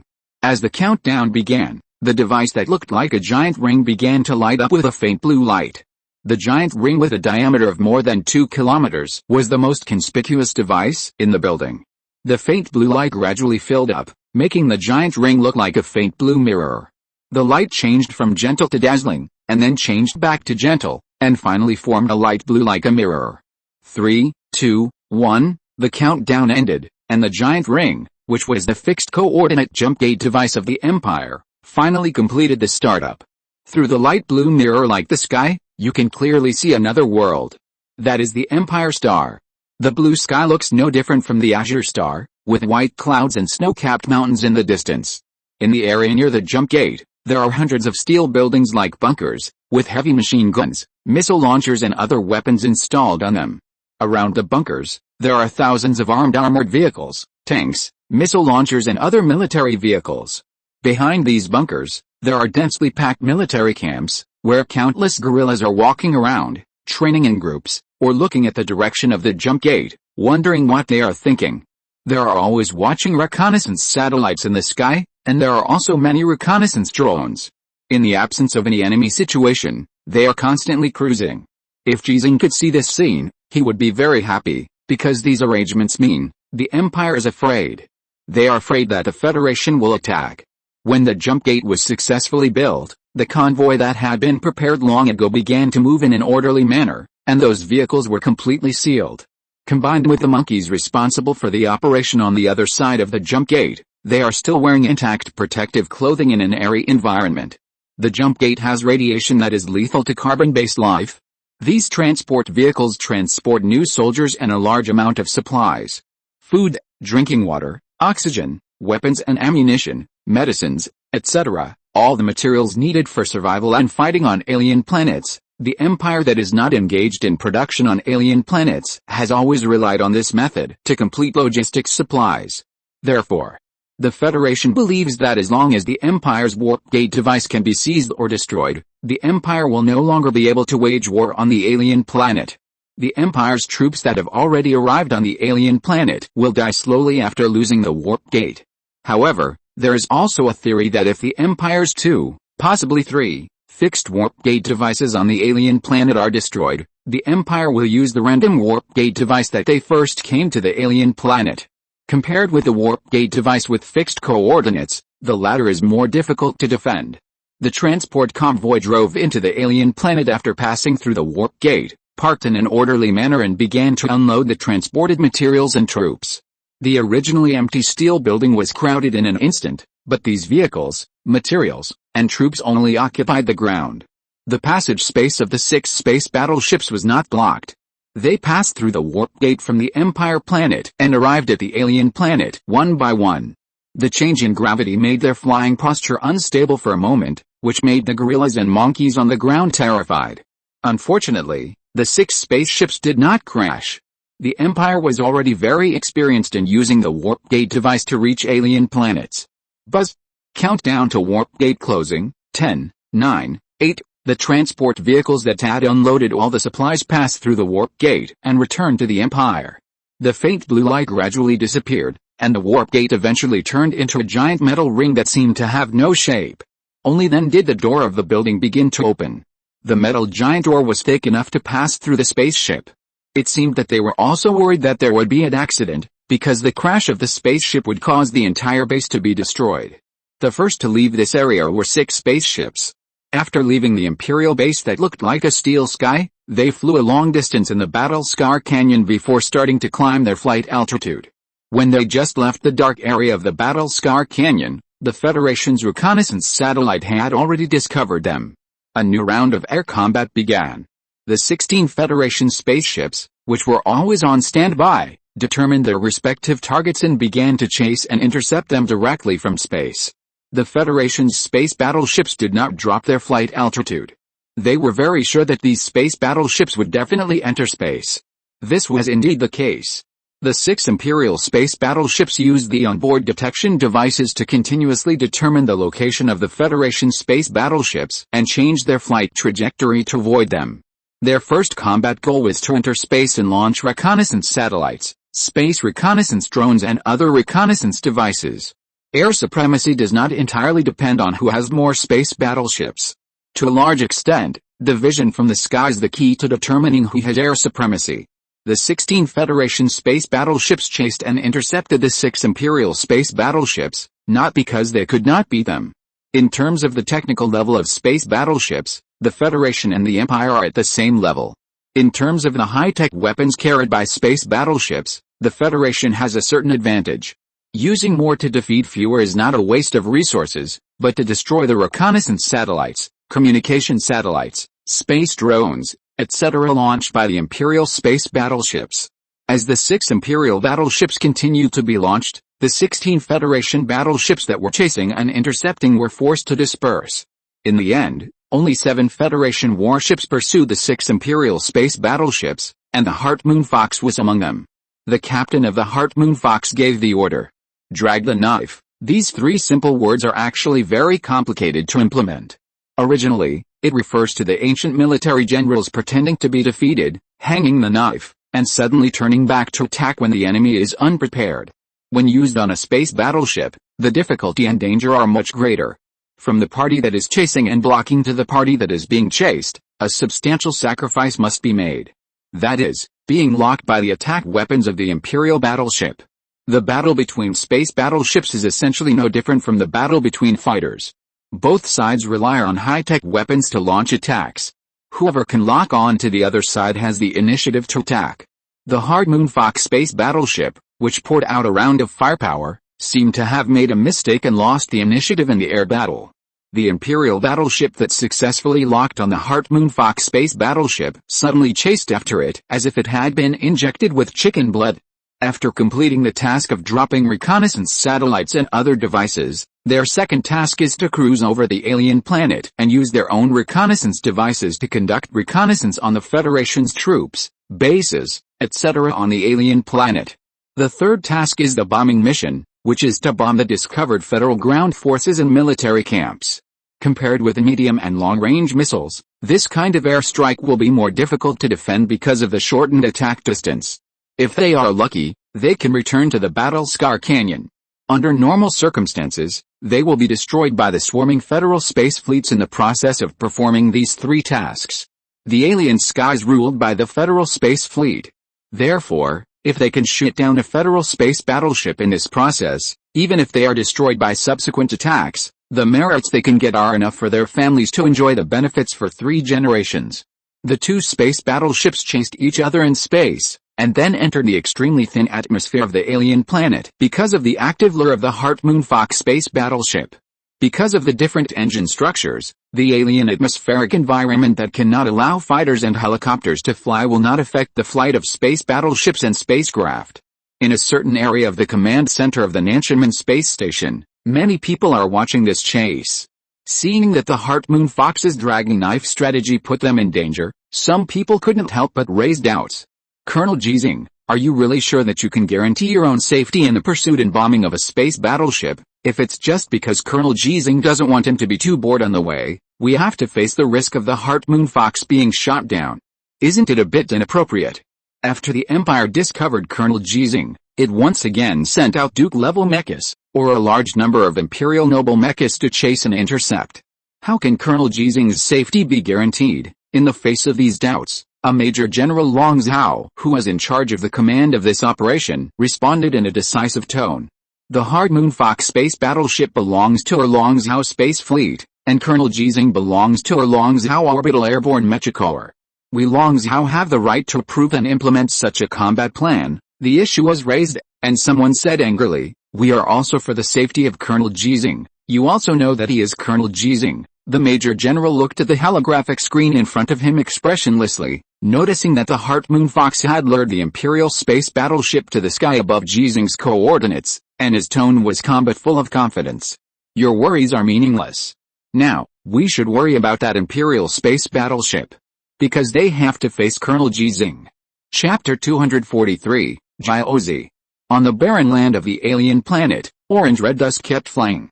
That was the footprint of a running Federal mecha covered with the gold stars.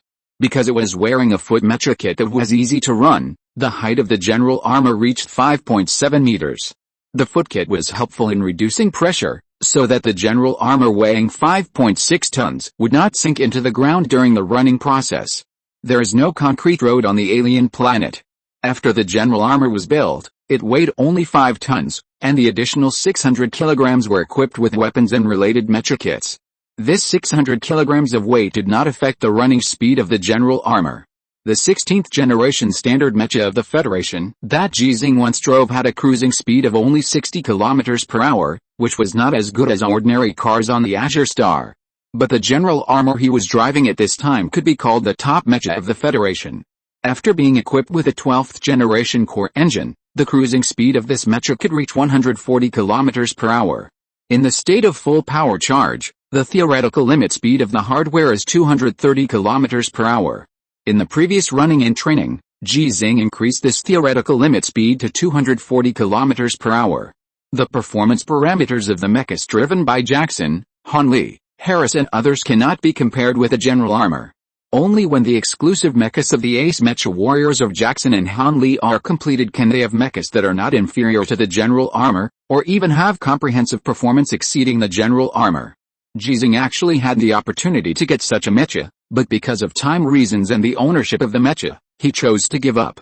Do it yourself and have enough food and clothing. 334 gold stars are almost all over the front of the upper body of the general armor, and the gaps between them are somewhat obvious. Ji Xinghe said that 1001 gold stars can make the general armor become true gold, because the gaps between the gold stars will definitely be reduced by then. There is no neck, and the head is close to the upper body. The general armor looks like a bodybuilding strongman. The body is not bloated. The joints such as shoulders, elbows, back of hands, knees, etc. have almost the same weapon structure as the previous Lonely Brave. The protective armor is installed and the spikes made of tungsten steel gold are fixed, which makes this general armor look not only majestic but also a bit ferocious. At this time, a comprehensive combat function kit is hung on the mounting point behind the general armor, which looks a bit like the airborne kit used by Ji Xinghe when he performed orbital airborne combat missions before. From a distance, it looks like a strong man carrying a metal school bag. The long spear made of tungsten steel gold was held by Ji Xinghe in the middle. As the arms of the general armor swung while running, the tip of the gun kept repeating the stabbing action. In fact, Ji Xinghe was constantly stabbing. He kept adapting to this new mecha while running and got used to the maneuvering action of using this mecha to attack. The swing amplitude of the mechanical arm and the time required for the tip of the gun to stab were constantly familiar to Ji Xinghe. His running was not in a straight line. In the absence of enemy apes, he kept turning while running. The running and training time was not long enough. Under normal circumstances, a new mecha needs at least a month, especially many new mechas with designs different from standard mechas. But 1,000 miles is enough, at least for Ji Xinghe, because he is a mechanic. Compared with a Lonely Brave, the cockpit is more suitable for Ji Xinghe's height, body shape, and even the length of his hands and feet, and operating habits. The latest generation of federal protection technology and life support systems have been applied. The maneuvering action that would have put him under great load did not become greater due to the performance improvement of the general armor, but was reduced compared to before. In short, the sudden turning maneuver of the Lonely Brave at a speed of 100 km per hour and the sudden turning maneuver of the general armor at a speed of 130 km per hour bring almost the same load overload, which means that Ji Xinghe can make more and more complex maneuvers. That is, his combat effectiveness has been improved. The physical energy consumption when driving the mecha in battle will also decrease. The endurance of the general armor has been improved, and the endurance of Ji Xinghe has also been improved. The convenience of operation is also improved because the cockpit uses the new technology of the Federation. It cannot be compared with the Neuralink technology cockpit, but it is essentially improved compared with a mecha such as the Lonely Brave and the mountain slashing that he drove before. Running all the way for 500 kilometers, the feeling of man-machine integration gradually appeared. In a trance, Ji Xinghe did not seem to be driving a mecha on the land of an alien planet, but seemed to be running on an endless wasteland. The continuous turning maneuvers, as well as the sudden sprint, emergency braking and other maneuvers during the running, all brought corresponding loads to his body. The new protection system and life support system cannot completely eliminate all the overloads in the process of driving the mecha. The pressure exerted on his body is the same as when he drove the mecha in the past, continuously tempering his body. From Huijin to Danjin, and then from Danjin to Gangjin, Ji Xinghe has made more room for improvement in the past year or so than in his first half of his life. Is it to turn grief and hatred into strength? Is it the special environment of the alien planet that relieves his body of the burden he needs to bear on the blue planet? Was it because he finally had a sparring partner, thousands of actual combat experiences in the training area, and many experiences of driving mechas and fighting against imperial guerrillas? Or was it an explosion of burning life? Ji Xinghe himself didn't know, and he didn't want to know. While running, a prompt suddenly sounded in his ear. Someone had accessed his communication system. Colonel Ji Xinghe, this is the Heart Moon Fox. Hearing this voice, Ji Xinghe's spirit came. After a simple greeting, he got to the point. My ship has successfully completed the mission objective and lured an Imperial space battleship. It will fly over your location in 30 seconds. Based on my ship's understanding of the Imperial space battleship, it can be determined that they will definitely be able to find you. Okay, I know. Ji Xinghe didn't look up at the sky, and continued to keep the previous maneuver unchanged. Or in other words, it was changing all the time as before. But he could see the perspective from the sky, the panoramic perspective of the Mecha, the perspective transmitted from the Heart Moon Fox space battleship, and the perspective transmitted from a high-altitude reconnaissance satellite. The combination of multiple perspectives allowed him to see the other party before the Imperial space battleship. From the outside, it was no different from the Imperial space battleship he had participated in capturing before, like the space shuttle of Azure Star nearly a century ago, but it was larger and more bloated. It also looked like an aircraft carrier, with a very flat top and bottom, which looked somewhat similar to the bottom and deck of a ship, except that there were 6 more space engines. Will it come down? Ji Xinghe looked at the Imperial space battleship in his perspective and continued to move forward with a calm expression. The 30 seconds were soon up, and the Imperial space battleship discovered him without any surprise. Report: a federal mecha was found. In the command cabin of the Imperial space battleship, a monkey reported loudly and immediately transmitted the image he had just captured to the screen in front of the captain. Flying at an altitude of thousands of meters, the picture taken was very clear, not only the back but also the front.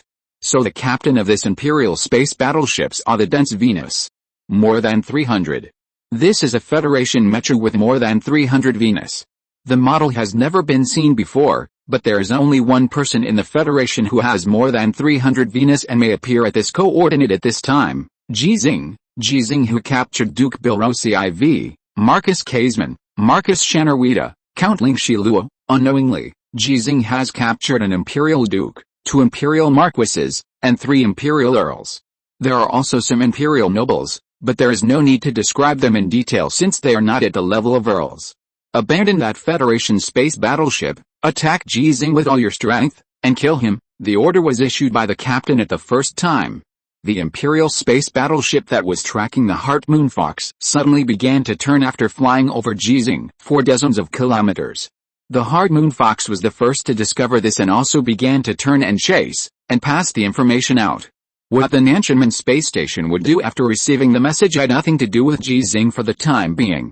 He looked at the Imperial space battleship that was getting closer and closer to him in his field of vision, and the old blood in his body began to heat up. Yuzzy, here, turn on full power mode, turn on full frequency detection mode. Yes, a cold male voice responded to Ji Xinghe's command. It was the intelligent core built into the general armor, which was equivalent to the copy program of Nuwa, the most powerful artificial intelligence system in the Federation Long Zhao, specializing in the auxiliary operation function of mecha driving. All the ace mecha warriors of the Federation, as well as the special mecha warriors with customized modified mechas, can use this set of intelligent auxiliary programs. And in the process of use, continuously add relevant instructions and optimize the response mechanism of the program. The initial versions are exactly the same, but the finished versions are different. So they need to be named. Ji Xinghe chose the name Yazi. When Suhi asked him the reason, his answer was, a favor must be repaid, and a grudge must be avenged. After the full frequency detection mode was turned on, Ji Xinghe could use not only the detection device on the general armor, but also the high-altitude reconnaissance satellite detection resources that could be mobilized within his authority, as well as the detection resources of the Heart Moon Fox space battleship that was tracking him. These functions are extremely cumbersome to talk about, but with the artificial intelligence program, Ji Xinghe does not need to operate them. He only needs to look at his visual window. 12 light spots suddenly appeared, which were missiles launched from the Empire space battleship. The distance, speed, and predicted attack coordinates were all displayed in his perspective, and at the same time, the best evasive route determined by the analysis of the grudge appeared. This is a function that neither the Zhanshan nor the Guiong has. Z-shaped disordered maneuver. In the Federal Mecha Driving Tactics Manual, the non-standard tactical maneuvers that were marked as difficult were simply easy for Ji Xinghe to do. A rumble sounded, and dust flew. Missiles hit Ji Xinghe one after another. During the explosion, the general holding a gun in one hand seemed to be standing still. After the 12 light spots disappeared, hundreds of light spots appeared one after another. An Imperial space battleship was about to pour all its firepower on a federal mecha. Because the driver of this federal mecha had once reported his name to the Empire Federation, Ji Xinghe. If you're listening to this novel on a channel other than Fanfic World, it means they downloaded and uploaded it without effort. We cordially invite you to visit our channel, Mundo Fanfic Novelis. There you'll find the original version of this story, and you can explore many other novels of various genres. We're waiting for you to immerse yourself in a world of incredible novels. Chapter 244. I'm easy to hit. The originally flat land of the alien planet became bumpy, as if it had endured a meteor shower. The roar continued. Missiles one after another hit the Earth from the Imperial space battleship, and the target was only a Federation mecha covered with gold stars. But none of these missiles hit the target, and the Federation mecha, which was strolling in the garden, was still running intact on the alien land. On the alien planet, whether it was the Empire or the Federation, the low-speed missiles originally manufactured became supersonic missiles on the alien planet, and the original supersonic missiles became hypersonic missiles on the alien planet. Theoretically, it is impossible for Ji Xinghe to evade missiles with speeds of several Mach. But there are two problems. The first problem is that it takes time for the missile to accelerate. To reach the supersonic and hypersonic states, it needs a certain flight distance before it can be achieved. At this time, the Imperial space battleship was flying at an altitude of only about 3,000 meters above the ground. The flight distance of the missiles launched from leaving the launch pad to hitting the ground was very short, which was not enough for it to reach the maximum speed. This gives Ji Xinghe more time to evade. The second problem is that the missile's trajectory does not have the ability to make large vector turns. From acceleration to hitting, a missile with an average speed of Mach 1 can cover a distance of 340 meters in 1 second, and the entire hitting process only takes 8 to 9 seconds. This hitting time is also Ji Xinghe's evasion time. As long as an effective evasion is made in advance, the missile in a continuously accelerating state will be directly bombarded on the ground because it cannot turn. In full power mode, Ji Xinghe's speed did not reach the limit, with a minimum speed of 180 km per hour and a maximum speed of 210 km per hour. During the continuous evasive action, his running speed kept changing. Prejudgment? Calculation? None of them exist. Because even Ji Xinghe himself is not sure in which direction his next turning maneuver will be. Ji Xinghe will not fully execute the random reminders of Yazi. He sometimes obeys and sometimes does the opposite. Because Ji Xinghe does not completely believe in the artificial intelligence program, all human-computer interactions made by the pseudo-artificial intelligence program of the Federation are calculated. The Empire also has computers. Theoretically, if Ji Xinghe keeps following the prompts of Yazi to perform evasive maneuvers, then the Imperial space battleship chasing him will be able to determine his movement trajectory after a certain period of time. In the current speed range, he can sprint a distance of 50 to 60 meters per second. According to the evasion time of 8 seconds, the moving distance of each evasion is between 400 and 480 meters. This is a speed far beyond the human limit, and the general armor that gives Ji Xinghe this speed also has a defense far beyond the human limit. The burst of fire instantly covered the position where Ji Xinghe was. That was the Imperial space battleship dropping incendiary bombs. The incendiary bombs designed for the alien environment are equipped with combustion aids, and do not require oxygen during the combustion process in the alien environment. Similar to the magnesium bars on the Blue Star. They can burn in carbon dioxide and release a lot of light and heat. There is enough carbon dioxide in the atmosphere of the alien star for it to burn. When the missile could not hit accurately, the Imperial space battleship used range attacks without hesitation. The heat energy generated by this incendiary bomb cannot threaten the general armor and Ji Xinghe in it. But the real crisis is not the high temperature, but the dazzling light released by the incendiary bomb, which is enough to temporarily blind the mecha warrior. In the face of continuous missile bombardment, what is the end of the invisible? Ji Xinghe does not need to know, because he can see it. How could the general armor built with a lot of federal high technology not be equipped with corresponding protective functions? Everything is normal in the perspective. The sea of fire just appeared in Ji Xinghe's sight, and he crossed it directly in a few seconds. The sea of fire covering an area of more than 1 kilometer in radius failed to stop his steps. When he rushed out of the sea of fire, the special substance in the incendiary bomb, the black dust produced when it burned in carbon dioxide, rose from the sea of fire behind him. The flames were about to go out, and the roar broke out. Those were the various shells and missiles that the Imperial space battleships took the opportunity to launch, trying to achieve full coverage of the Sea of Fire area and the area where Ji Xinghe might leave the Sea of Fire. The most threatening of them is the mother and child high-explosive warhead.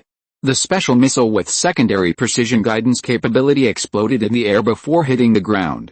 Hundreds of high-explosive warheads filled the sky and smashed into Ji Xinghe, who had just escaped from the Sea of Fire. With an evasive distance of about 400 meters, it was impossible to escape from these hundreds of high-explosive warheads. Is he going to be hit? This is the voice of worry of the crew of the Heart Moon Fox space battleship, not the voice of Ji Xinghe, who is not worried about his current situation at all. Without any instructions from him, Yazi responded at the first time. The autonomous response method in an emergency is to drop jamming bombs into the sky. The multifunctional Mecha tactical kit, which looks like a school bag, suddenly dropped dozens of jamming bombs into the sky. These jamming bombs, which are not large in size, also had a secondary explosion after appearing in the air. Dozens of them turned into hundreds, and they crashed into the high-explosive warheads falling from the sky. In other words, it was those high-explosive warheads that took the initiative to crash into the jamming bombs.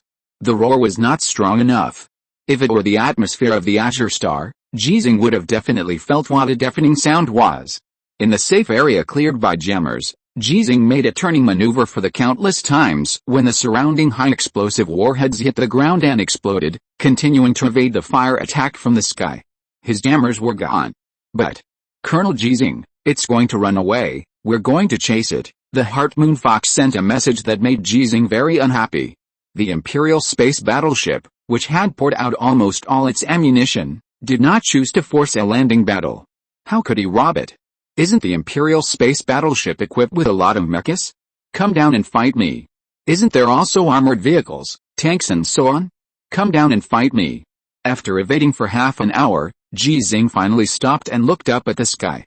The Imperial space battleship looked like a small black dot to him. With the help of the perspective continuously provided by the Heart Moon Fox, he was able to see the full picture of the Imperial space battleship.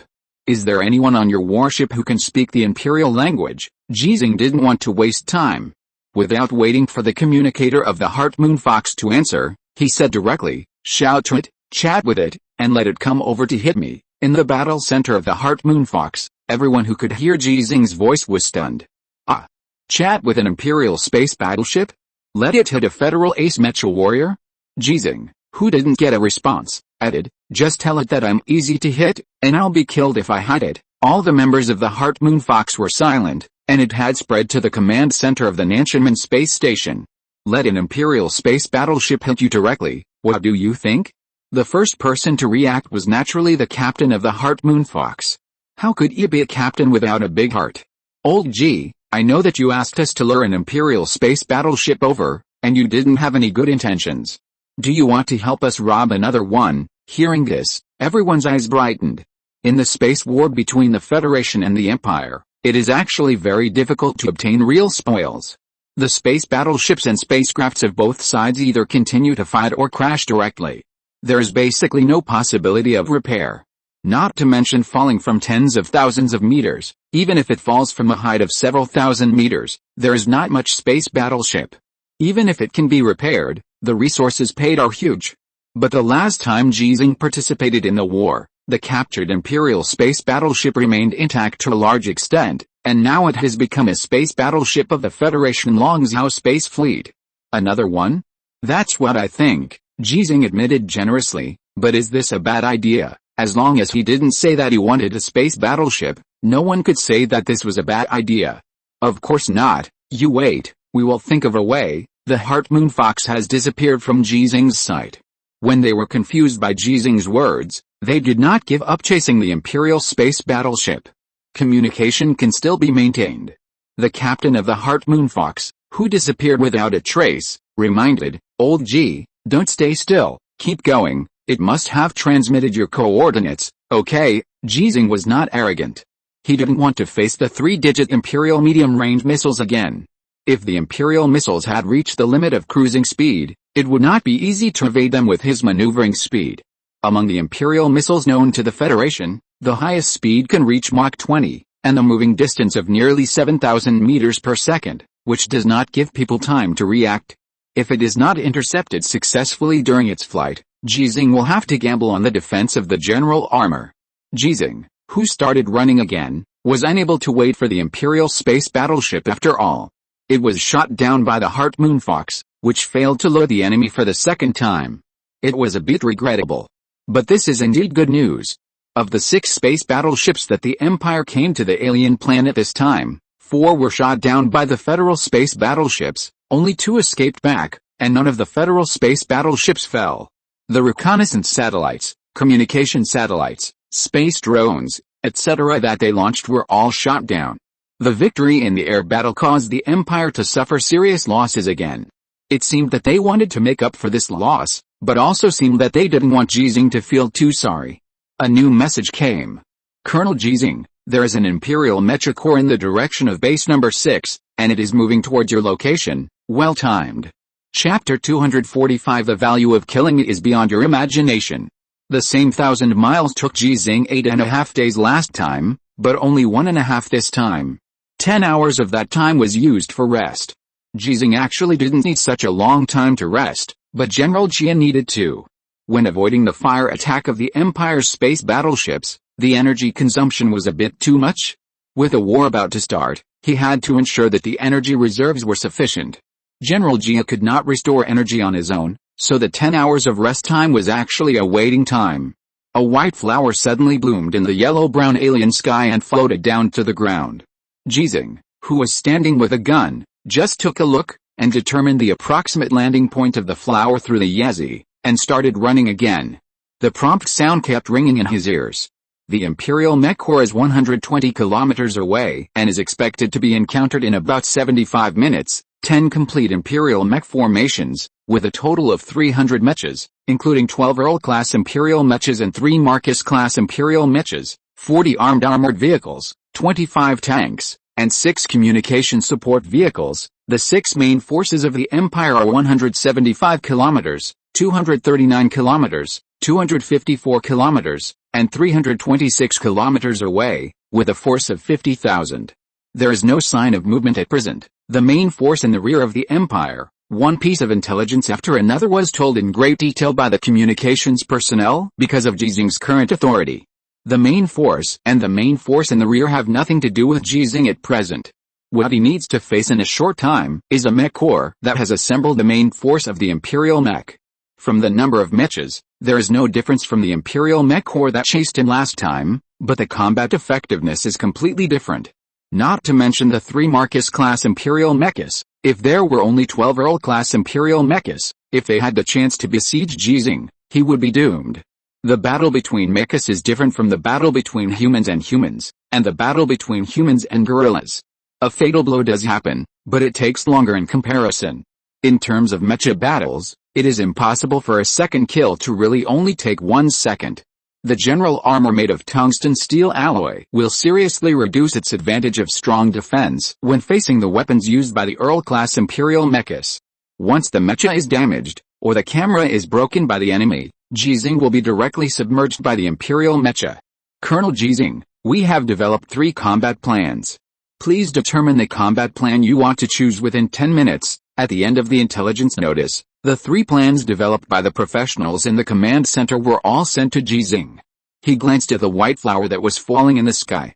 Because of the close distance, the metal box under the white flowers can be seen very clearly at this time. It was temporarily built by an engineering spacecraft and flew to the sky above Ji Xinghe's location for delivery. In the supply box, there are energy supplies and related maintenance tools that Ji Xinghe needs.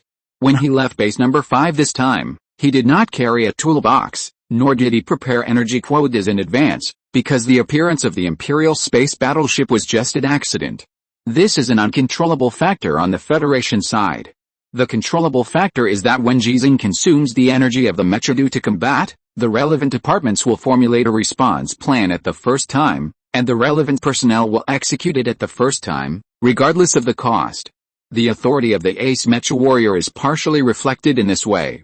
Okay, Ji Xinghe appeared at the coordinates calculated by Yezi, waiting for his space drop supply box to arrive, and looked at the 3 plans formulated by the general staff. The first plan is the simplest.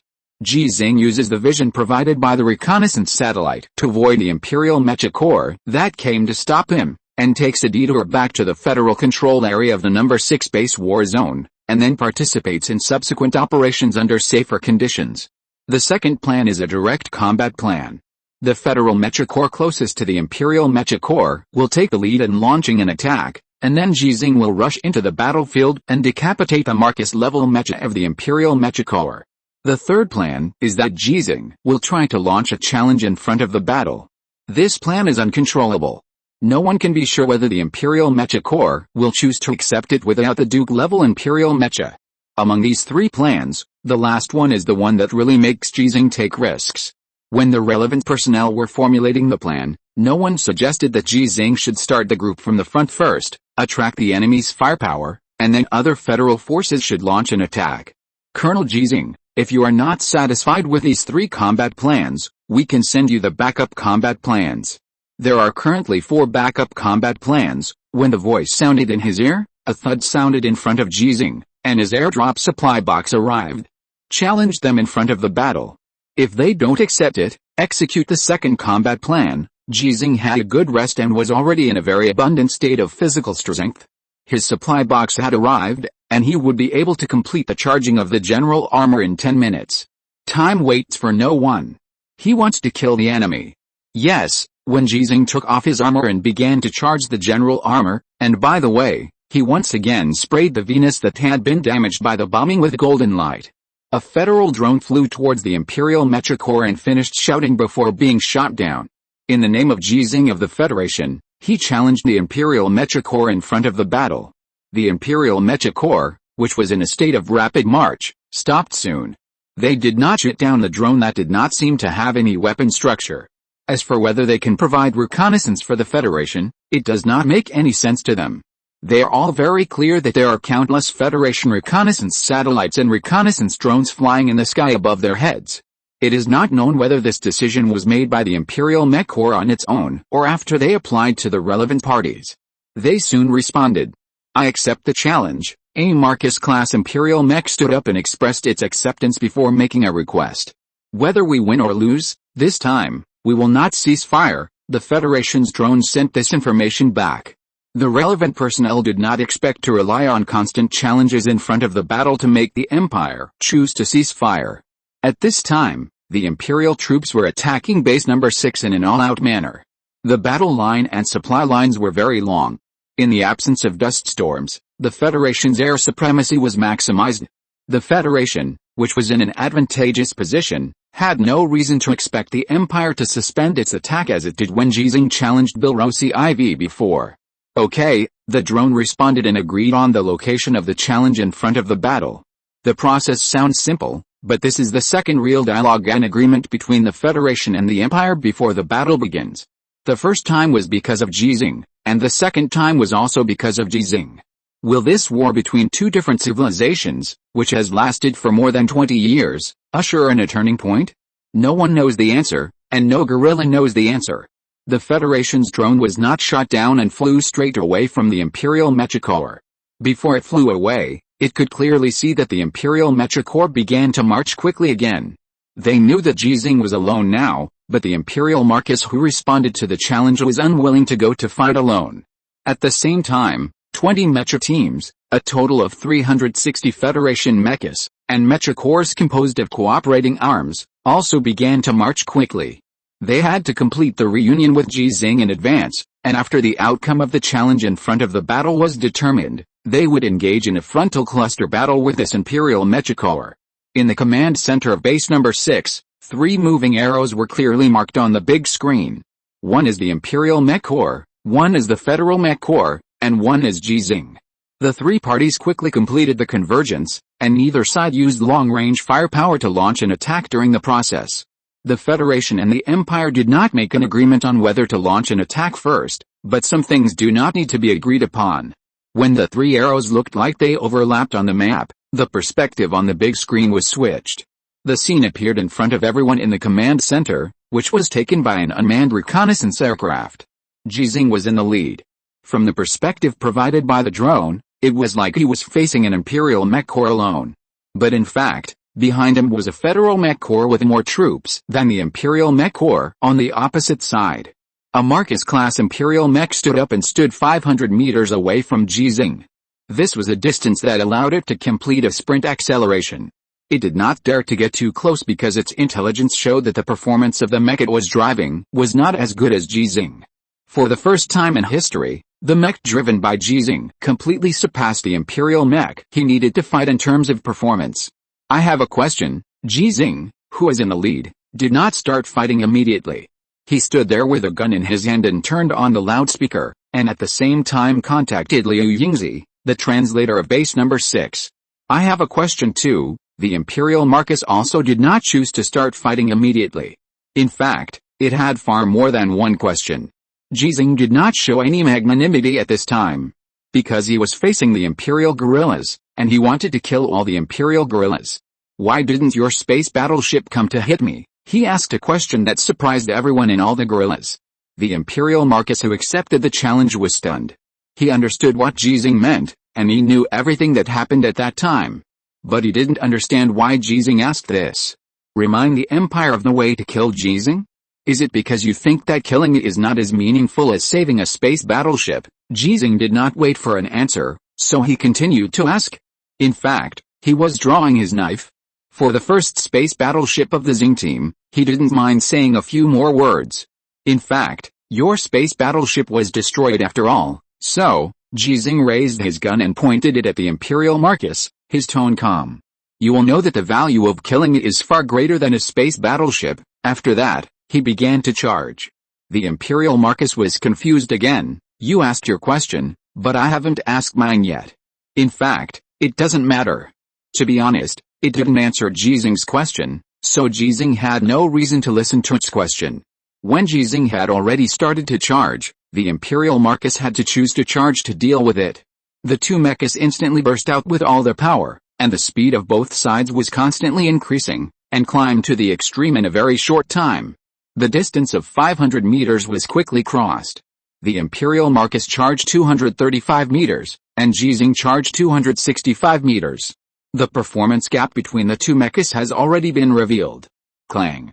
The mecha heavy sword and bayonet made of tungsten steel gold collided with each other first, and then the mechas of both sides. With a bang, it was like a cannonball explosion. The expressions of the mecha warriors watching the battle were completely synchronized at this moment, and everyone was shocked. Why did Ji Xinghe choose this way of fighting? Shouldn't he rely on the superior performance of the mecha and the attack range of weapons such as the bayonet to fight with a Marcus-class Imperial mecha using the mecha heavy sword? The load brought by such a horrific collision must be extremely high. Can Ji Xinghe withstand it? Or, how many times can he withstand it? The worried doubts just arose in the minds of the mecha warriors watching the battle, and the answer was revealed by Ji Xinghe. After the collision, General A attacked first. P.S. I heard that there will be double monthly tickets tomorrow, which is the 28th. Bosses, remember to vote. Thank you for your support. Chapter 246, Invincible.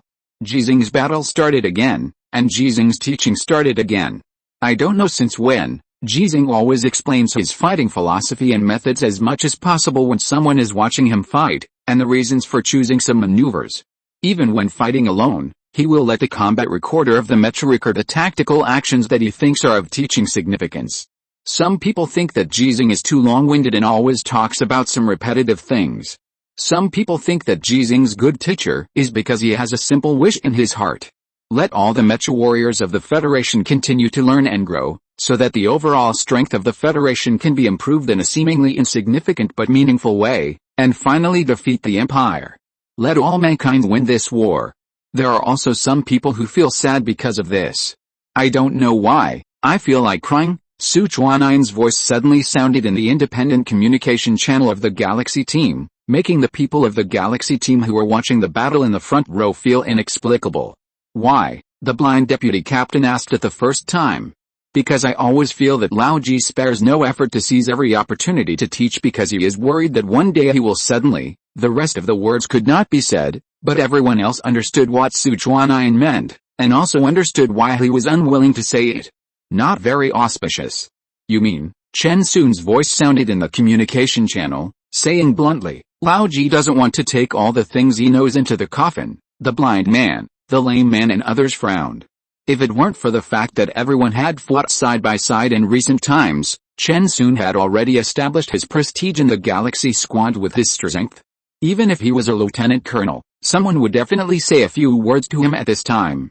Yes, Sichuanian responded, with an inexplicable feeling of grief in his tone. Maybe I think too much. Lao Ji will not die, and he will never die. The independent communication channel of the Galaxy Squad was silent for a moment because of these conversations, but their ears were not quiet. Ji Xinghe's voice, through the full channel broadcast mode, constantly rang in their ears, and rang in the ears of the 360 Mecha warriors beside and behind them, and will rang in the ears of many, many Mecha warriors in the future. The on-site teaching of an ace Mecha warrior during the battle is a course that should not be missed for any Mecha warrior. Even among the 9 Mecha warriors who are also ace warriors like Ji Xinghe, at least 8 will watch the replay in their spare time. Especially Jackson, the ace Mecha warrior. He is now also within the war zone of base number 6, but the battle line of this war zone is too long, and it is impossible to come to support Ji Xinghe as quickly as the Xinghe team. I don't know if you think too much, but I know why Lao Ji chose this way of fighting. Chen Sun's voice rang again, attracting everyone's attention. Even Ji Xinghe's teaching voice was covered by his voice. Anyway, they can watch the recorded broadcast, and the Mecha warriors of the Xinghe team don't care. Why? This time it was the lame man who responded. Because of morale, Chen Sun's tone was very firm, and he gave the reason after giving the answer. After this battle, we will immediately go to war with the Imperial Mecha Corps. Lao Ji's victory is unquestionable, but how to win is very important for the subsequent battles, because this time is different from the last time. Everyone knew that Chen Sun was talking about the Battle of Xianshan, which was also Ji Xinghe's first battle. At that time, many people were worried that Ji Xinghe would fail. After all, he was facing a Duke-level Imperial Mecha, and his Mecha performance was not as good as the opponent's. Before the last victory, many people thought that Lao Ji could not win, and they were ready to avenge Lao Ji, including you. The people in the Xinghe team did not deny it. Winning in that situation can bring about an incredible morale boost. Otherwise, why do you think the Empire suddenly gave up the attack and gave up 48 hours, even though they knew the dust storm was about to end? Because they were afraid. Their military spirit was shaken, and their morale dropped significantly because of Lao Ji's victory. Before Chen Sun finished speaking, he talked about the present. This time, everyone thinks that Lao Ji will win. You think so, they think so, and those Imperial guerrillas think so too. So, can Lao Ji's victory this time bring the same morale as before?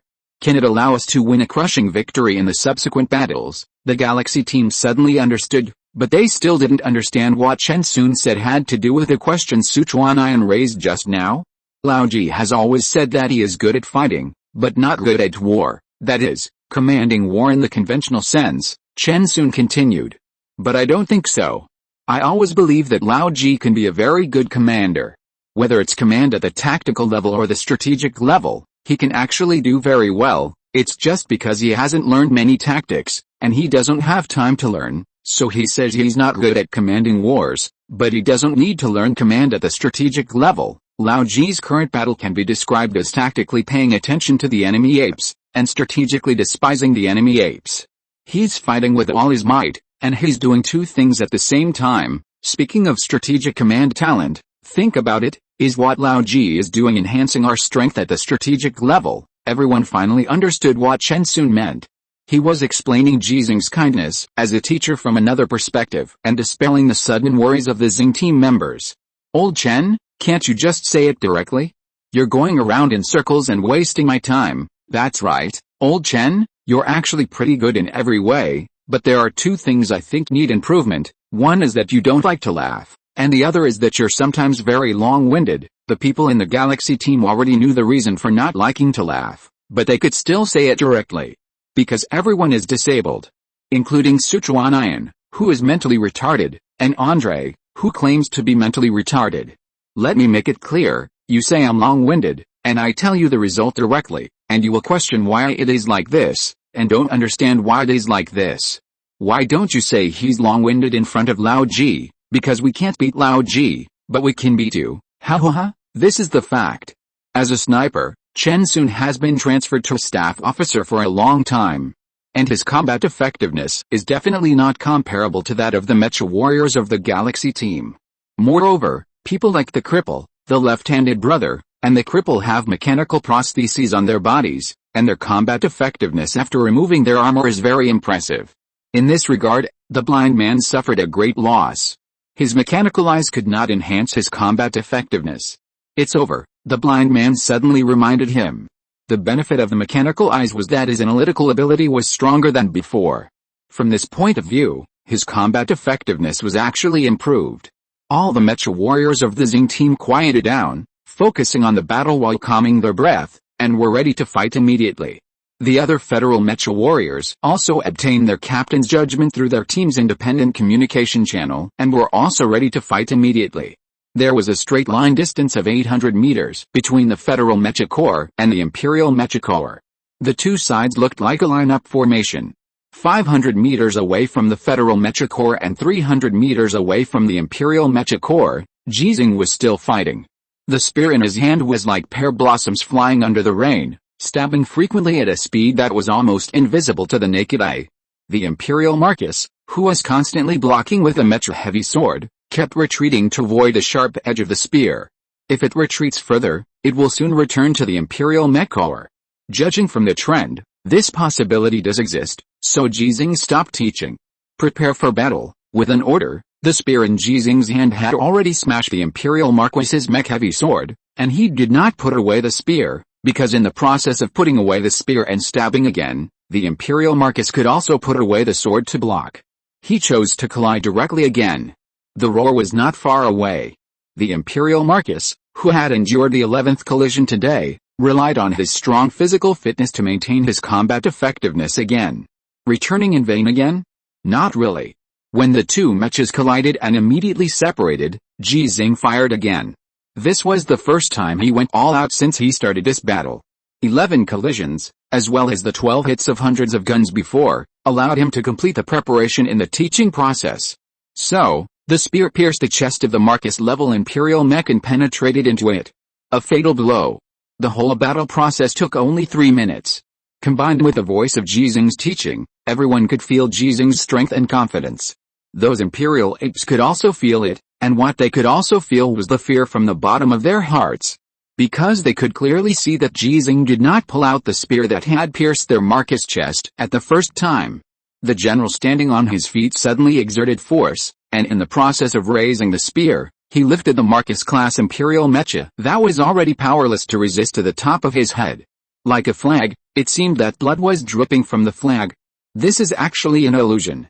Liquids are almost impossible to exist in the atmosphere of an alien planet, but there is one thing that is definitely not an illusion, the flag-bearer, Ji Xinghe. When he waved the special flag in his hand that frightened the Imperial apes, the Federal Mecha Corps located 500 meters behind him seemed to have received an order. Boom, boom, boom. Countless roars merged into one, and they began to charge. In this process, Sichuan made an extremely bold decision. After he connected to the full-channel broadcasting system, he shouted loudly. "In the name of the galaxy, we are invincible." The Mecha warriors who were charging heard this voice, and the other arms that were fighting together also heard this voice. They also saw that Ji Xinghe, who was leading the first armor, dropped a flag like throwing a rag, the flag that should have belonged to the glory of the Empire. Then they began to charge at the forefront of them. They were charging, Ji Xinghe was charging again, and they charged with Ji Xinghe. So they followed the shouts of the Xinghe team. Shouted out loud. "In the name of the galaxy, we are invincible. P.S. Thanks again to the leader of the 9 Chuan boss for the reward, and I still owe 5 more chapters. The monthly tickets will be doubled at the end of the month, and I beg for your support. Those who said they would leave tickets for me, are you still keeping them?" Chapter 247. A gradually cold heart. In the name of Xinghe, in the name of the Federation. Is there a difference? For the Federation mech corps that started the charge, there was actually no difference, because the general armor they were following at the moment. The driver was not the general, but the Federation, Ji Xinghe. This was a name that had spread throughout the alien planet, even to the Azure Star, and even the Empire Star. To carry a mountain on one's shoulders, the world knows it, the world knows it, the world knows it. So there was no difference. Boom boom boom.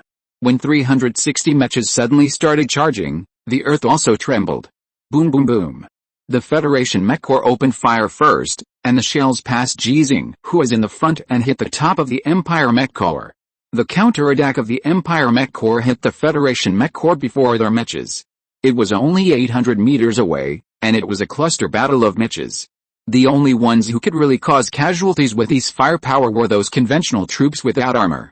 Some people died, but no one was sad at this time. There was only the bloodiness brought by hatred, and the charge was unstoppable. Harris, I'll return your sword. Ji Xinghe's voice rang in Harris's ears.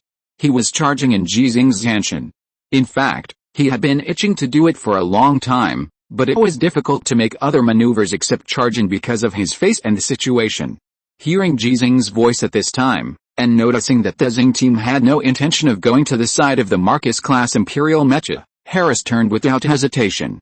He was going to pick up the sword that Ji Xinghe returned to him. According to relevant rules and regulations, the ownership of this sword should not belong to him, nor to Ji Xinghe. Even if he went to take it, he might have to hand it over after returning. Unless he can become an ace, or this sword is asked by Ji Xinghe to take it. Harris, you King took this Hanshin, and now you want a sword? Have some shame. Qin Tuang's angry curse sounded at the same time Harris made a maneuver. In fact, he also wanted that sword. Weapons made of tungsten steel gold are too rare for the Federation. They are weapons that can only be equipped by the Earl-level Imperial Mecha. In the case of insufficient kills, it is impossible for the Federation's special Mecha warriors to have one in hand. Moreover, there are also cases where weapons are taken away after being broken by the Imperial Mecha. Why are you yelling? Lao Ji asked me to take it. If you have the guts, yell at Lao Ji. Harris was unmoved. The weapon with special features in his hand had been handed over to his teammates around him. Not everyone in his team has advanced weapons. Barehanded, the speed increased again. Harris successfully grabbed the Mecha heavy sword that no one would snatch from him. Qin Tuang would not snatch it from him, and no one else would snatch it from him, because this was Ji Xinghe's arrangement. But complaints are inevitable. Harris, if you can't kill a count, I'll go back and take the sword back. Qin Tuang has led the team to the front. His team's charge speed is second only to Ji Xinghe's Xinghe team. Similar to the Xinghe team, Qin Tuang's Mecha team is also pure in personnel configuration and does not need to wait for the arms of the cooperating combat to follow up. Harris's team is relatively slower. Although the Mecha and tank coordination does not mean that the Mecha and tank have to go together, there are requirements for the distance between them according to different tactical arrangements. I want to kill the Marcus, and the count will be left to you. After Harris got the weapon, he directly left his Mecha team and started to speed up the charge. This was not only his own request, but also an emergency tactical change made by the command center. In the original combat plan, the remaining two Imperial Marquises were all dealt with by Ji Xinghe. What other Mecha warriors needed to do was to block all other mechas of the Imperial Mecha Corps and prevent them from helping the two Marcus-level Imperial mechas to besiege Ji Xinghe. It is much more difficult to fight one against two, but Ji Xinghe is an ace Mecha warrior, and he must bear more responsibilities and obligations in such a battle. From another perspective, the main offensive target of the Empire must be Ji Xinghe, who is covered with the gold stars. This is indeed the case. The two Marcus-class mechas and 12 Earl-class mechas in the Imperial Mecha Corps had already started charging when the Federal mechas began to charge. They all have only one goal. The Federation, Ji Xinghe. Ji Xinghe, who should have avoided, did not avoid. He used his own way to improve the morale of the Federal Mecha Corps, so his morale should not fall because of his avoidance. 1 against 14? No. Ji Xinghe, who has traveled thousands of miles alone twice in a row, has teammates this time. In addition to Qin Tuang and Harris, who began to accelerate, there were 16 special Mecha warriors driving their mechas, breaking away from their Mecha squads and rushing towards Ji Xinghe.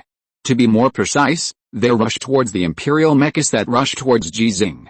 Among them were the Blind Man and the Lame Man, two special class warriors who were not as strong as the Imperial Earl in the eyes of many people.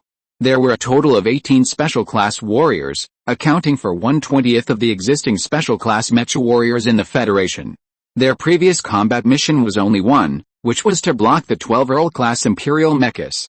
And now, because Harris got the Mecha heavy sword made of tungsten steel gold, he had unprecedented confidence wearing Zanshin. The combat plan was temporarily changed, 17 against 12, 2 against 2. But Harris used the strong to attack the weak. When Ji Xinghe spoke calmly, He had already encountered two Marcus-class imperial mechas. The long spear in his hand flew and blocked a mecha heavy sword and a mecha sword. Harris didn't understand. Stupid, go kill the Earl. When Qin Tong cursed angrily, he had already blocked an Earl-class imperial mecha. The performance of his mecha had been restored in a past period of time. The 12th generation core engine that was replaced on Zanshan was not taken back, but the Federation mobilized a brand new 12th generation core engine and completed the replacement. The weapon in his hand is a mecha heavy sword with high-frequency oscillation characteristics. The material is the same as Jackson's mecha heavy sword before. It can collide with weapons made of tungsten steel gold within a certain number of collisions. When the battle came to a head, it was difficult to tell the winner for a while. Harris finally reacted. He did not blame Ji Xinghe for the unclear instructions at such a critical moment. He only blamed him for his low cultural level. Why didn't you pay more attention when learning the Longzhi language before? It's really wrong to waste 3 seconds. Harris changed the direction of his charge. After a fine-tuning turn, he appeared beside an Earl-class Imperial mecha, which was fighting with the Blind Man and the Cripple. Many people think that the Blind Man and the Cripple are not worthy of the position because of the Ace Fighter creation plan, but it is actually a lack of strength. Harris thought so too. After receiving Ji Xinghe's order, he chose to help the Blind Man and the Lame Man, even though these two special-grade warriors, who had more than 100 gold stars in total, were joining forces to besiege an Earl-class Imperial mecha. The gold stars of other mecha warriors were killed by real swords and guns, and Harris chose to trust. This move made the Blind Man and the Lame Man a little angry, but the source of the anger had nothing to do with Harris. What they hated was why they had participated in that plan in the first place. What they hated was their own strength, why it was not enough for others to trust.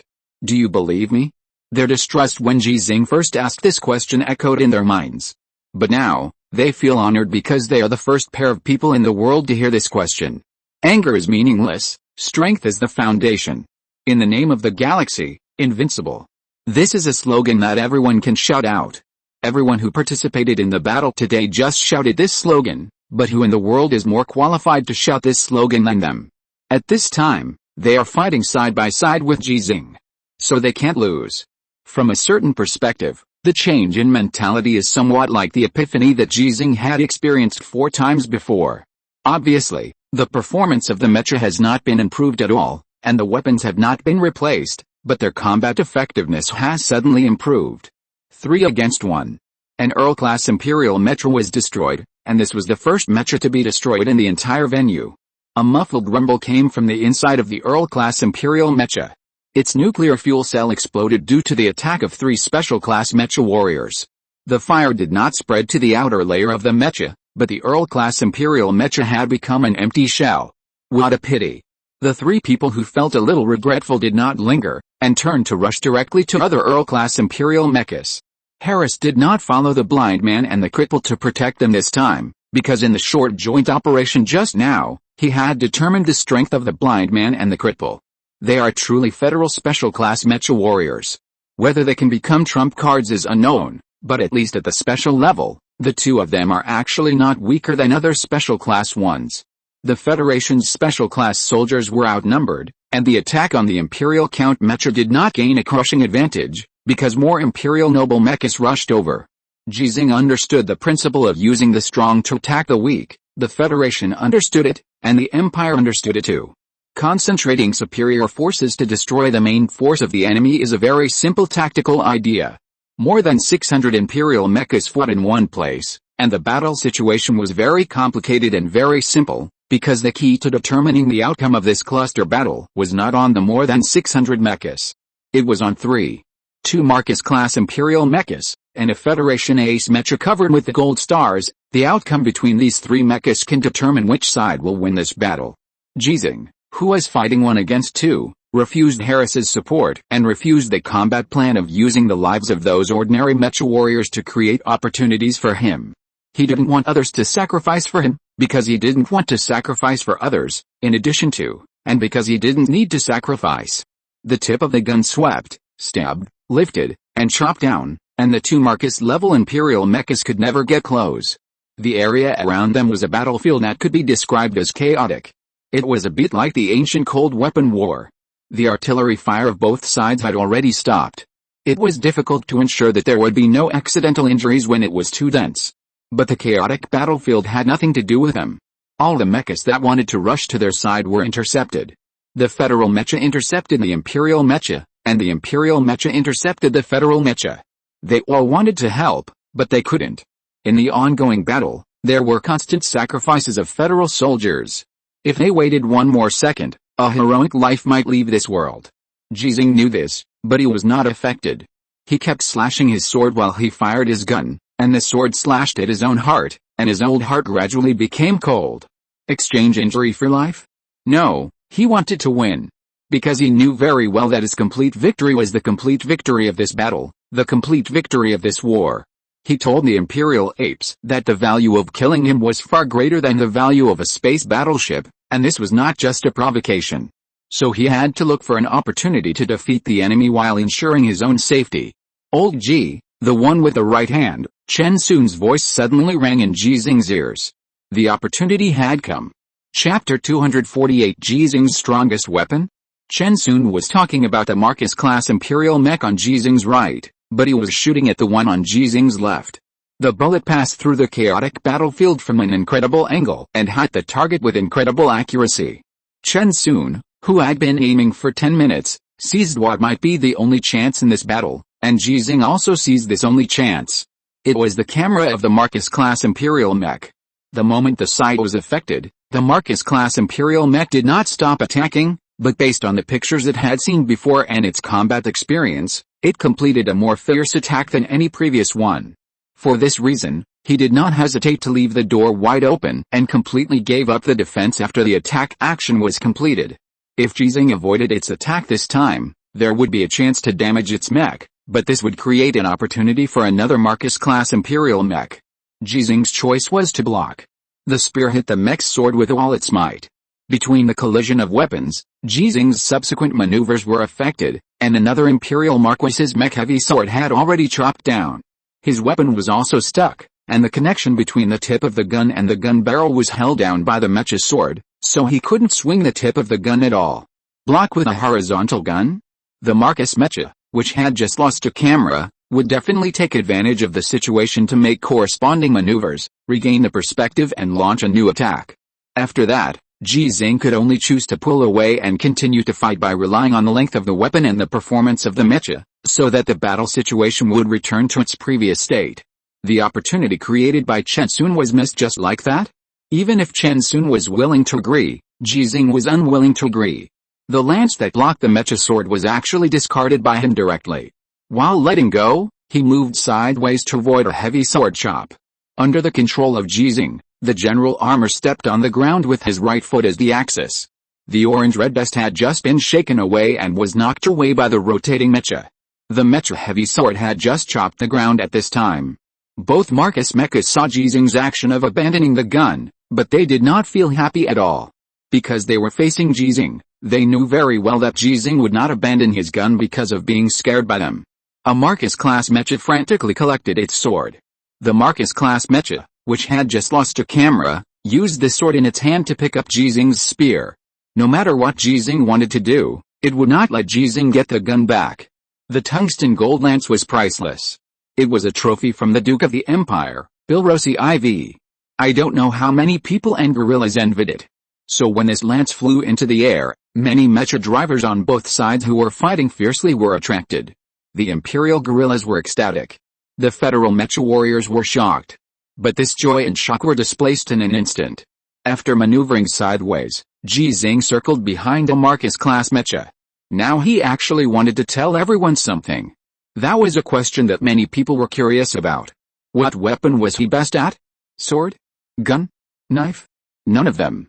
But the communication channel must be relatively quiet. The independent communication channels of each mecha team are the key to ensure that they can cooperate with each other during the battle. The communication channel that automatically connects according to the distance has the same function. In this chaotic battle situation, forcibly using full channel broadcasts to say nonsense to everyone is meaningless, even if it can boost morale. It will affect the mecha warriors who are fighting. Simply, use practical actions that are more powerful than words to tell everyone the answer they want to know. Duang, duang, duang. There were 3 consecutive muffled sounds. Ji Xinghe appeared behind the Marcus-class mecha and simply swung his mechanical arm to hit 3 punches. The speed was extremely fast, and the power was not the strongest, but it was just right. The Marcus mecha, which had completed the sword-collecting action and was turning around to chop, turned back to Ji Xinghe again when these 3 punches hit, like a reversed movie shot. Dong dong dong. Another series of muffled sounds. The Marcus mecha tried to turn around again, and the maneuver was once again stopped by Ji Xinghe's fist. This time its movements were not reversed, but Ji Xinghe was still behind it. If it can move, Ji Xinghe can move naturally. The Federation's 12th generation core engine is running at full power, and a faint blue light is lit up from the energy transmission board inside the mecha. The entire interior of the mecha, except for the cockpit, seems to be glowing. The micro-engines on the limbs and joints are also running at full power. The mobile joints that carry the highest mechanical technology of the Federation are flexible and powerful under the control of Ji Xinghe. The clenched fists of both hands, with the 4 fingers combined, kept hitting the body of the Marcus mecha. The tungsten steel gold spikes on the back of the hand were never used by Ji Xinghe. The spikes are too short, the attack distance is too short, and the armor-piercing ability is greatly limited. He must have the right opportunity to use it. At this time, the opportunity can only be created by himself, using his fists. Boom, boom, boom. In a series of muffled sounds, some dents appeared on the body of the Marcus mecha. Its protective armor performance is not as good as tungsten steel alloy. The opportunity was emerging, but another Marcus mecha had corrected its sight angle and swung its mecha sword to slash at Ji Xinghe. It happened in a split second. When the mecha sword swung, it was only a few seconds before Ji Xinghe's spear was picked up and flew into the air and seen by many people and many gorillas. Ji Xinghe, who threw 12 punches in a row, always stayed behind the Marcus mecha he attacked. Facing the mecha sword slashing from the side, and the Marcus mecha that suddenly pounced forward to distance himself, he did not hesitate to sidestep. The time difference appeared. Before the Marcus mecha turned around and attacked, it was time for him to fight against the Imperial mecha with a broken camera. 1 second or 2 seconds? There was no need to calculate how much time difference he had. Ji Xinghe, who sidestepped to avoid the mecha sword, had already controlled the general armor to complete the advance and punched the body of the Marcus mecha. 24 Tai Chi, the 14th, double peaks piercing the ears. Both fists hit the head of the Marcus mecha from the left and right at the same time, with the backs of the fists facing each other, and the spikes on the backs of the hands finally came in handy. With a bang, both fists hit at the same time. The cameras on both sides of the Marcus-class mecha's head were broken at the same time. But how could it be such a simple attack with a time difference that Ji Xinghe finally had? With a bang, the headbutt reappeared. The general armor raised his head and then suddenly smashed his forehead down, launching a fatal blow with a height that was not weaker than that of the Imperial mecha. The last camera on the front of the Marcus-class mecha's head was broken, and it now only had the view from the back. But Ji Xinghe was in front of it. So this was a fatal blow. It was no longer a threat to Ji Xinghe. Even a special class like Harris could easily kill it. 1 second passed quickly like this, and another Marcus-class Imperial mecha, which had pulled away and turned around, had raised the mecha heavy sword in its hand and chopped at Ji Xinghe's head viciously. It has a charging action, which is to accumulate power, in order to destroy the head of general armor with 1 blow. Well done. Ji Xinghe was calm in his heart. He had 3 changes of moves. Because of the fighting action of the Marcus mecha behind him, he chose one of them. This is the change of move he most wants to make. He grabbed the arm of the Marcus mecha in front of him that was holding the mecha sword, and while squatting, he carried it on his shoulder. Ji Xinghe completed the twisting of the body and faced the Marcus mecha holding the mecha heavy sword. The distance is enough, and the time is enough. Back throw. The Marcus mecha, which is 5.5 meters high and has lost 3 cameras, has jumped over the head of general armor the moment its feet left the ground, and smashed directly into the other Marcus mecha that was swinging the sword. When the loud bang sounded, the 2 Marcus-class Imperial mechas fell to the ground at the same time. In the center of the battlefield, only general armor stood alone. All the people and apes who saw this scene were stunned for a moment. They couldn't understand why Ji Xinghe's spear was picked up and flew into the air, and it hadn't landed yet.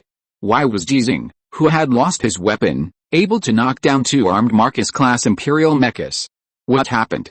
There was no time to think about it, and no one asked.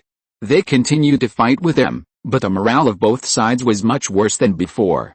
The federal mecha warriors who were just shocked wanted to roar at this time. Some people chose not to bear it. Sichuan of the Galaxy team shouted again.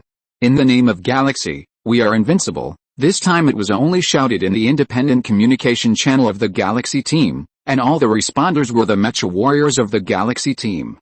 Their captain has won, so they should win. Just knocking down 2 Marcus-class Imperial mechas, and having lost their weapons, is it considered a win? Of course it counts. The Xinghe team knew without even looking that their captain was going to win, so they had a more high-spirited fighting spirit, and the worries about Ji Xinghe's safety in their hearts completely disappeared. This is exactly the case. Ji Xinghe did not stand there waiting for the 2 Marcus-class Imperial mechas to get up. Facing the Imperial guerrillas, he would never talk about morality. He would not even agree to others talking about morality to the guerrillas.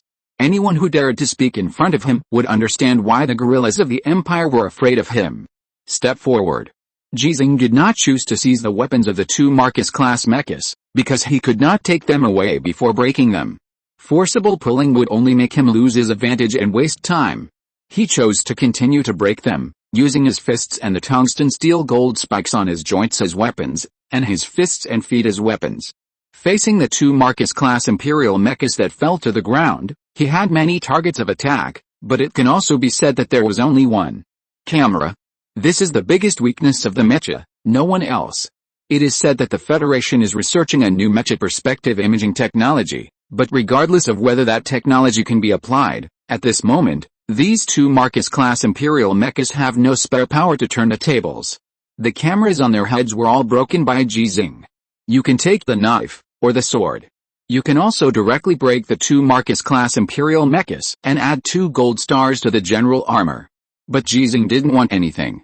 He turned and rushed to his lance, which was picked up and flew hundreds of meters high, and had not landed until now. Before it landed, Ji Xinghe would definitely be able to catch it. Qin Tong, you choose first. After Ji Xinghe finished speaking, his voice rang in Qin Tong's ears. Yazi identified Qin Tong's identity and delayed to convey his words to Qin Tong accurately. What to choose? Choose that mecha sword, or that mecha heavy sword, and choose a Marcus mecha that can no longer be seen and can only be judged by airborne radar, and then complete the break. To be honest, when Ji Xinghe gave the weapon made of tungsten steel gold to Harris just now, Qin Tong felt a little aggrieved and complained. He didn't blame Ji Xinghe, but Chen Sun. This old Chen, wouldn't he have told Ji Xinghe what he said at the beginning? At this time, Qin Tong finally confirmed that Ji Xinghe already knew his intentions, and he also understood Ji Xinghe's intentions. Old Ji is generous to his own people. Qin Tong believes that Ji Xinghe, who is very generous to his own people, is indeed very generous. His instructions sounded again in the independent communication channel of the Xinghe team. Left hand, go help Qin Tong. Left hand, who had just surrounded and beaten a conventional Imperial mecha with his teammates and achieved the destruction, became the 7th special mecha warrior of the Xinghe team to get the tungsten steel gold weapon after Ji Xinghe, the cripple, the blind man, Sichuan, Andre, and the deaf man. Or the 8th, because Qin Tong arrived first and Ji Xinghe let him choose first. Chapter 249 The Desperate Galaxy Team. The battle stopped, and the Federation won the local war. Ji Xinghe gave up 2 gold stars of the Marcus-class Imperial mecha, and got 3 gold stars of the Earl-class Imperial mecha, 4 gold stars of the Viscount-class Imperial mecha, 7 gold stars of the Baron-class Imperial mecha, and 12 gold stars of the conventional-class Imperial mecha. Under the premise that the sizes of these gold stars were exactly the same, he thought he had not lost anything, but had made a lot of money. A full 360 gold stars, one step closer to the 1001 gold stars that Ji Xinghe required. Old Ji, you are confused. The blind man survived, which is good news, and many people survived, which is good news. But there is still a lot of bad news. The fact that no one has mentioned it for the time being does not mean that it has not happened, and it does not mean that no one is grieving. They chose to use another way to ease their hearts. Yes, Lao Ji, you are really confused. Sichuan and the blind man sang the same tune, adding in a tone of regret, to Imperial Marquises, this is a great achievement. You said you don't want it, and Qin Tong got it for nothing. The lame man, who is always normal, was a little dissatisfied this time.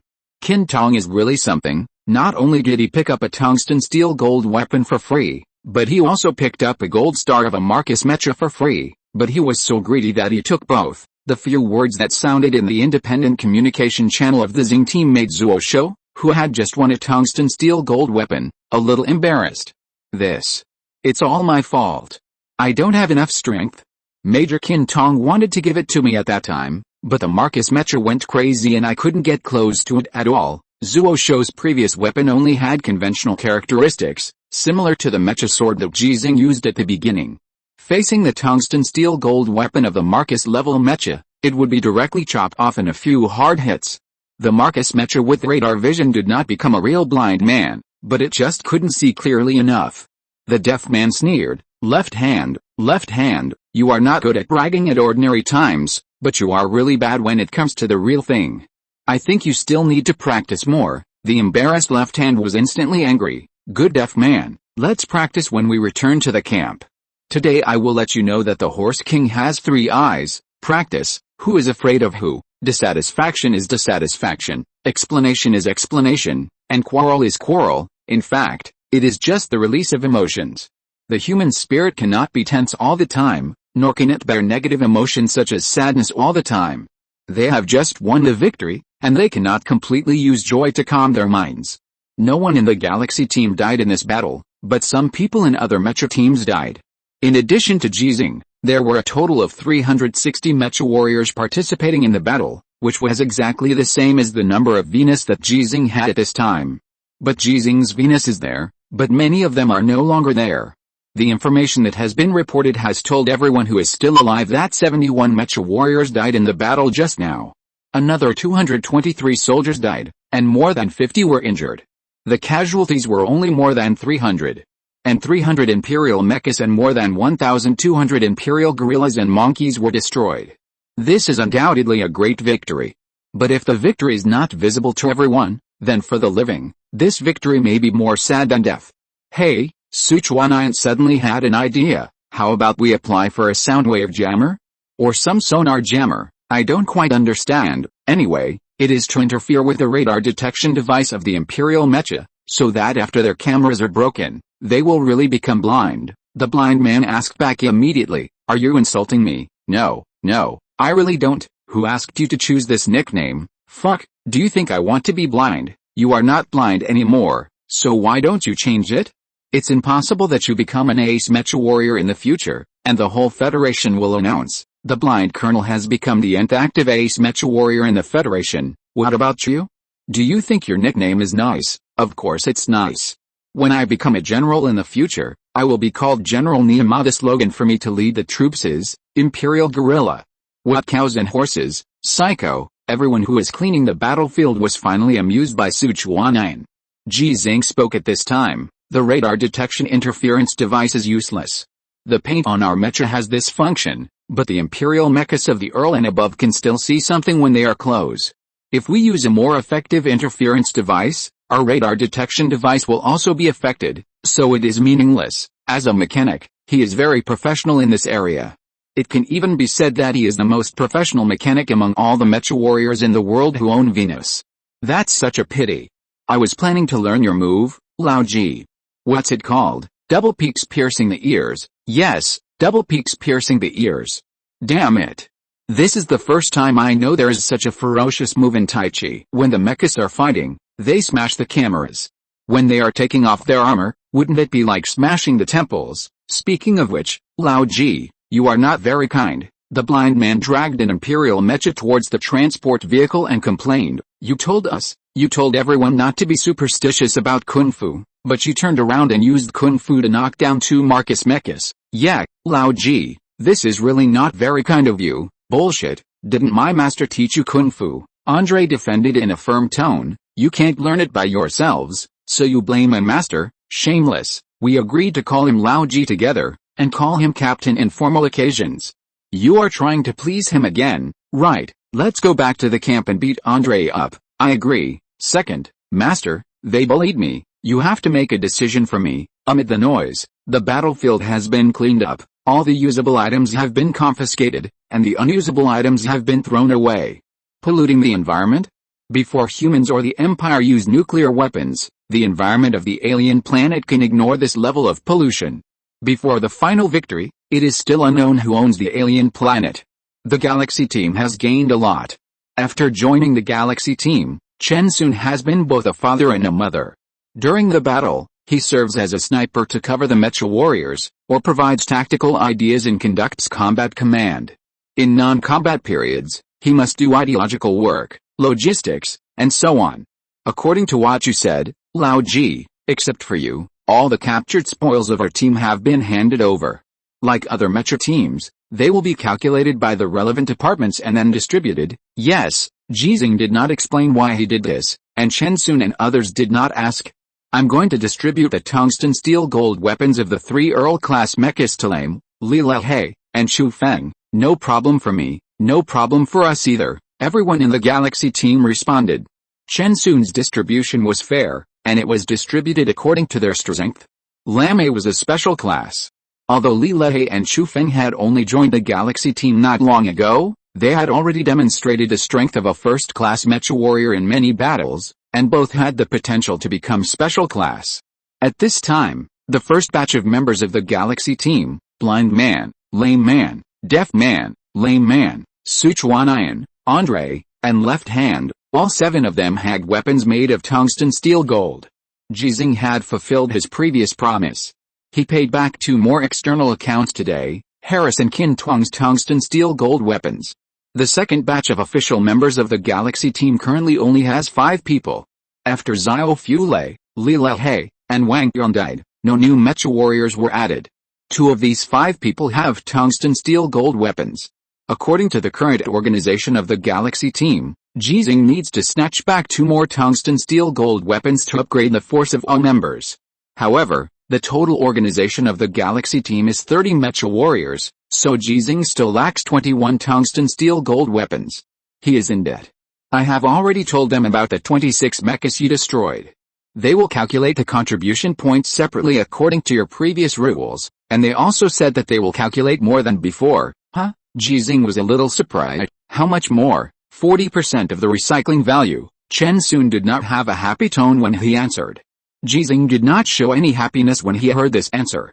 In the past, the Federation would not give him contribution points for the imperial mechas he destroyed unless he destroyed them alone. If they were destroyed alone, they would generally be between 10% and 20% of the recycling value, and the proportion calculated by different departments would be different. However, this time, all the imperial mechas he destroyed in the cluster battle were counted as contribution points for him, and the proportion was actually greatly increased. What does this mean? Ji Xinghe believed that it was definitely not just because of the ace Mecha warriors, there should be another reason. Chen Sun also guessed it. Good thing, Ji Xinghe said concisely, and then talked about equipping the Xinghe team with 30 Zhanshan class mechas. The people in the Xinghe team were very excited. They envied the Zhanshan that Harris was driving now. Although the Zhanshan class is not Zhanshan, the improvement of the Mecha performance is of great help to their combat effectiveness.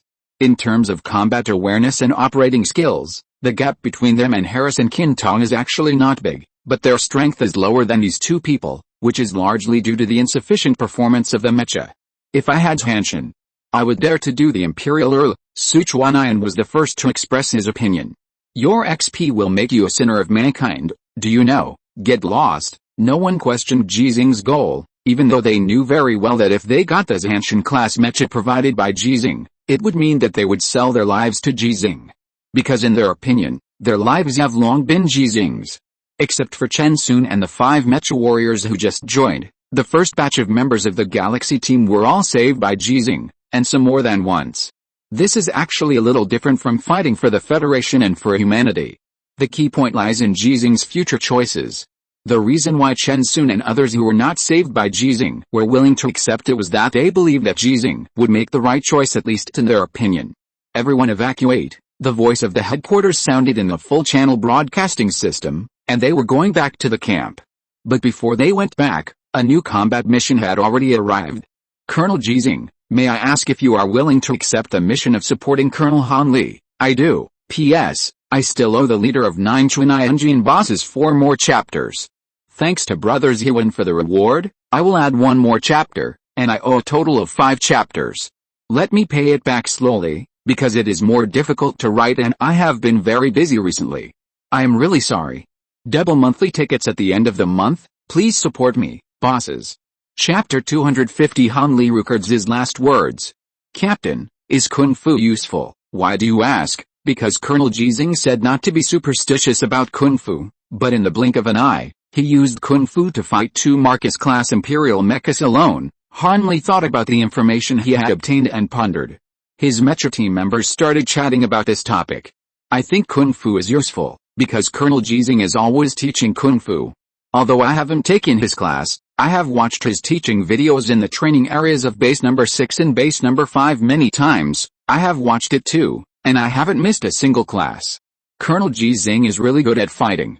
Fighting 1 against 10 is like playing, and he can beat 100 in one class. It's so damn cool, but Colonel Ji Xinghe himself said that you shouldn't be superstitious about Kung Fu. Instead of practicing Kung Fu, you might as well hone your driving skills and study maneuvers. I have studied the non-standard tactical maneuvers pioneered by Colonel Ji Xinghe, the reverse leap maneuver, but I can't do it.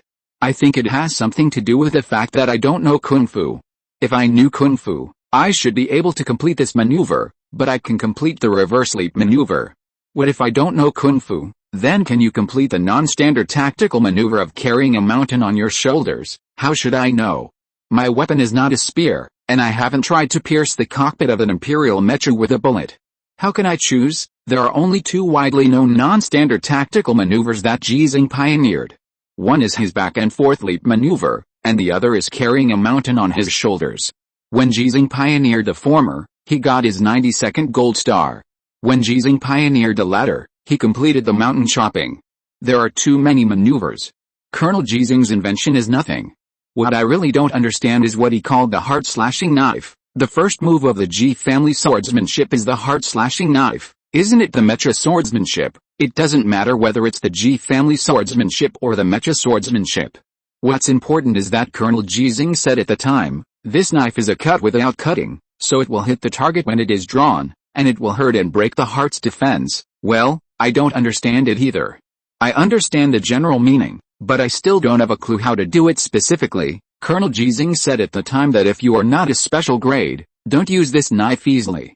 You are not a special grade yet. Why do you think about this? I have 18 gold stars, and I only need 2 more to become a special grade. What's wrong with thinking about it in advance?